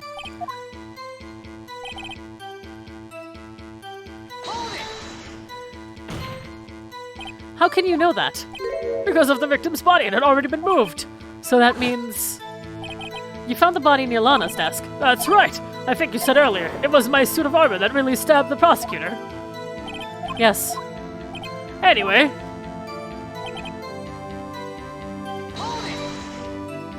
So you're saying that the forgery had already taken place by the time you arrived at your office? That's exactly what I'm saying. I can understand how Lana must have felt, but moving a body and hiding evidence are inexcusable to no matter the circumstances. Is that how it really went down? Staring at a witness won't do you any good, Mr. Wright. If you're going to stare at anything, you better off staring at the court record. Worthy, always a smooth talker. Then an admit to forging, but that can't be the whole truth. You gotta link Gant to the incident.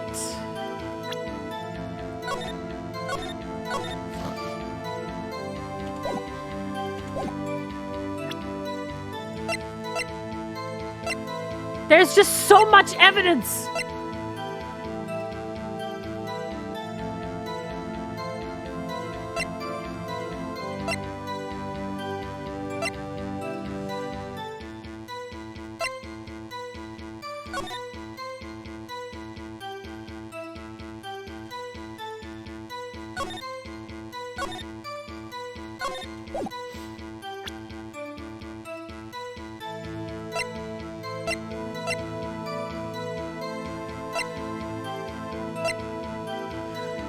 See, this is like the only thing that I thought would be... This is probably wrong, but...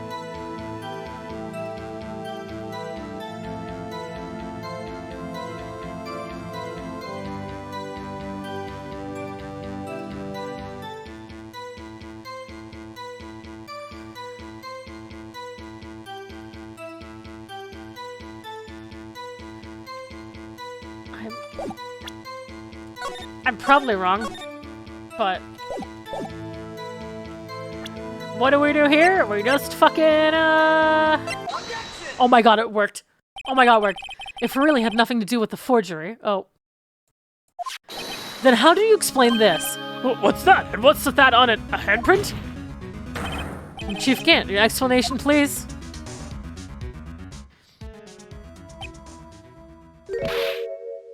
I don't know. You tell me, son. My dear writer, don't you know the second rule of evidence law?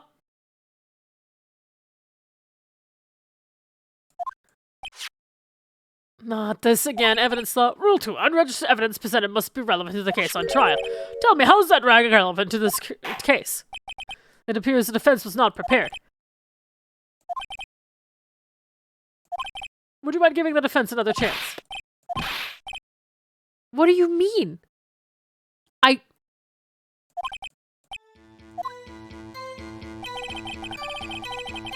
What do you mean it's not relevant?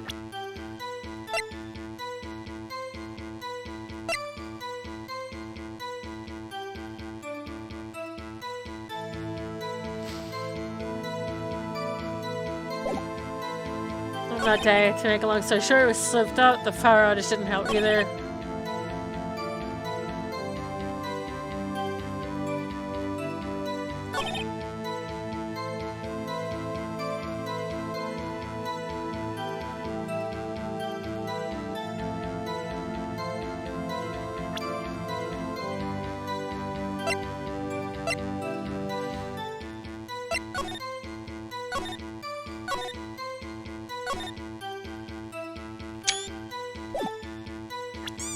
Figured it out game. No, you didn't.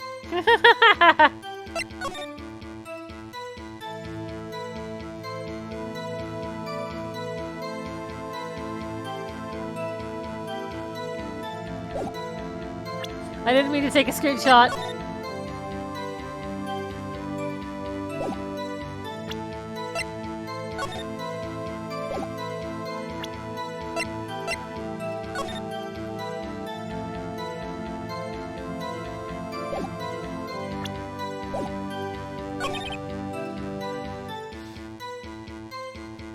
Now I'm just confused. If that's not the thing, then what do you mean?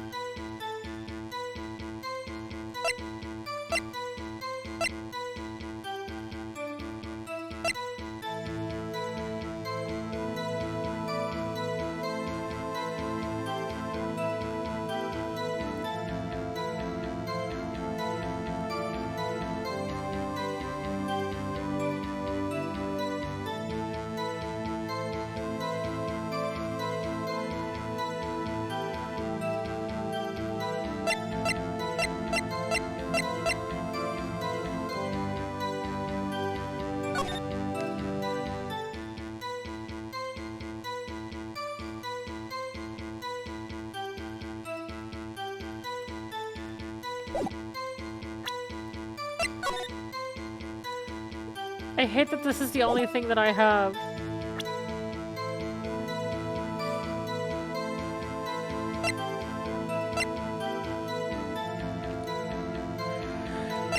Stabbed at the back, died from punctured heart and lung. A knife tip was in the wound.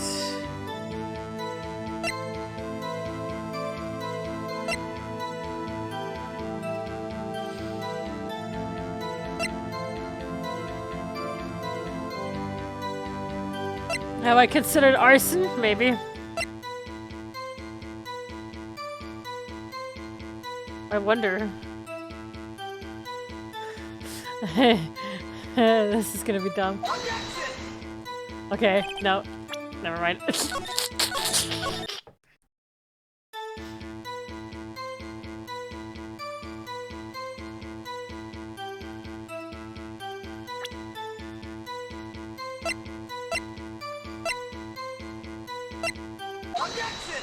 Oh, it was the vase. You claim you had nothing to do with the forgery. But I'm afraid that this is a claim you cannot back. Oh, right! It's in the fuck! That was in. It was in the fucking locker!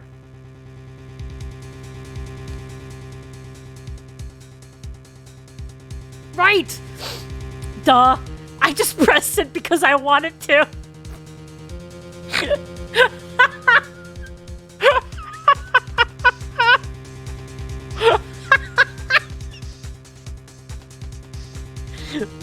Duh. But I'm afraid that is a claim you cannot back up. Explain yourself. Several pieces of evidence were found in your office. Take this jar, for example. That's that blue badge you showed us earlier. A piece of this jar was discovered in your safe. Not only that, but the evidence list I presented earlier was actually found inside your desk. It was found where? You see, Chief Gant, these articles of evidence uncovered in your office are both concrete proof that you also played a part in the illegal investigation. Oh, so you could have presented both. Chief Gant, what's the meaning of this? Oh, there's a defense attorney who may even rival Worthy. So you admit to it then, that you were involved in my forgery? Who, me? Or do you mean you? Me? Why would I have anything to do with that? Well, you were the one who snuck into my office when you found this evidence. Prosecutors aren't the only ones capable of forging evidence, you know. Defense attorneys can do so too. Isn't that right, Wrighto? However, Detective Gumshoe was present during the investigation. Murphy, my boy. Not even detectives are exempt from the law. Rest assured, Dick will receive his due punishment. What? If Detective Gumshoe's salary drops any further, he'll end up paying to work. Yes, well, in light of detective presence, please give us your testimony regarding these pieces of evidence found in your office and their relation to the forgery that took place at the crime scene. My kids these days no longer know how to put two and two together.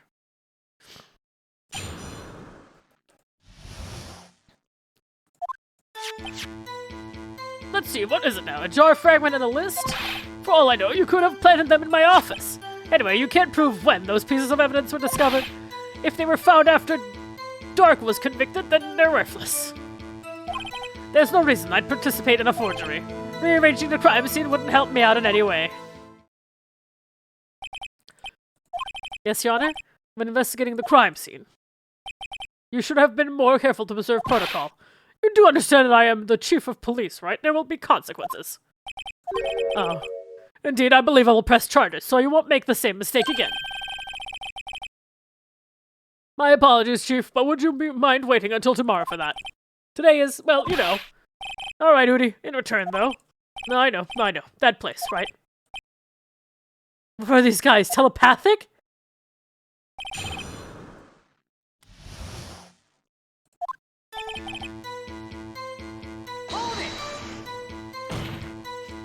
I'd appreciate it if you stopped making these ridiculous allegations. Yes, you do have a point. You wouldn't have the guts to do something like that. What? No! Phoenix, she's such a dumbass!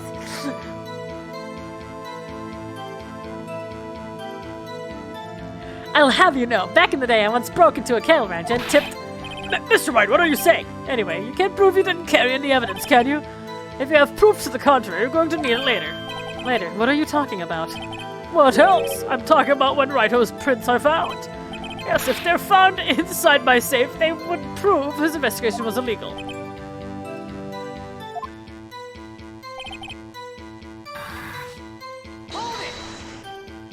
What do you mean by that? It's on my shit list now. Oh no, Fluffy cows for you think switch the 22. What?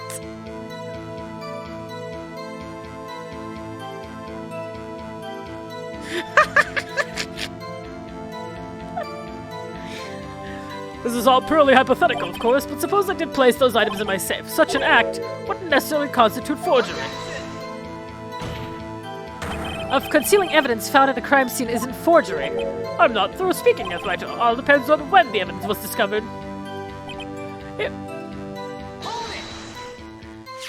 Are you saying this jar fragment wasn't discovered in the initial investigation? It would appear not. After all, it wasn't listed in the evidence list. All we know, it could have suddenly materialized the day after Dark was sentenced. Oh, and wouldn't that be convenient? Right. The chief is talking about a possibility, so long as you can't rule that out. Your remarks, however clever they may be, will only succeed in wasting time. Come now, Wright, don't think about it.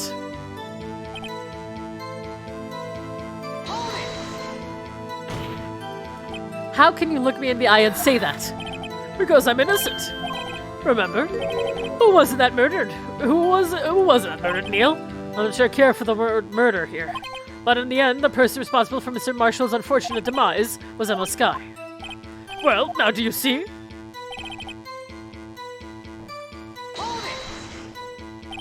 Really, Chief Gant, at the very least, there is one very large benefit you've reaped from all of this. Raped? Reaped! Oh my god! I read reaped! No!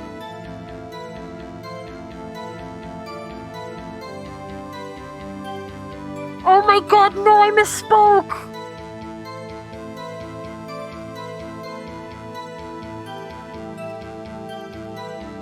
I'm so sorry!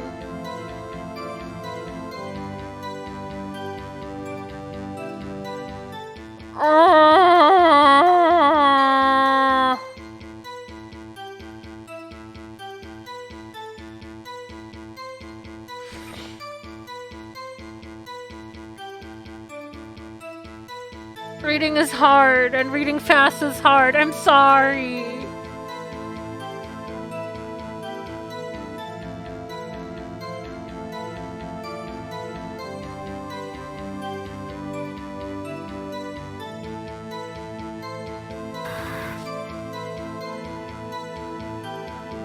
BMatSantos, I'm gonna have to take you to court. Yeah, Love your that's fair. Steve BTW.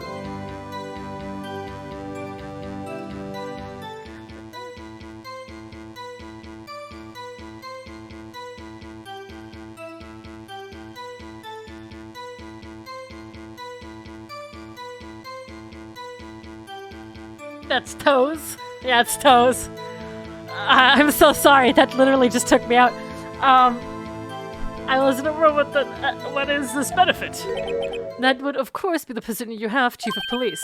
Oh, the resolution of the SL9 incident secured your promotion to Chief. That in itself is sufficient motive. Oh, that's a good one. Huh? Do you really think I'm that incompetent? What do you mean? Even without that case, I was already in line to become the next chief. The resolution of SL9 merely sped up the inevitable. Is that true, Edgeworth? Yes. He was going to be made chief anyway. Be careful when pointing that finger, or you might wind up being the one pointed at. So that means there's only one possible motivation for you to commit forgery. If you didn't do it for yourself, then you did it for someone else.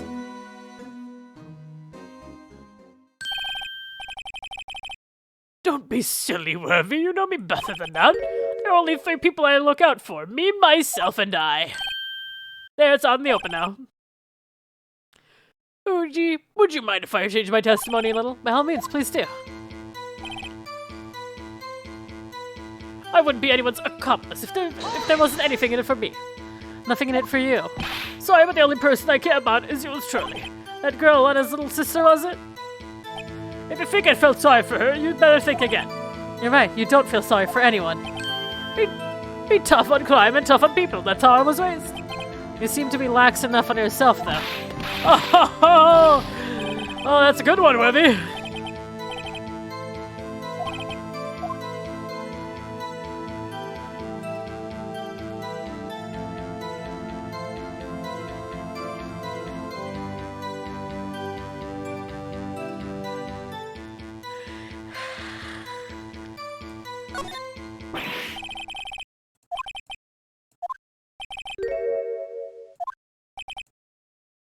Relax and take a deep breath, Your Wright. Honor, I'd like to present this new evidence, my boot against head. Try and think outside the box. After all, that's what you're good at, isn't it? The question isn't who would the chief help, it's who would ask the chief for help.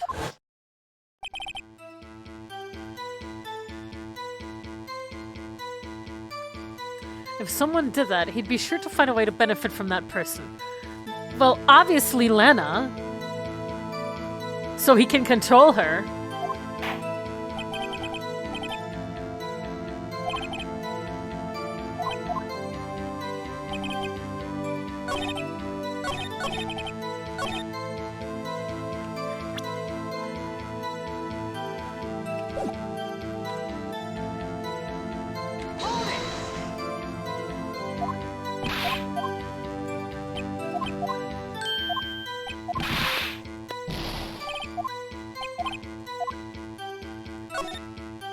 Sure, he might not help out anyone for their sake, but if it would benefit you, you might decide to assist someone. Mr. Wright, it appears you're positively determined to portray the chief as a nice man who likes to lend people a hand. That's not what I meant. Very well, and who is this person you believe? Take that! Chief Prosecutor Lana Sky! The defendant? I believe it's quite obvious in light of the circumstances. Emma Sky fell victim to an unfortunate series of events. Who would want to help her more than her own sister Lana? And as for Chief Gant, he would also have a reason to help Lana if she asked him to. That reason, of course, is self-profit. Self-profit? What do you mean? After the SL9 incident was resolved, Lana Sky was appointed Chief Prosecutor at the Prosecutor's Office. The person who arranged this job change was you, Chief Gant. But how would he profit from all of this? He would be able to use Chief Prosecutor as his puppet. Essentially, he would acquire unchecked authority over all investigations. Do you mind to tell me that despite the chief's formidable appearance, he plays with puppets? Oh, wait. You must be... Admit it, Chief. You assisted Lana Sky in forging evidence. Your motive? To appoint her as Chief Prosecutor so you could control her. Right, oh my boy, you have quite an imagination. Let me ask you something. What? Do you have any proof of this, that I controlled Lana? For example, is that a testifying that I've done such a thing?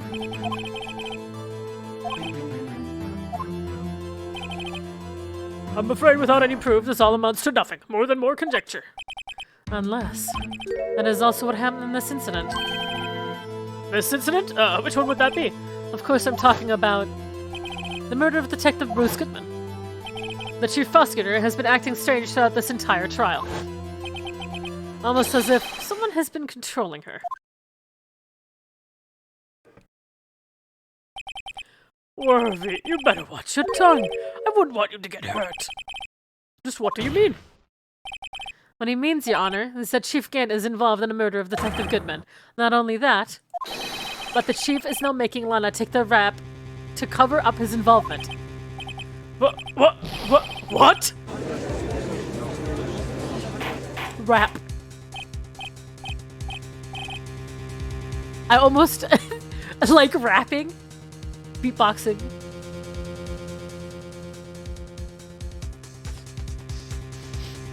Order! I said order! Mr. Wright, you can't be serious. Huh? This is an affront to the highest ranking officer in our law enforcement agency. Yes.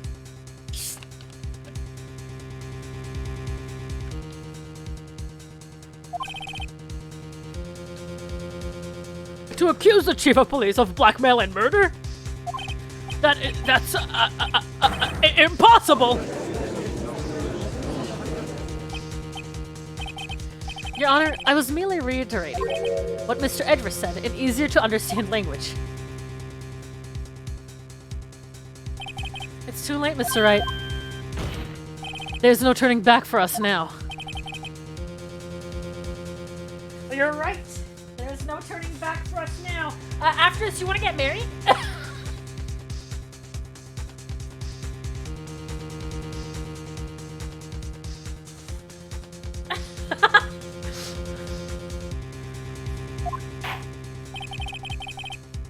Can you prove this, Mr. Wright? That the chief, a high-ranking officer of the law, is involved with this murder? Good question. Regardless of his rank or title, Chief Grant is just a man. The question is he a criminal? I believe the evidence will tell. Alright then, let's see what Mr. Wright's got, and it better be good. Show us the evidence that this... Oh, fuck.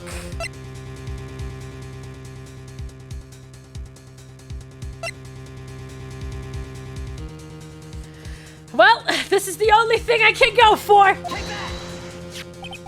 This is the ID card list. Yes, the one that shows who entered the evidence room of the day of the crime. There was one ID on the list we couldn't determine the owner of yesterday. 777-7777. Sorry, but there's no way you can prove that's my card number. It's your number. What? How do you know that? The safe in Chief Gant's office requires a code to open. A 7-digit code.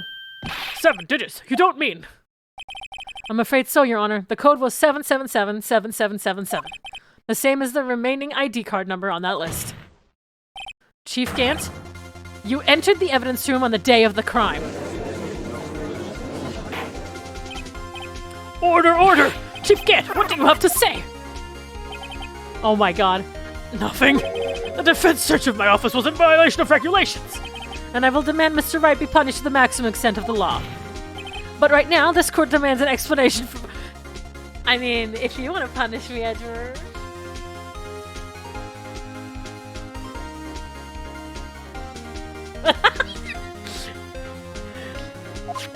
About the use of this ID card.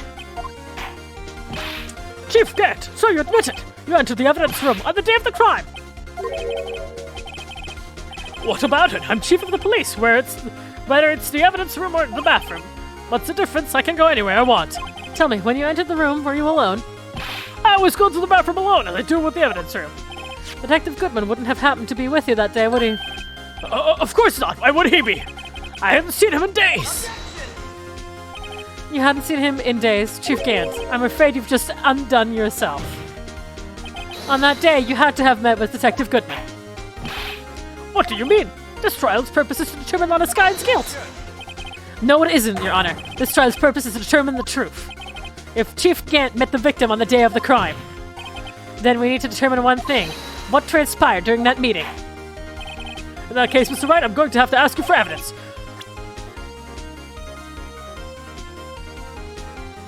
Proof.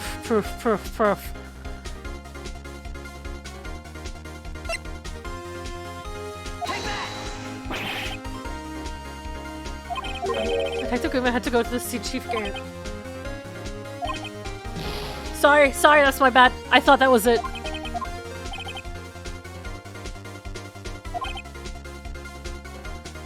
Okay, that's literally a murder. That's literally a fucking... That was literally a threat!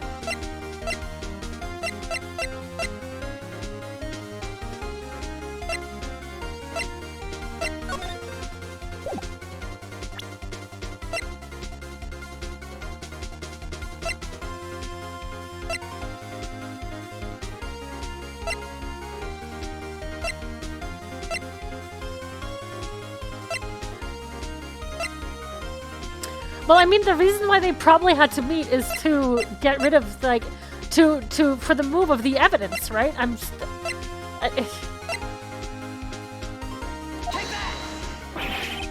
Fuck!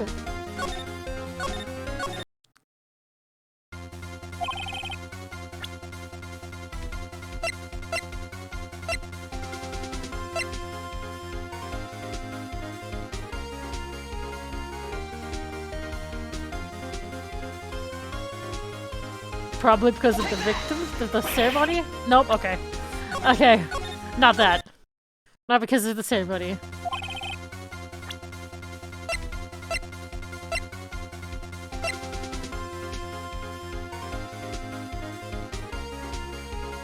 But this is like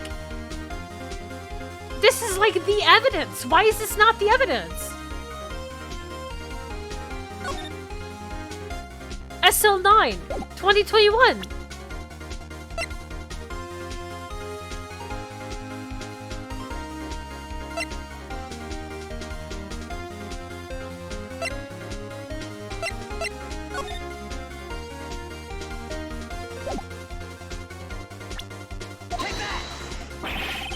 Not that either. Fuck me.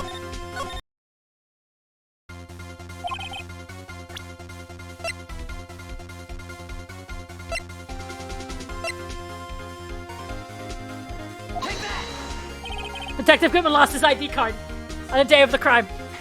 That's why. Yep. Or to be more accurate, Jake Marshall stole it. So Detective Goodman filed out a lost item report. He would have had to give that to report to the chief of police.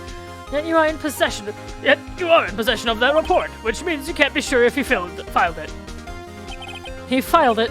How did I know, you ask? Because he needed to enter the evidence room that day. He needed to, yes, to transfer the evidence out.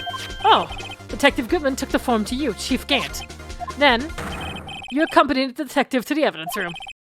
I accompanied him? There's no other way that the way the murderer and Detective Goodman could have entered the room. Hold on, let me guess what you're going to say next. I, the chief of police, murdered poor Goodman. Exactly. But wait, the chief didn't necessarily need to accompany him to the evidence room. You could have just lent him his ID card. Yes, now that you mention it, I believe I might... Oh, fuck! According to the record, your card was only used once. Yet you showed us your ID card earlier. If you had really lent it to Detective Goodman, it would have been found on his body. Oh my god!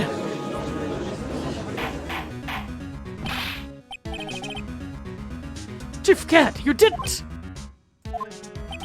The murder was most likely a spur-of-the-moment crime for no one in their right mind. For no one in their right mind would choose the police department as a place to commit murder. After the murder, you contacted Lana at the prosecutor's office. Why? To dispose of Detective Goodman's body, of course. You're forgetting, Mr. Wright, that the victim's body was discovered in the prosecutor's office's parking lot. How did he manage to move it there? I was at the police department the entire day, you know. And everyone's aware that Lana stayed at the prosecutor's office after the ceremony. Everyone except me, it seems. Still, you're the chief of police. You have an entire police force at your disposal. Oh, so you think I just ordered an officer to do it? Hey, you, take this here dead body over to the prosecutor's office. I don't think so. Chief Gant, we used all the evidence we need to prove how you moved the body to the prosecutor's office. And all this time, I thought it was a useless coup just taking up space.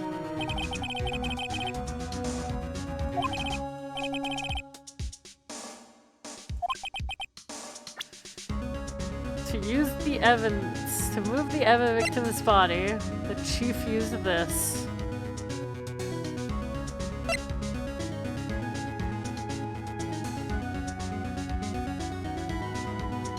What the fuck are you talking about?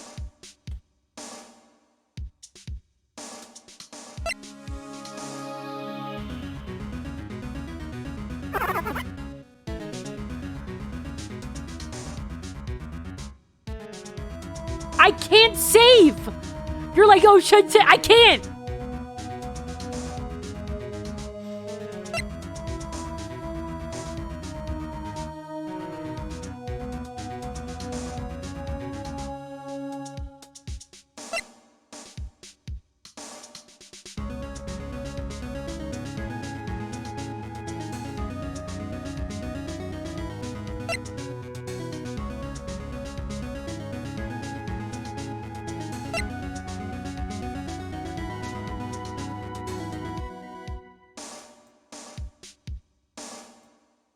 The glove?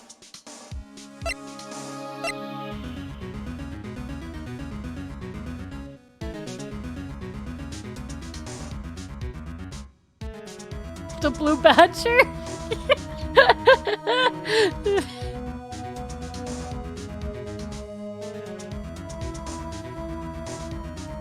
I don't know!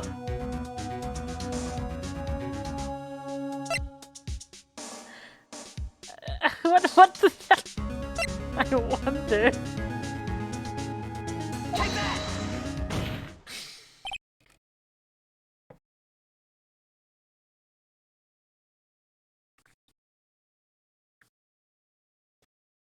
Nah, this has to be a cop-out, right?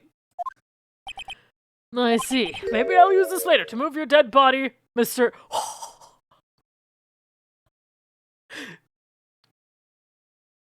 That is an immediate. That's another threat. Huh? That's another. Okay, it was. Okay.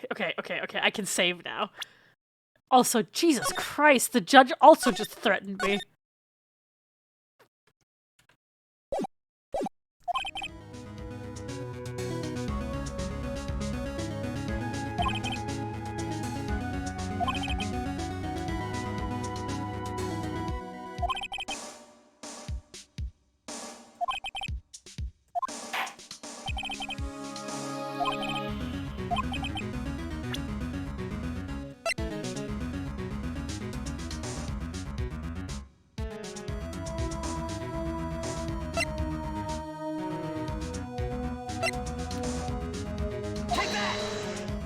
No, this is probably not it.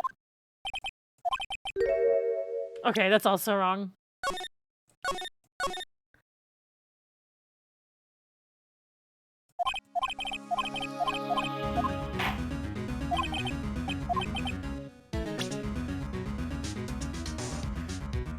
Well, obviously the car. Oh my god!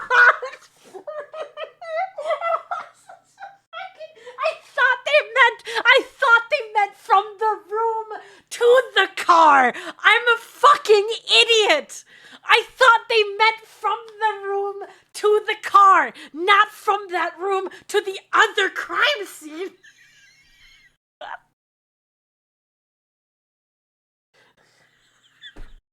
That's confusing. I was like, what do you mean? What do you mean? Like, of course it was an Edgeworth's car. I thought they meant from the evidence room to the car and not from the evidence room to the crime scene. Oh man, I hate this. This is how he moved Detective Shipman's body. A parking stub by Edgeworth. You mean, the body was found in the trunk of Mr. Edgeworth's car. I think it's obvious what happened. The body was moved by that car. You mean I carried the victim's body? Well, yeah. Edgeworth, this is like the least shocking thing about this entire thing. Remember when he made you come back for that screwdriver? That's when he put him in. Precisely so. But wait, even you know. I didn't plan on returning to my office. You did. After the ceremony finished that day. But you did return. Tell me why. I was asked to go by Chief Gant, no less. He told me he wanted me to keep this here in the prosecutor's office. In any case, on the day of the stabbings, I brought this back there.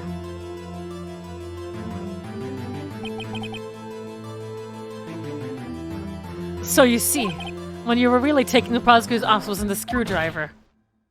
But the victim's body in your trunk. Detective Goodman's body was carried in the trunk of Mr. Edgeworth's car. Yes, unless, of course, you have another explanation, Chief. Why else would you have asked Mr. Edgeworth to transport evidence from a closed case? There's only one plausible explanation. To transport the body to your accomplice, Mrs. Lana Skye. Order, order, order! What's going on here? Isn't there no room for a rebuttal to the defense's outrageous accusations? Think back to the photograph Mrs. Starr took at the prosecutor's office. This was not a photo of the body being stuffed in the trunk to be taken away. It was exactly the opposite. It's a photo of the body being taken from the trunk. Chief Gant, please say something. I believe... your time's up. My time's up. Sorry, Wright, but I'm having lunch with the District Attorney General after this. We have to get going if we're going to make it in time for the early bird special. But that cross-examination isn't finished yet. Remember what I told you earlier? Police chief has all kinds of weapons at his disposal. Weapons? Like the right to refuse to testify. I'm invoking that right now. What? That is not a right to be casually invoked. There are certain risks to be considered. So you're going to just run away after all this? Run away? Don't make me laugh, Wordy. I stabbed old Goodman. That's what you're saying, right? But if you had any conclusive evidence, you would have presented it by now. Well, you think I had Lana dispose of the body? If so, then show your proof and get it over with. This court will not tolerate any accusations against him without concrete proof.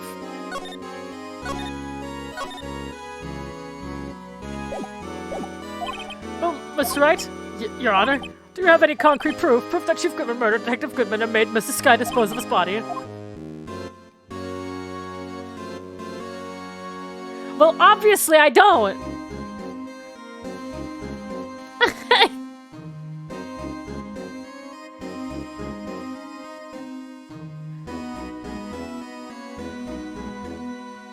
Okay, hold on, I'm gonna save twice. I kinda just want to see what happens if I say I do not have proof.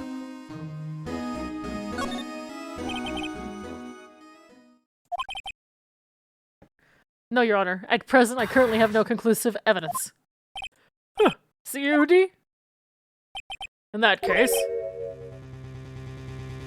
Oh, what? Here's a tip. Never gamble what you can't afford to lose, Righto. It seems that Lady Luck was on my side again today. Okay, Uji, I'll leave the rest to you. Bye. Is that the end? Did I fuck up? Hold on. This... Okay, hold on. Okay, let's go back. I've got to keep the pressure on. Hell yeah!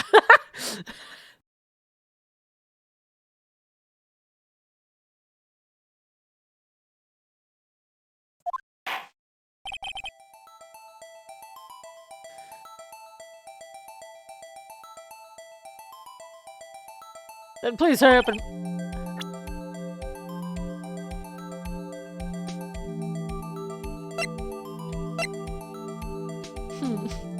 I don't have any evidence.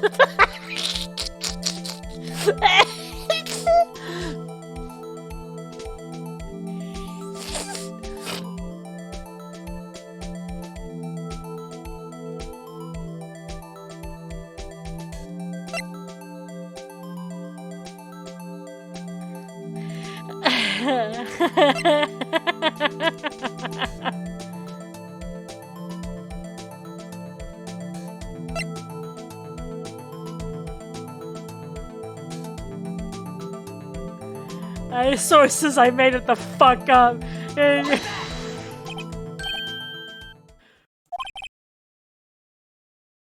It's proof as to that's enough to demonstrate. What? I am the judge. All right. Well, what do you think, Your Honor?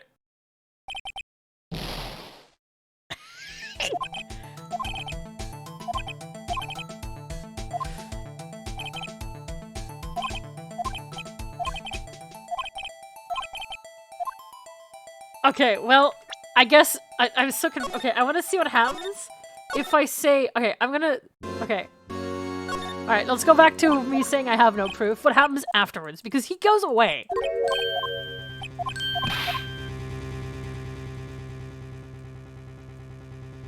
Instead of being in a loop. It seems like I might just have to be penalized. What? Okay, I loaded too fast!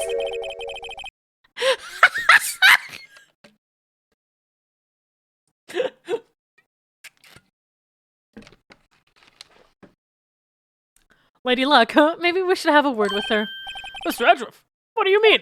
There's one lady who knows the real truth behind this trial. We haven't yet had the honor of hearing her testimony. A lady who knows the truth, another witness! In the absence of conclusive evidence, the only other method of proof is testimony. But Chief Gant has invoked his right to refuse to testify. There's still someone else, one more witness who can answer all the questions. Raised in this trial, someone right in this very room. Mr. Edgeworth, who's this person? Why are you asking me, Your Honor? Have you forgotten? The defense is the one calling witnesses today.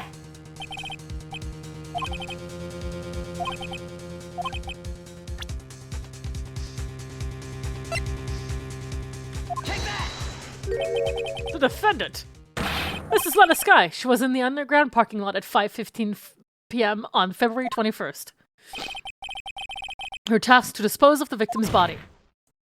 In accordance with a certain someone's orders. Mr. Edgeworth? The prosecution has no objections, Your Honor.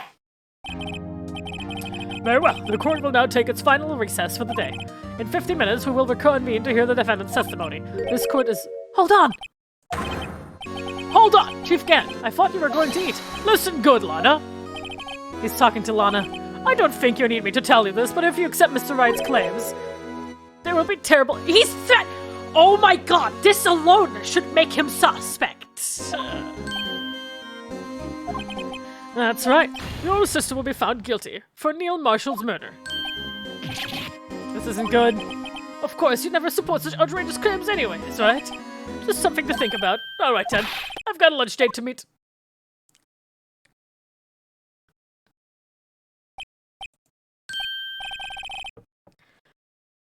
Okay, if there aren't any further objections, this court is now in recess. Hi, Edgeworth. We're constantly making this case worse and worse.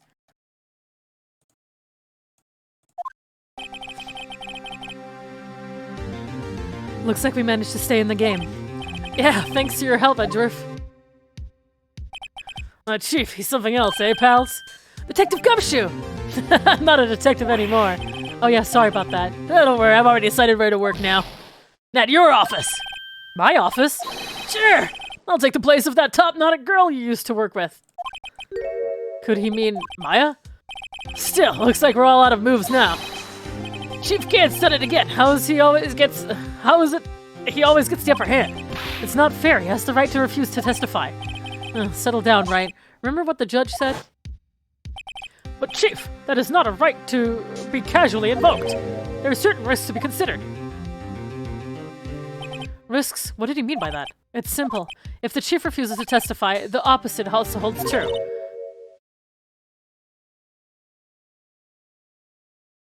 You mean he forfeits his right to say anything too? There she is! Emma, are you okay? Yeah, when I came to, I was in the medical office. I've been listening to the trial from the gallery. So she heard everything that's been going on. Emma, I'm sorry for what I said before. No, don't be. It was the truth. You know, it's funny. I almost feel somehow relieved. Relieved? Yeah, now I finally know what really happened. To think that all this time, my sister was being blackmailed by that terrible man. And she did all just to protect me. Ever since her appointment as chief prosecutor, everyone who knows her said she changed. Perhaps it was easier than the easier way for her. What do you mean by that?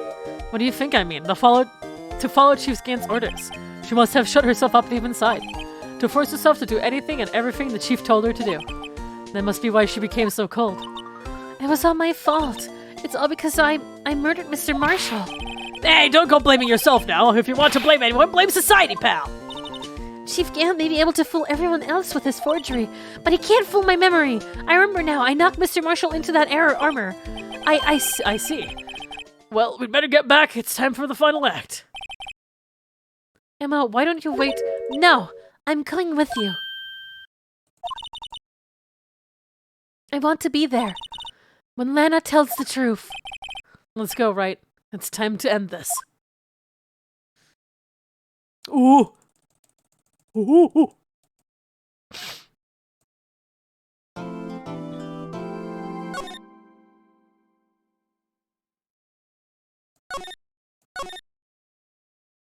Let's do this, gamers.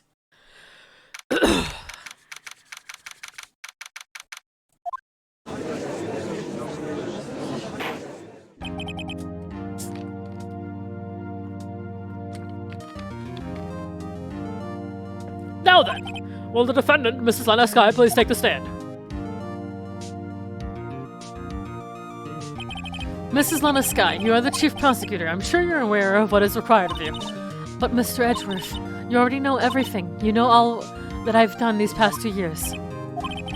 Please provide the court with your testimony, Mrs. Sky. And remember, you are under oath. We want to hear the truth. Of course, the truth. Lana, no matter what happens, I'll always be your sister. Now then, your testimony, if you will. First, tell us about your relationship with Chief Gant. Everything hinges on your testimony. You're the only chance you got to get Gant. Get Gant.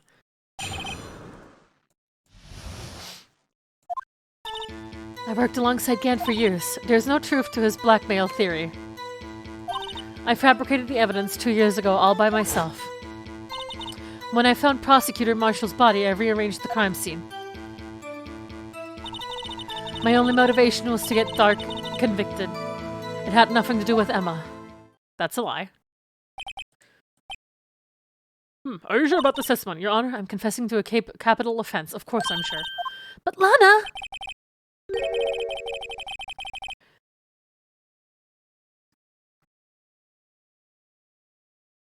If this is the truth, then that means Chief Gant has nothing to do with us. That's what I've been telling you from the beginning. Please, Mr. Wright, you've got to help her. She's sacrificing herself because of me. What if she's telling the truth? She's not. I know my own sister.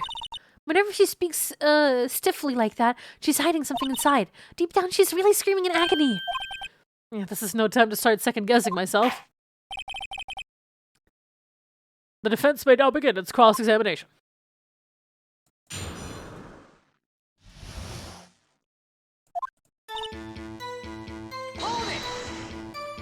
How many years exactly? Ever since I made a senior detective. Let's see, I was 24 then, so that would be 5 years. Detective Gant and Detective Sky were legendary partners. I personally saw them testify in numerous cases. He must have been good coming from the same school as Mia. Damon Gant was a respectable detective, that's why...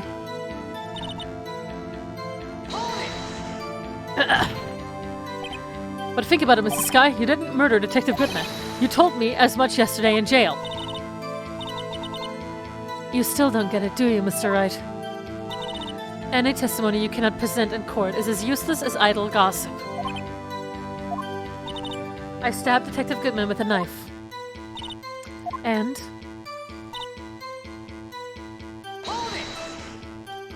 Did you do so to help your sister?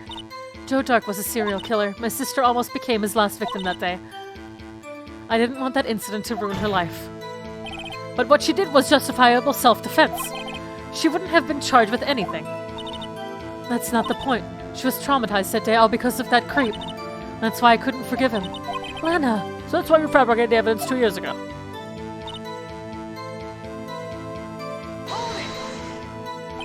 You say you did this all by yourself? Yes. Would you mind telling us what you found when you arrived at the crime scene? It seemed I was the first person to discover the scene. The broken prosecutor award knife was stuck in the victim's bod.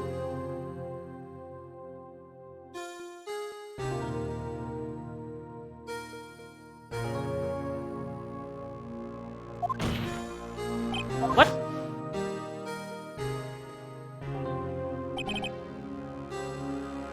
But Prosecutor Marshall died from an unfortunate accident. That's only a situation you dreamed was possible.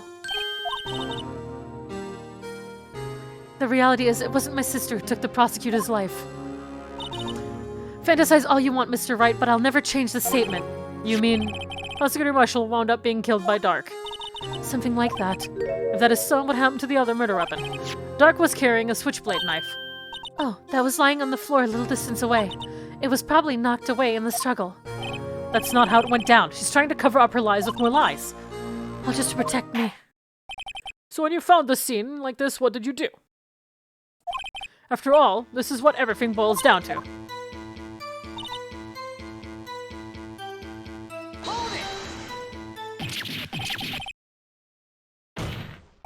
But why? Why would you do that? You of all people should know why, Edriff. You always had a good head on your shoulders. My head isn't that bad, but maybe I ought to ask for the sake of the others. But why did you do that? Come now, Mr. Wright. Even you should be able to figure it out.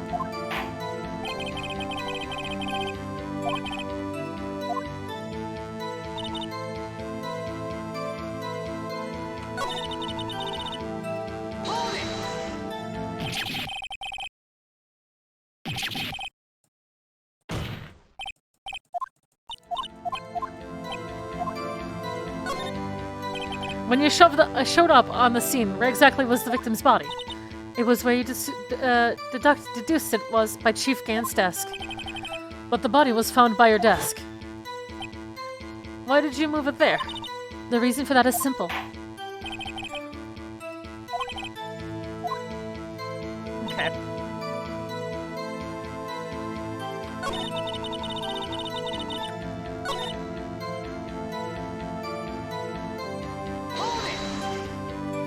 Piece of the jar, you mean? Yes, that wretched jar you showed us earlier. In order to show that Dark committed the crime, I felt it would be more expedient to move the body. So when you first found the body, the jar was already... Of course, it had been shattered to pieces. If you look at the crime scene, it would be clear right away what happened.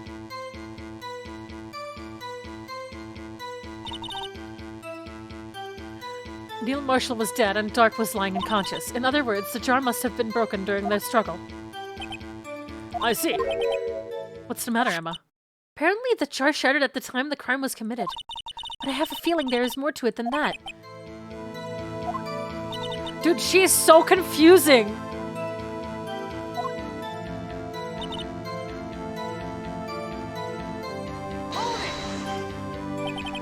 So you arranged the crime scene. Are you sure you didn't do this to keep Emma from looking like the murderer?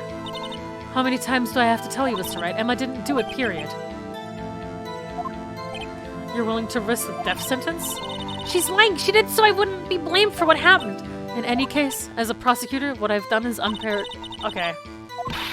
So my sister's lying. Looks like she's determined to protect you to the end.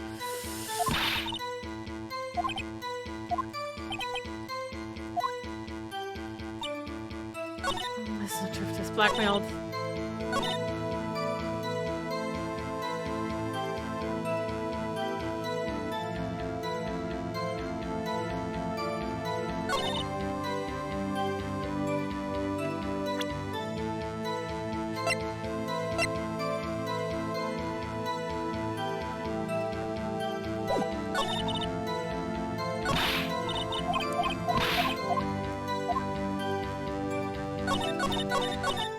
Okay.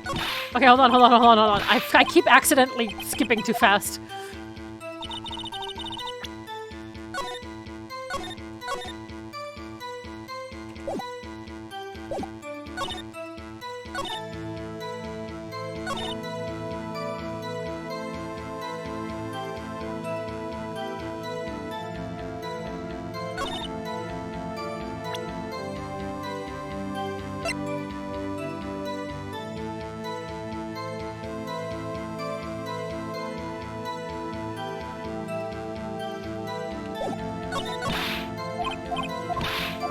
Oh my god, I'm so confused.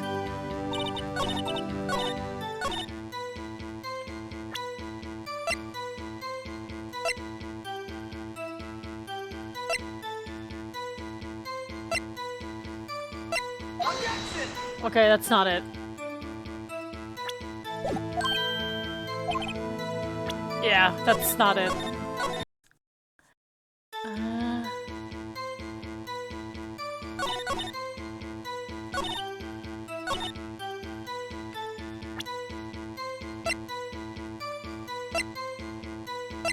Objection!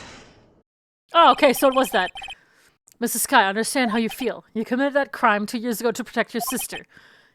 You mean a forgery at the scene where Neil Marshall was murdered?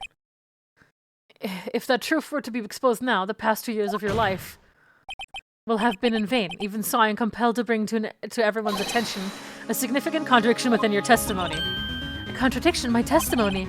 You testified, and I quote, "The piece of the jar that shattered during the event threatened my plan." That's right. Do you have a problem with that? It's a simple oversight, really. You see, a message was written on this jar with the victim's blood. Yes, the prosecutor must have written it in his final moment.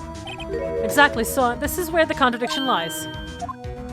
In order for the victim to be able to write this message in the jar, it must not yet have been broken before he died. He couldn't have written Emma's name on a shattered jar. Order, order! No, it would appear more information is needed in regard of this jar and its bloody message.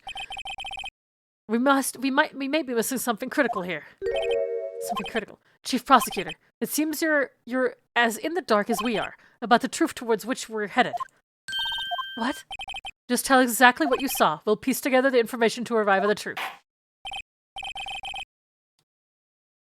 Very well. The witness may now continue her testimony.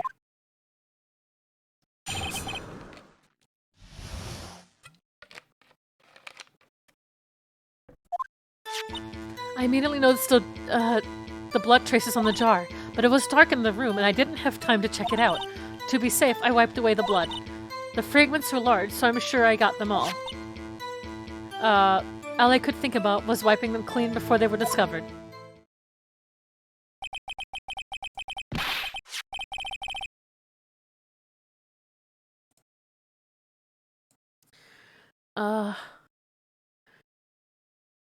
You mean you were the one who wiped away the message in blood? I wasn't chief prosecutor at the time. She didn't think Dark was the real murderer. That's why she was trying to erase the real evidence. Very well. The defense may now begin its cross-examination.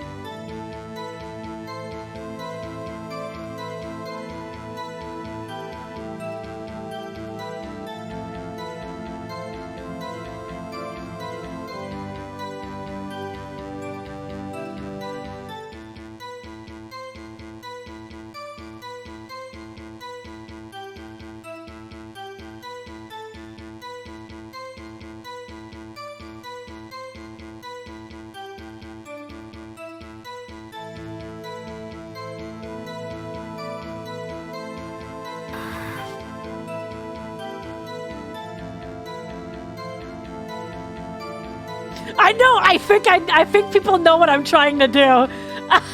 You see what I'm doing, right?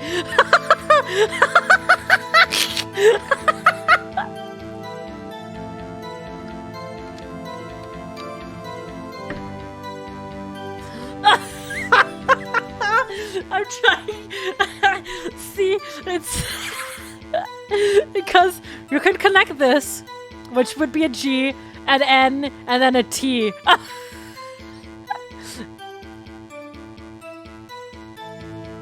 But, you know, I think that's far-fetched.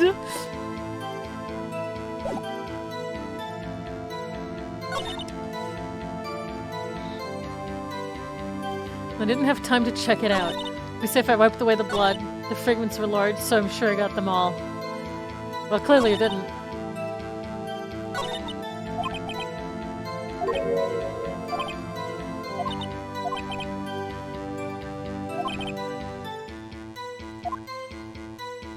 What do you mean?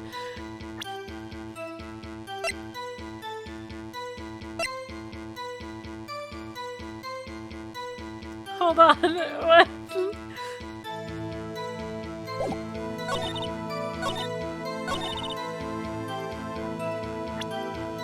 Do I have to present the jar again? I don't know.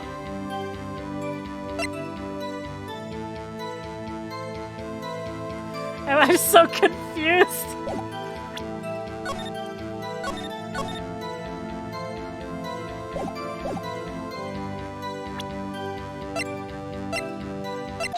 Of course I have to do it again! This guy, I believe this jar concealed a truth even you were unaware of. What? We found the final piece of this jar in Chief Gant's safe. In the chief's safe? But how? I knew it. She really didn't know. There's something even more disturbing about the final piece. There was still blood on it. But the witness just testified that she gathered every last piece and wiped the blood off them. Yes, which leaves us with only one explanation. On the night Persecutor Marshall was murdered, you were not the first one to show up on the scene. Chief Gant got there before you. But couldn't the defendant have simply missed a piece? I'm afraid that's unlikely. The pieces are too big for anyone to miss, let alone an ace detective. It may well be, but everyone makes mistakes. If I'd once wasted an entire day looking for my... Have you forgotten, Your Honor? When this witness arrived at the scene, the jar was already broken. Oh, that. There's no way a name could have been written on a shattered jar. Another person discovered the scene prior to the witness. I hope you're not implying this person was Chief Gant at the time he was looking. For Dark downstairs, besides, even if he was the first, why would he break the jar? The question is, if he did arrive there first, why did he hide the fact for 2 years? Well, Your Honor, can you answer us that? No!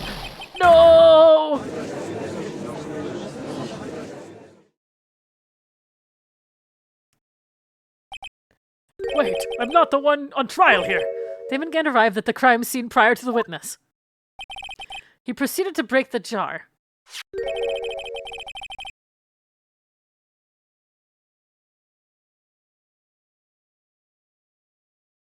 And purposefully hid one of the broken pieces. Question. What is this action called? Fabrication of evidence. But why would Chief Gant do that? In light of what happened afterwards isn't clear. What happened afterwards? Discovering the scene, Lana Sky believed her sister Emma killed the victim. Determined to help her sister, she sought Gant's aid. Lending her his aid, Gant helped her create evidence that incriminated Dark, sparing Emma. And therein lies the reason. The reason why Mrs. Sky became the chief's puppet. No, I did it on my own. Please, sis, stop trying to protect the chief.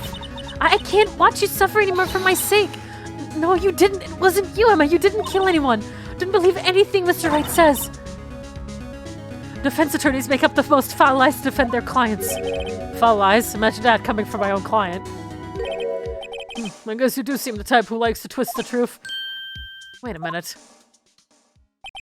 What if we're still smack dab in the middle of Gant's trap? Is something wrong, Mr. Wright? Lana, may be right after all. What do you mean, right? So you do tell foul lies then, Mr. Wright? Mrs. Sky, please testify once more. But if evidence was fabricated behind my back, then Emma's accident killing of Prosecutor Marshall might also be a lie. But I do remember knocking over Mr. Marshall. Mrs. Sky, if you will. I can't. There's nothing to be afraid of anymore. This cross-examination may not change a thing. However, there is a possibility that it will if you tell the truth. Very well. I'll testify about what I really saw. Alright, the witness may testify once more for the final time.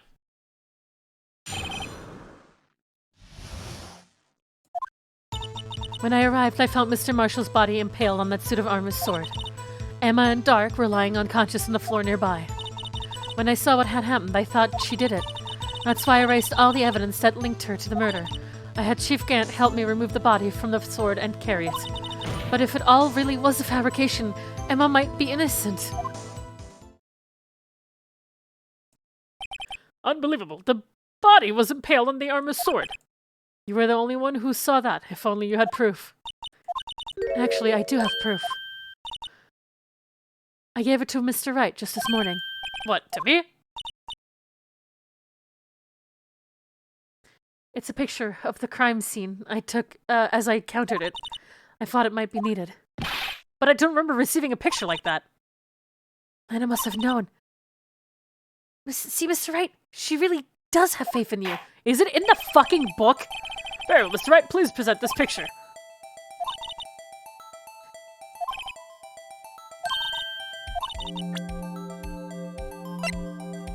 Are you fucking kidding me?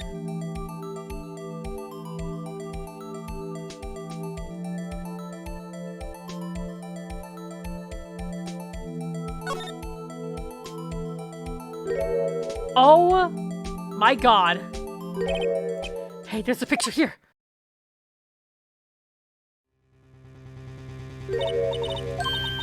Oh my, this is the actual crime scene?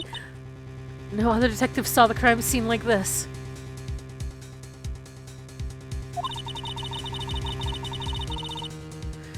Because I contacted Criminal Affairs only after I had rearranged everything. Mr. Wright!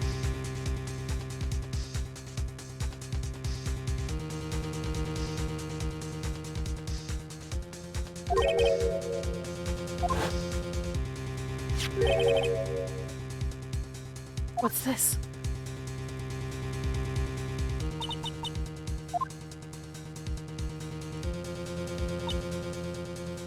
That cloth, it had fingerprints on it. Whatever fingerprints those are, it must be the real murder. But, what? But those fingerprints, they're yours, Emma.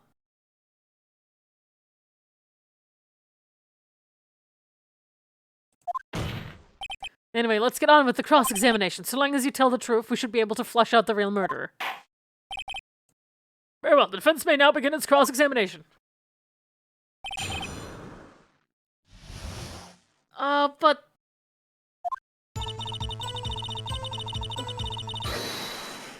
Oh, what the fuck? Why are you here?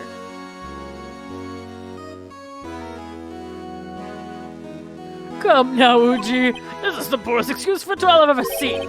Chief Gant. What, now you want to make me out as the bad guy too? If so, I'd like to put in a word or two in my defense. You already fucking... I'm afraid it's too late for that. What, you already declined to testify? That means you forfeited your right to make statements of any sort. Just sit back, relax, and enjoy the sound of the noose tightening around your own neck.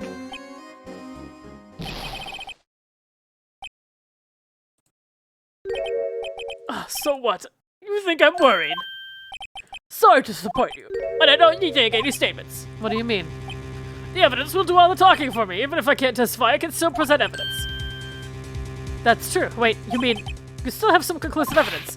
No, I don't. But someone does. Someone. So, what's your excuse, Raito? Why have you been keeping quiet about it? You do have something to show us, right? Something that proves who knocked over Neil Marshall causing his death? Conclusive evidence that leaves no room for doubt? Is this true, Mr. Wright? If I show that piece of evidence now, Emma's sure to be made out as a murderer.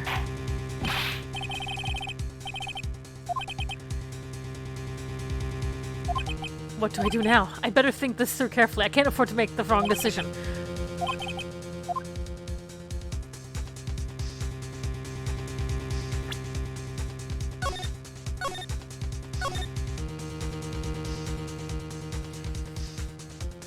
I'm gonna save scum. Your Honor, I don't have any evidence I can present this point in time. What? You lie! You opened my safe! I know you took what was inside! The conclusive evidence! I don't know what you're talking about. Mr. Wright, why don't you show them? We found it together. Oh, I see. It's because you know the truth, don't you? You know whose fingerprints are on it. That's why you won't present it. What are you talking about, Chief Gant? Can't you figure it out? Take a good look at this picture. See the victim's vest? Notice anything odd about the chest area?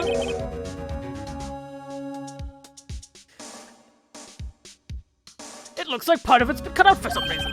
You mean you had this in your safe? What? That means you, the Chilis, have been concealing evidence. This is going to be the biggest scandal in the history of the police department. Impressive.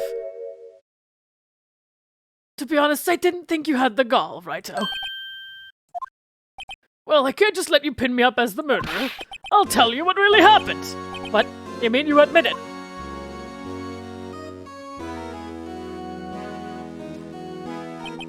I was the first person to arrive at the day of the crime scene. He's not allowed to testify! What? I was the first person to arrive at the crime scene that day. It then occurred to me that I could use the situation to control Lana. So you really were manipulating her. I knew Lana. If I made it look like the blame lay with her sister, then when she saw the scene, she would ask me for my aid. So you assisted Mrs. Sky. I told her to arrange all the evidence. I had her plant the knife tip in the victim's body and move the body across the room. I ended up using that evidence to get Joe Dark convicted. When I tampered with the crime scene, I had 2 pieces of evidence. This was before Lana arrived at the scene, mind you. 2 pieces of evidence, you mean those items in your safe. But why? For insurance, of course. Insurance? I was sure my plan would work, but it's always best to be prepared for the worst. I wasn't about to let anyone blame me for a murder that girl committed. You mean you were calculating that far ahead while forging in the evidence? What do you take me for? Fool, I didn't make police chief by dumb luck. See the straw fragment?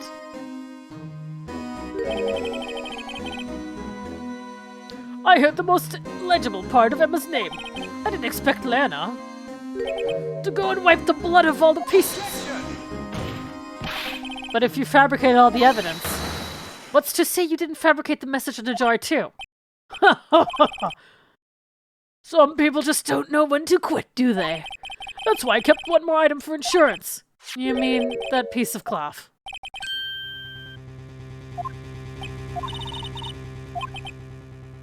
So you admit to it then, Chief Gant, that you were hiding the cloth you cut off the victim's vest in your safe? Yes, I admit it. I don't want to have to do that being chief and all, but it's a lot better than being portrayed as a murderer.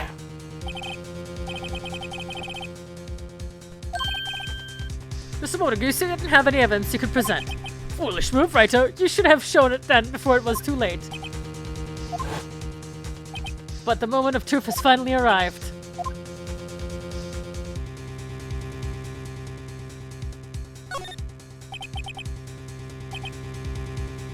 Oh, I should have saved.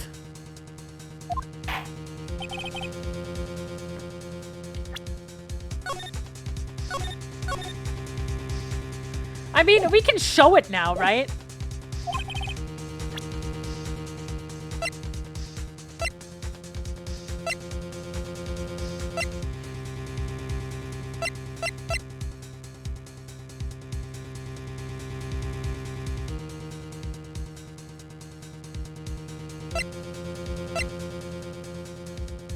I really want to show this.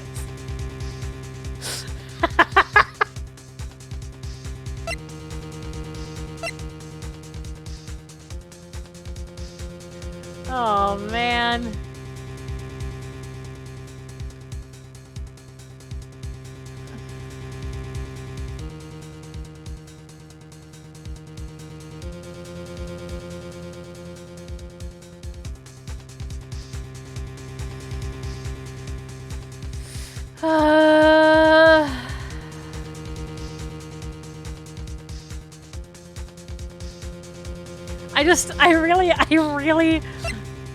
I really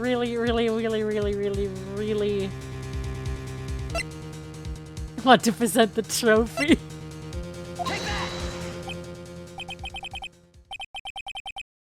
Mr. Edgeworth, your opinion, please. I think Mr. Wright's humor has improved at the expense of his defense. I know. I knew that was really funny. Wait, which one was it? Here, this one.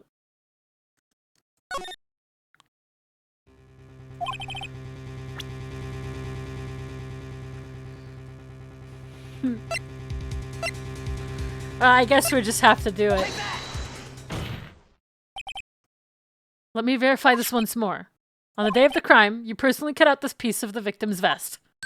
Oh, yes! At least you finally brought it out into the open. There's a handprint on this piece of cloth. Your Honor, the prosecutor requests that be immediately sent to the lab for analysis. There must have been a strong impact for it to be left so clearly. You mean... It could not have been forged. It must be authentic, conclusive evidence. You're as slow on the uptake as ever, Worthy. What? Think about it. Rhino had all this time to present this evidence. Yet he reluctant to do so. Why would that be? You mean you already know? You know whose fingerprints are on that. That's right, do you really know? Whoever the fingerprints belong to must be the real murderer. Whose fingerprints are they? Very well. I'll tell you. It should be okay now. Everything's proceeding as predicted.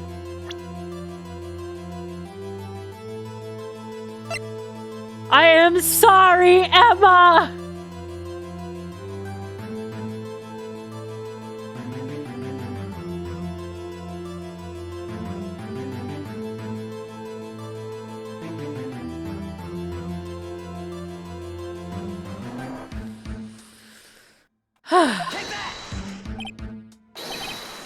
Emma Sky. What? They're mine? I'm sorry, Emma. Why didn't you tell me?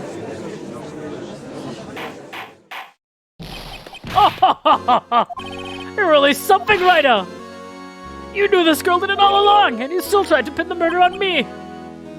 So it's true, tragic but true, this girl really did shove Prosecutor Marshall to his death. How could you? You monster! This is Sky. You knew whose fingerprints those were all along, yet you acted like she really didn't. Mrs. Sky, it's not over yet. What? I said the trial isn't over yet. I'm afraid it is over, boy. Not only this trial, but your career, too. You purposely concealed this conclusive evidence. That, my friend, is a serious offense. I'm looking forward to pressing charges after the defendant is convicted. I'll have your badge, boy. What's the matter? Can't get your tongue? Aren't you going to tell us how it feels? How it feels to be the one who single-handedly turned a poor little girl into a murderer? Before I do that, there's just one little thing I have to clear up. Oh, and what's that? Who really killed Prosecutor Neil Marshall? What? Chief Gant, you're absolutely right. Piece of— oh, fuck! It was Emma Sky, wasn't it? I didn't mean to press that. I'm afraid that's not possible. You see, this piece of cloth contains a critical contradiction. What? A contradiction? What is this fool blabbling about? I'm talking about a contradiction, one that proves who the real killer is. Mr. Wright, this piece of cloth. What could it possibly contradict? Your typical— behold, the piece that contradicts this cloth.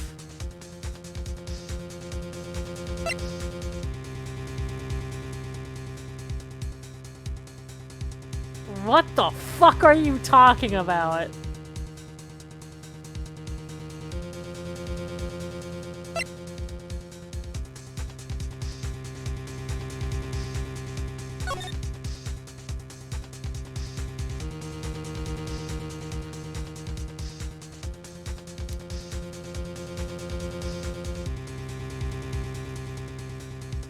What kind of nonsense are you spouting?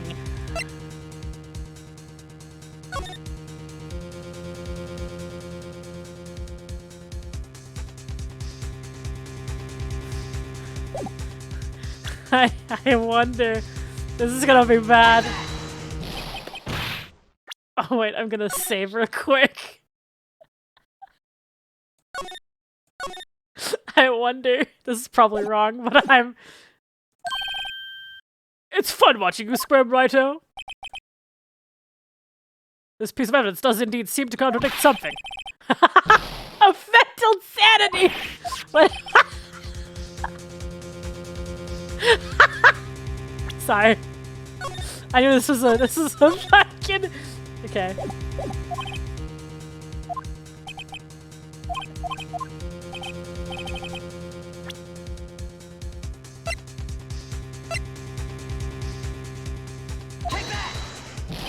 Okay, that's also not right. Hold on.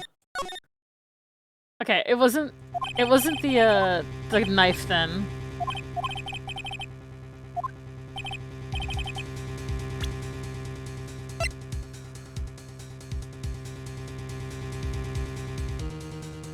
I'm genuinely confused now.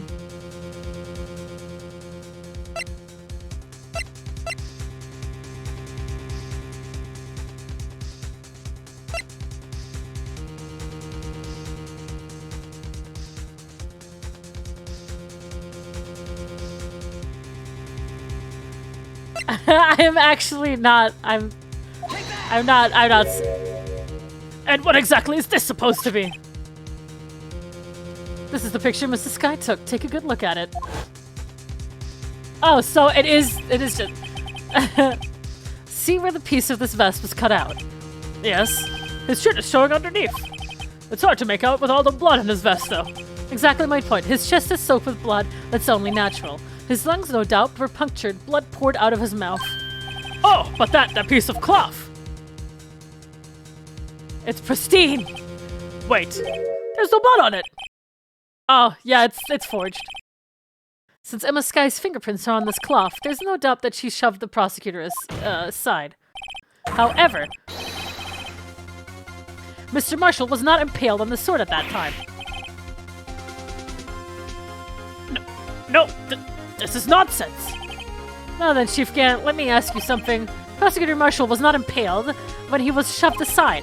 He most likely hit his head on the ground and was knocked out. And if so, then tell me, who could it have been? Who could have arrived at the scene before Mrs. Lana Sky?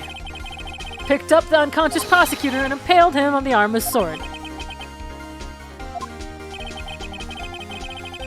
Oh, I get it. Then to make it look like Emma was responsible for the prosecutor's death, said person proceeds to write her name on the jar with the victim's blood. A jar that they then broke on purpose to leave behind a clue. And make Lana believe her sister did it. Remember what you admitted only moments ago? That you personally cut out this bloodless piece of the victim vest. Ironic, isn't it? Though the very act of creating insurance. You proved that you were the actual murderer. It's finally all over.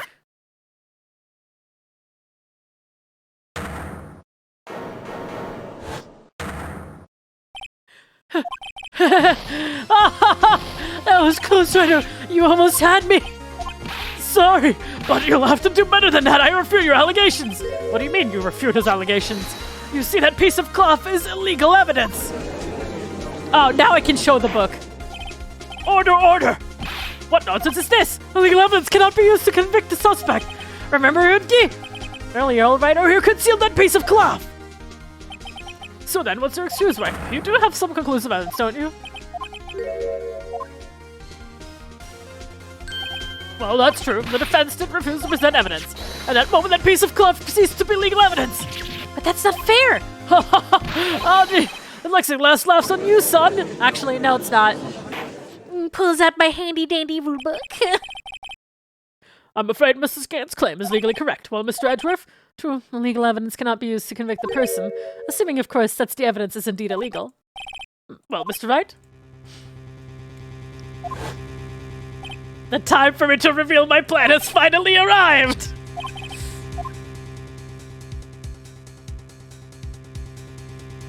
I did not! I admit, I refused to present it at one point. So the evidence is illegal. No, it isn't, Mr. Gant. It's not that I didn't present evidence then. It's that I couldn't. What do you mean you couldn't? There are certain procedures involved when presenting evidence. No, Uji, don't listen to his lies! He's nothing but a coward! You can't really... There is only one issue left to be resolved in this trial. Is this evidence legal or not? Very well, let us settle this once and for all. Earlier you refused to present evidence. If you can prove your... Let's pull out the handy-dandy book. This is my proof, Your Honor. Evidence law. What's this? I've done my homework too, Chief. Indeed, Emma Sky's fingerprints were on this piece of cloth. However, at point in time, this was merely a piece of cloth, nothing more. What? You see, it's written right here in this book, the second rule of evidence law. Rule number 1, no evidence shall be shown without the approval of the police department. I found this piece of evidence myself inside your safe. It goes without saying I did not have approval from the police department. Rule number 2, unregistered evidence present must be relevant to the case on trial. Oh my god, Phoenix, you're a fucking smartass. I love you. And here is the crux of the matter. You see, at the time it wasn't possible for me to prove the relevance between the cloth and the SL9 incident. What? What kind of nonsense is this? You want relevancy? Just take one look at this picture. Sorry, buddy, can you recall when was that picture presented? That was shown only a few moments ago. No, he's right. At the beginning of the day's trial, that piece of cloth was still meaningless. The person who gave it value as evidence was you, Damon Gant. You yourself confessed to a certain truth. Let me verify this once more. On the day of the crime, you personally cut out this piece of the victim's vest. Oh, yes! No! It was then that you proved this cloth as conclusive evidence. Yes, you, the chief of police, personally approved this cloth. The only person who could have cut this from the victim's vest is the one person who stood before Prosecutor Marshall in his final moments. In other words, the real murderer, and there's only one person who that could be. Damon Gant, the killer was you.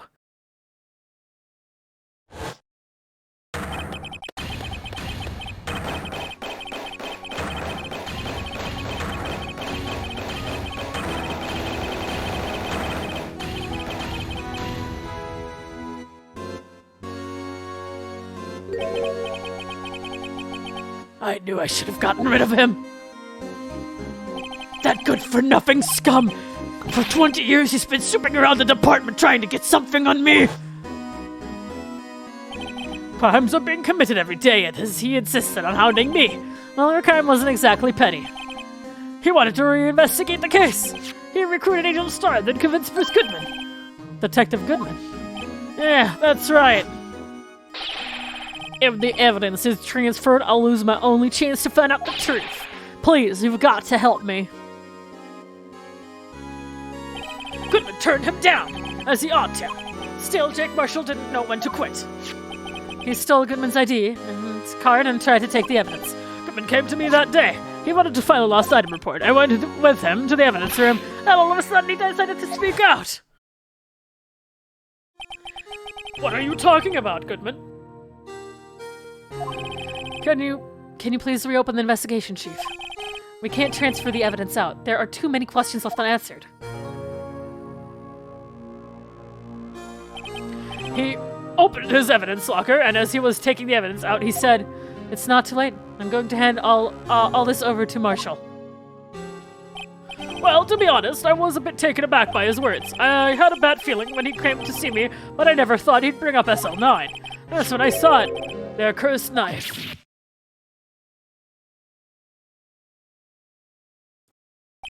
I couldn't just pull it out. Doing so would have only led to more blood, making it near impossible to hide your crime. Even so, the blood was just pouring out. I didn't know who might stumble in, so I hurried to wipe it up. I was worrying so much about the floor, I didn't realize my fatal mistake. The bloody handprint on Detective Gumshoe's locker. I used to be known as the crime computer, but everyone has to start somewhere, I guess. I was too nervous. I had no business doing any of it. Then you put the body in my car. I'm sorry, I couldn't think of any other way to move the body. I broke your trunk, but what's the big deal? You make a lot more than us detectives ever will. Leaving the prosecution's car aside, how could you get Mrs. Sky involved in all of this? Well, she had as much to lose as I did if the truth came out. So you took the evidence from Detective Goodman's locker? I felt bad for having to do it. I also didn't have the time to pick and choose what to take. So you left the jar fragments and the glove. Yeah, it looks like I was better off being an investigator of crimes than a committer. They all did their best to get in my way. I've got to hand it to them. They do their jobs well, much to my dismay. Fake evidence doesn't hold up very well upon close examination. You must have known that. Tell me, who are you? Why do you stand in court? Me? You despise criminals. I can feel it. You and me, we're the same. Yet you're a criminal. One day you'll understand. Oh, believe me, you will. You're just one man. You'll see what it really takes to bring them down once you try to go it alone.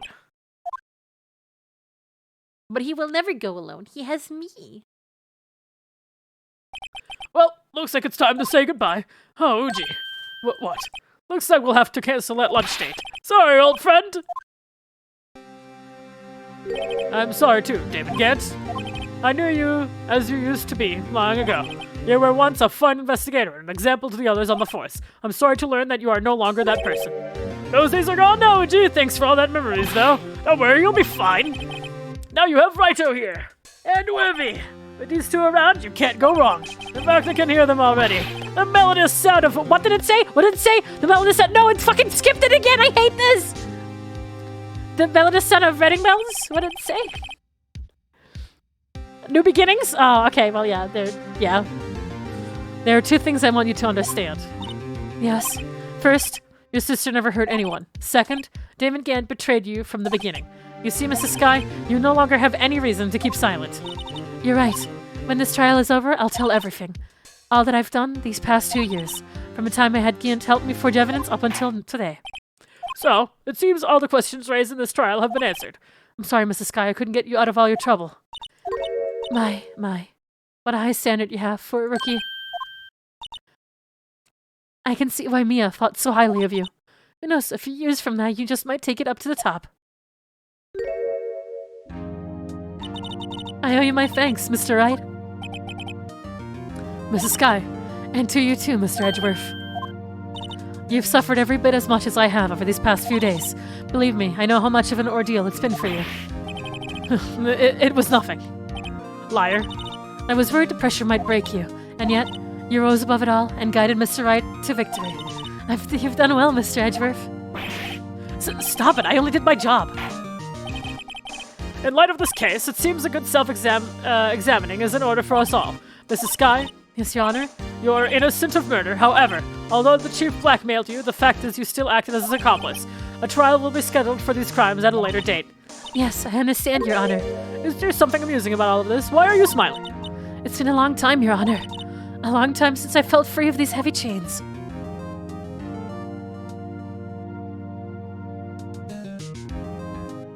Well, this trial has gone far too long already. Regarding the charge of murder, the court finds the defendant, Mrs. Lana Sky, not guilty! Let's go! Even though she is guilty of everything else.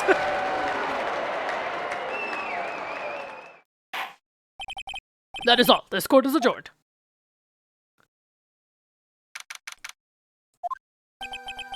At long last, it's finally over. Emma! Why the long face? I'm sorry your sister didn't get completely off the hook, but at least she wasn't convicted for a murder she didn't commit. No, that's not it. Just now, after the trial ended. I can see why Mia Fey thought so highly of you. I owe you my thanks, Mr. Wright. And to you too, Mr. Edgeworth. You suffered every bit as much as I have over these past few days. You've done well. You know, I did my best too. But Lana didn't say a single word to me. Well, they're not interrupting anything, pal!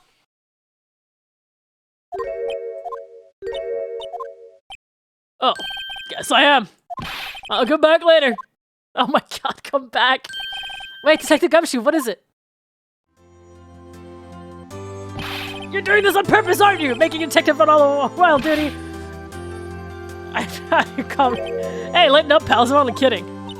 Oh, are you here because of my sister again? Nope, not this time. I came today because of you, pal. Me? One day, Gumshoe is gonna barge into Wrightworth's bedroom while they're doing the do, and be like, hope I didn't interrupt anything, pal. That's right, I thought you'd like to see someone. Lana! Should you be doing this? She's still under arrest, you know. Well, I won't tell if you won't. Emma, I owe you an apology. It's okay, sis. Don't worry about it. That day 2 years ago was the first time in my life I ever panicked. It was all I could do to keep myself from screaming. All I could think about was keeping you from getting wrapped up in that mess. Sis! I asked Gant to help me cover up the truth. I thought I was doing it for your sake. But now I realize I was wrong. I changed after that day. I had to. It was the only way I could make it through the past 2 years. I knew how much I was hurting you by distancing myself, but I couldn't bring myself to tell you what I did. I was scared. Scared that you'd look at me with those eyes of yours. I was scared of how you'd react if you knew. But sis, you were only doing it for me. No. Huh? I turned my back on you that day. In hiding what I believed to be the truth, I was deceiving you. Sis. I'm such a fool. It took me all this time to realize it. Emma, I'm so sorry. But sis, you didn't have to apologize. I'm happy now. You're happy? Of course. You know, sis, I always knew that one day you'd come back. And now you have. Oh, Emma. Emma. Aw. Aw. No one can change the past. The one thing we can do is strive to make up for our mistakes. Why must we make up for our mistakes, you ask? Because in so doing, we can find the way back to our rightful path. And it is from there that we can move on towards a brighter future. Anyways, hey, Jeff, I want to propose. At least that's what I felt watching the two sisters make up. Mr. Wright, Mr. Gumshoe? But me? Thank you both for all that you've done. I'm sure we'll meet again someday. Isn't that right, Edgeworth? Edgeworth? Stop hiding and come over here. Where was he hiding? I just came to say congratulations. Thank you. Thank you, Mr. Edgeworth. Alright, well, I'll be going now. Mr. Edgeworth, I hope you don't blame yourself for what happened.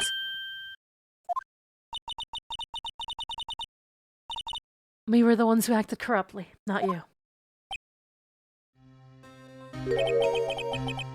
Yeah, it's too late for me. No matter what anyone may say, I realize today that I can't correct my mistakes. Mr. Edgeworth! Not only that, but I don't even trust myself anymore. Chief Gant was right. You despise criminals. I can feel it. You and me, we're the same. Are you gonna... Hey, Edgeworth.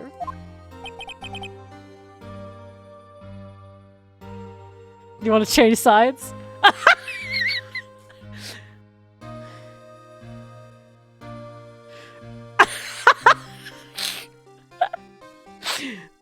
One day you'll understand. Don't believe me, you will. You're just one man. You'll see what it really takes to bring them down once you try to go it alone. I do despise criminals. I plan to dedicate my entire life to fighting them. But in order to fight crime on my own, I'd need a weapon. It's scary, but I've known that to be true for quite some time now. But Edgeworth, who knows? Given enough time, I might have tried to pull something like Chief Gant did. That thought terrifies me. That's why I can't continue as a prosecutor. Edgeworth, don't you understand? BMat Gant and your mentor, Manfred von Karma, were both the best of the best when it came to fighting crime. But they both made the same mistake. They got caught. You said in order to fight crime on my own, I'd need a weapon. That may be true, but think back to today's trial. You weren't alone. You were working together with Mr. Wright, and because of that partnership, you were able to present evidence that otherwise would have gone undiscovered. Isn't that right, Mr. Wright? Oh, what? Oh, yeah. What is this, a pop quiz? Come on, Mr. Wright, show him what Lana is talking about. Evidence, huh? Evidence that neither him or I would be able to find on our own. Evidence, law! But I don't see... Huh? Mr. Wright, it seems you still have a lot to learn as well. I guess that was the right piece of... No! No, I didn't mean to! I'm sorry!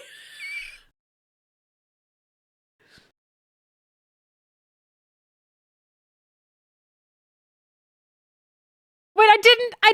But if I save scum, I have to go so far back!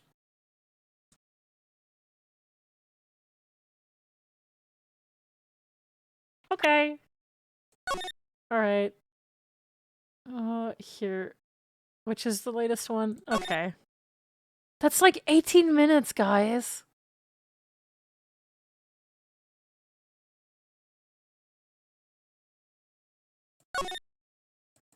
Okay.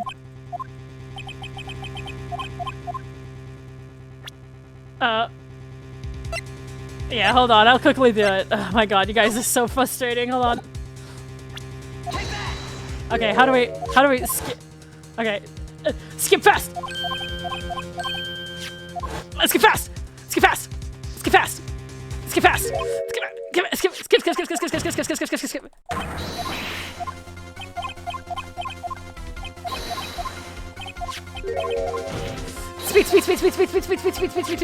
Speed. Okay, awesome.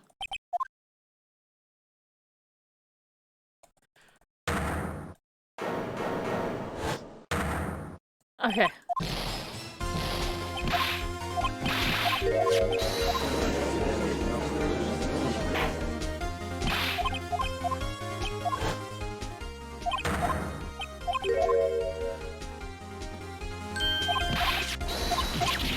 Okay, I'm sorry guys, I'm going through it as fast as I can. I only have 10 minutes left, by the way. This is really bad.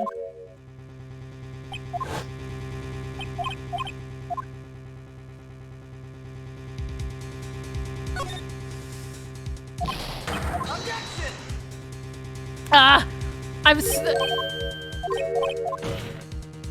I'm trying to go as fast as possible. Until I have to end stream. Here. Okay. Fuck. God damn it. Take that!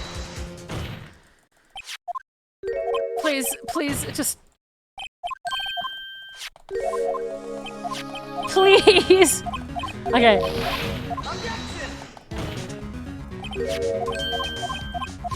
Objection! I'm going as fast as I can.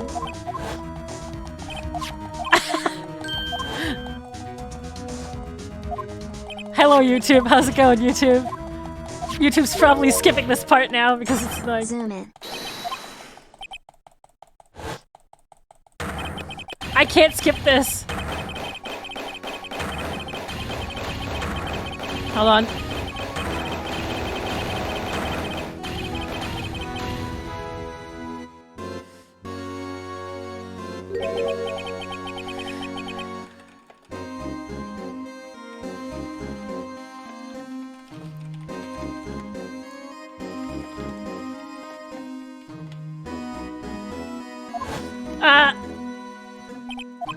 Okay.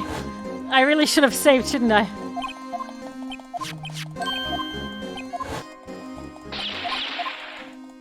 I fucking hate these noises.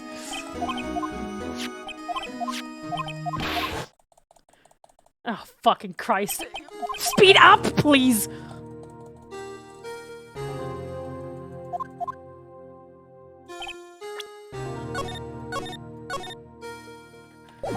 All because I chose the wrong thing!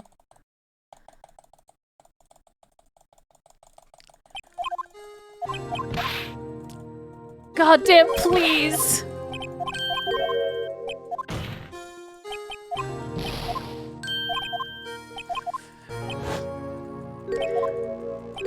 Okay, so since I only have a certain amount of... What is the thing that I had to present? I assume it was the picture at the end, right? Oh, the evidence list. Okay. Okay. Okay.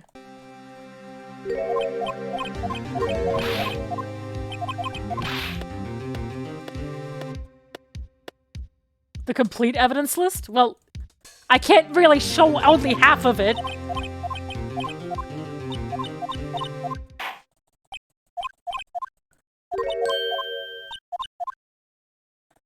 Yay, she smiles.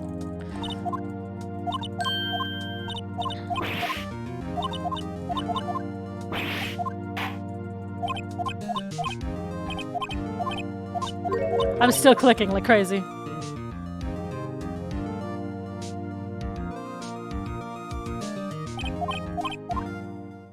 Not guilty. Let's go.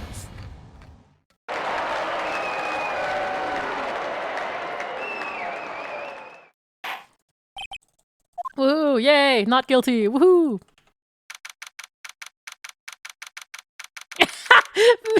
Dio just shows the book of the evidence law. Okay, hold on. Saving. Oh, whoops. Oh, okay. It's down there now.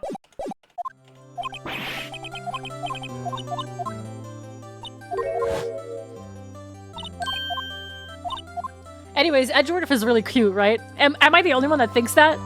I think he's fucking adorable.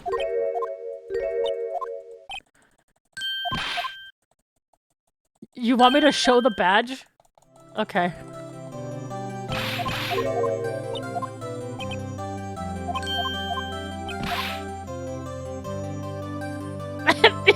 No!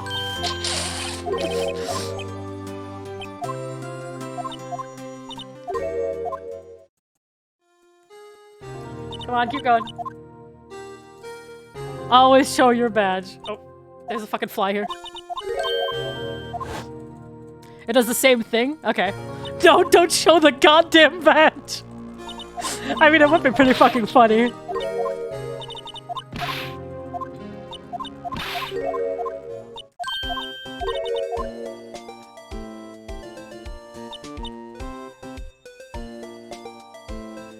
And there's the hug. I wonder if people have sped run the Ace Attorney games.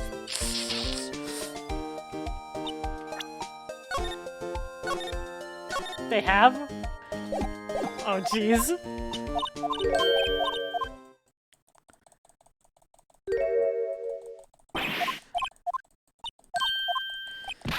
He claps 30 times per second. But sequence breaking in this game is kinda hard. What the fuck?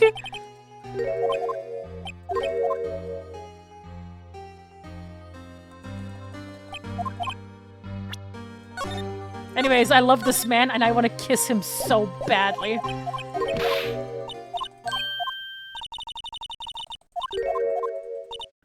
There we go. Here we go. We're here.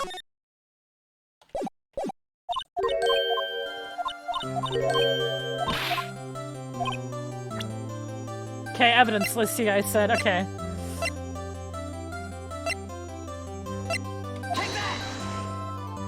That's the picture I drew. Our counterattack began with this. You had one half of the evidence list and I had the other. Apart, we wouldn't have been able to completely restore Emma's... Gay undertones! Gay undertones! Even the evidence list is gay! That didn't just happen by chance, Mr. Edgeworth. So, oh god, really? I skipped all of that for...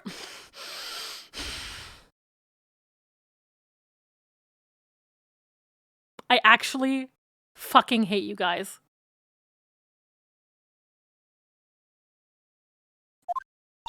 Mr. Edgeworth. If you'll excuse me, there are still some loose ends that needs wrapping up. Take care, Chief Prosecutor. I'm actually mad. Edgeworth, what will you do now? I can't believe Edgy and Wright touched lists. Well, whatever you do, just remember, you can let what happened kill the prosecutor. You can let what happened kill the prosecutor in you, or you can let it help you grow. In the end, it's up to you. I know, it seems I owe you my thanks too, right? But what I face now is my problem. Edgeworth, I'll be waiting for you in court. Farewell.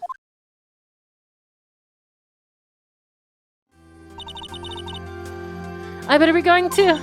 Okay, I'll be by to visit soon. It seems we both have a lot to learn and catching up to do. Here, this is a little something for you. Scientific investigation? It's the first book I ever bought. Study it well. Thanks, sis, I will.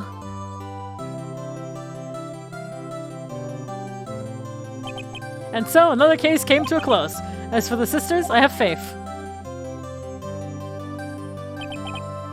Faith that their lives have only just begun. And as for me, I think it's time I started on my new journey of my own. A journey to rediscover myself. Okay, yeah, Andrew's right in the middle, okay. Well, don't go checking off just yet, pal. Huh? What is it, detective? There's just a little matter to resolve about the chief prosecutor. You see, she isn't supposed to be out of jail like this. But I thought you said it was okay. Yeah, well, it may be okay with me, but the folks at the prison are a different story. Huh? Basically, I had to bribe a guard in order to sneak her out for 30 minutes. Believe me, it wasn't cheap either. Huh? Way to go, detective. I didn't know you had a wild side. Yeah, well, you see, Mr. Wright here's the one who'll be footing the bill. Huh? Huh?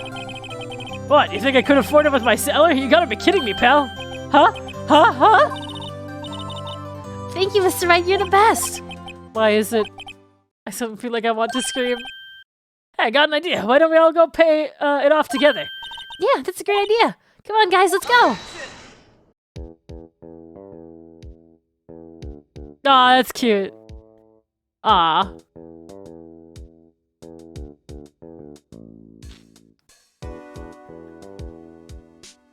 I arranged for a friend of mine in Europe to. I hope she'll be pleased to study under a top coroner. As for me, this affair has pretty much ended my days at the prosecutor's office. Still, I managed to find my way back to the field somehow. Then I'll be able to investigate crimes together with Emma. No.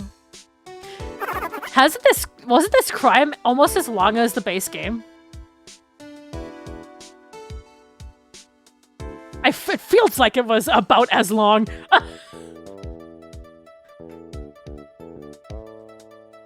Yikes, I thought I was goner for a moment there. In the end, though, I overlooked my authorized investigation of the chief's office.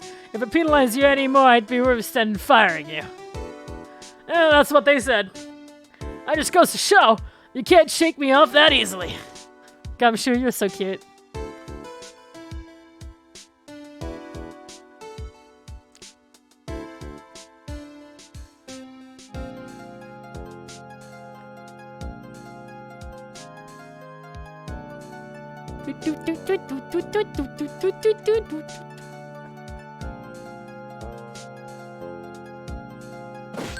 My new mission is to guard the main entrance and take care of the Billy. Can you believe it? I've been demoted to a security guard. My partner is keeping an eye on the entrance for me today. I'll show them though. Someday I'm going to make detective. Yes, sir. Then I keep it just like that dick gumshoe.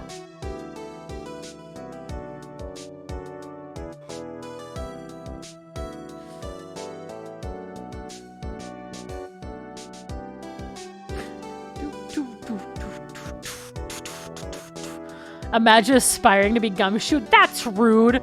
All right, you guys might hear Final Fantasy in a moment. Don't worry about it. Oh, hello. Oh, I'm so sick and tired of seeing you.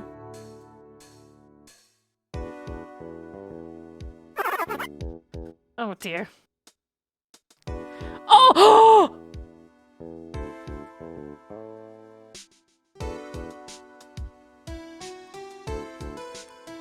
Oh. Goodbye.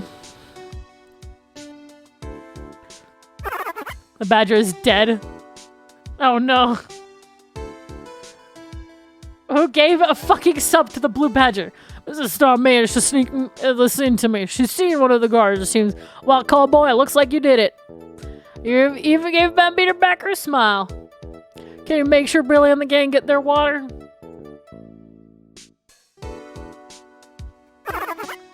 Wow. Stop giving subs to people that don't exist! Looks like we won't be seeing each other for a while. As a farewell gift, I put a new meal on the menu. The Right Way lunch. The top layer tastes as bitter as defeat, but the bottom layers are as sweet as victory. Could seem to take the turnabout theme. It's a hot seller around the exam time. Just make sure not to eat it backwards. Oh. Ugh.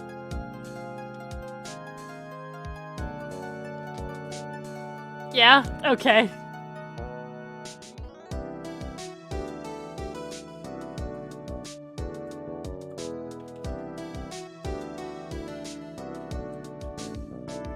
I'll never forget what the young defense lawyer said after the trial. Let's see, what was his name again? Mr. Left? Anyway, he said he's been doing something or other for how many years? Well, anyway, I've got another trial to get to, so I'd better be... Huh? Oh, no, I forgot my gavel. Sorry, gotta go.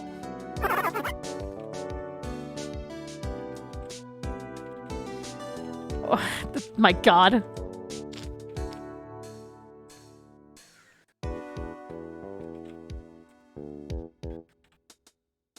Mr. Left. Phoenix left.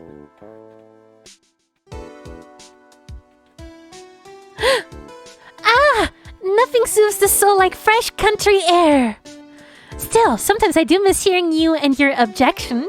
So I can't go back until I'm a full-fledged spirit medium. Mystic Maya, afternoon training's about to begin.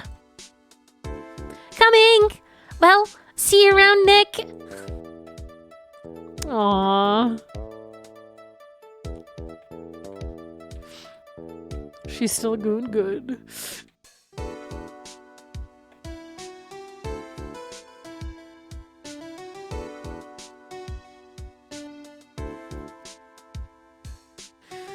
Phoenix left. Phoenix right.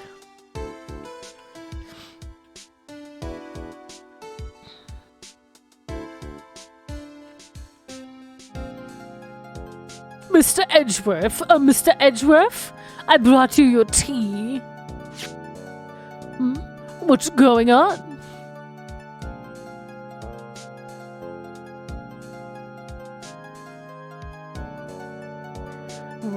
What is that?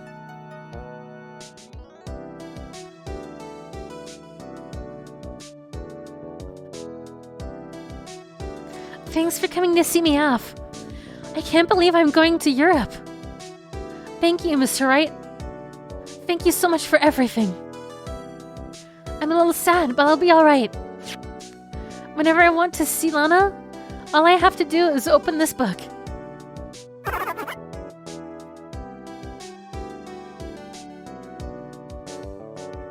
Oh, is there a picture in there?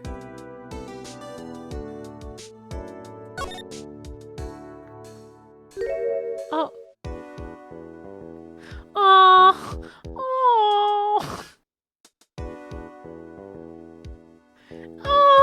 Oh, they're so cute. What?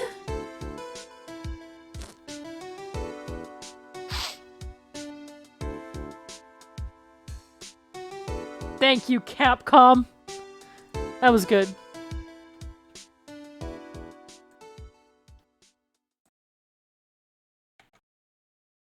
Nope, that's it. Congrats on beating the first game. Yeah, I can't believe I did it. That's the first game!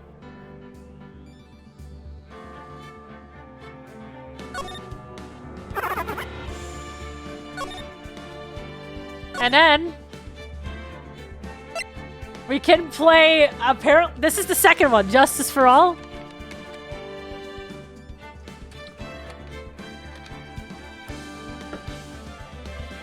Okay. Well, unfortunately, guys, that's it for me. I don't know when I'm gonna start the second one. I want to tie up some loose ends. I want to play the new Cuphead DLC. I want to do a lot of things that are on my list, and it's really bad. There's so many games I want to play. So we'll see when I start the second one, but the first one was really good. I'm really, really, really happy. So thank you guys so much for watching and being with me through the very first Ace Attorney game. I am glad I got the... Hi, Tenchi! Waves. I don't know where Ryder is. We're currently missing him.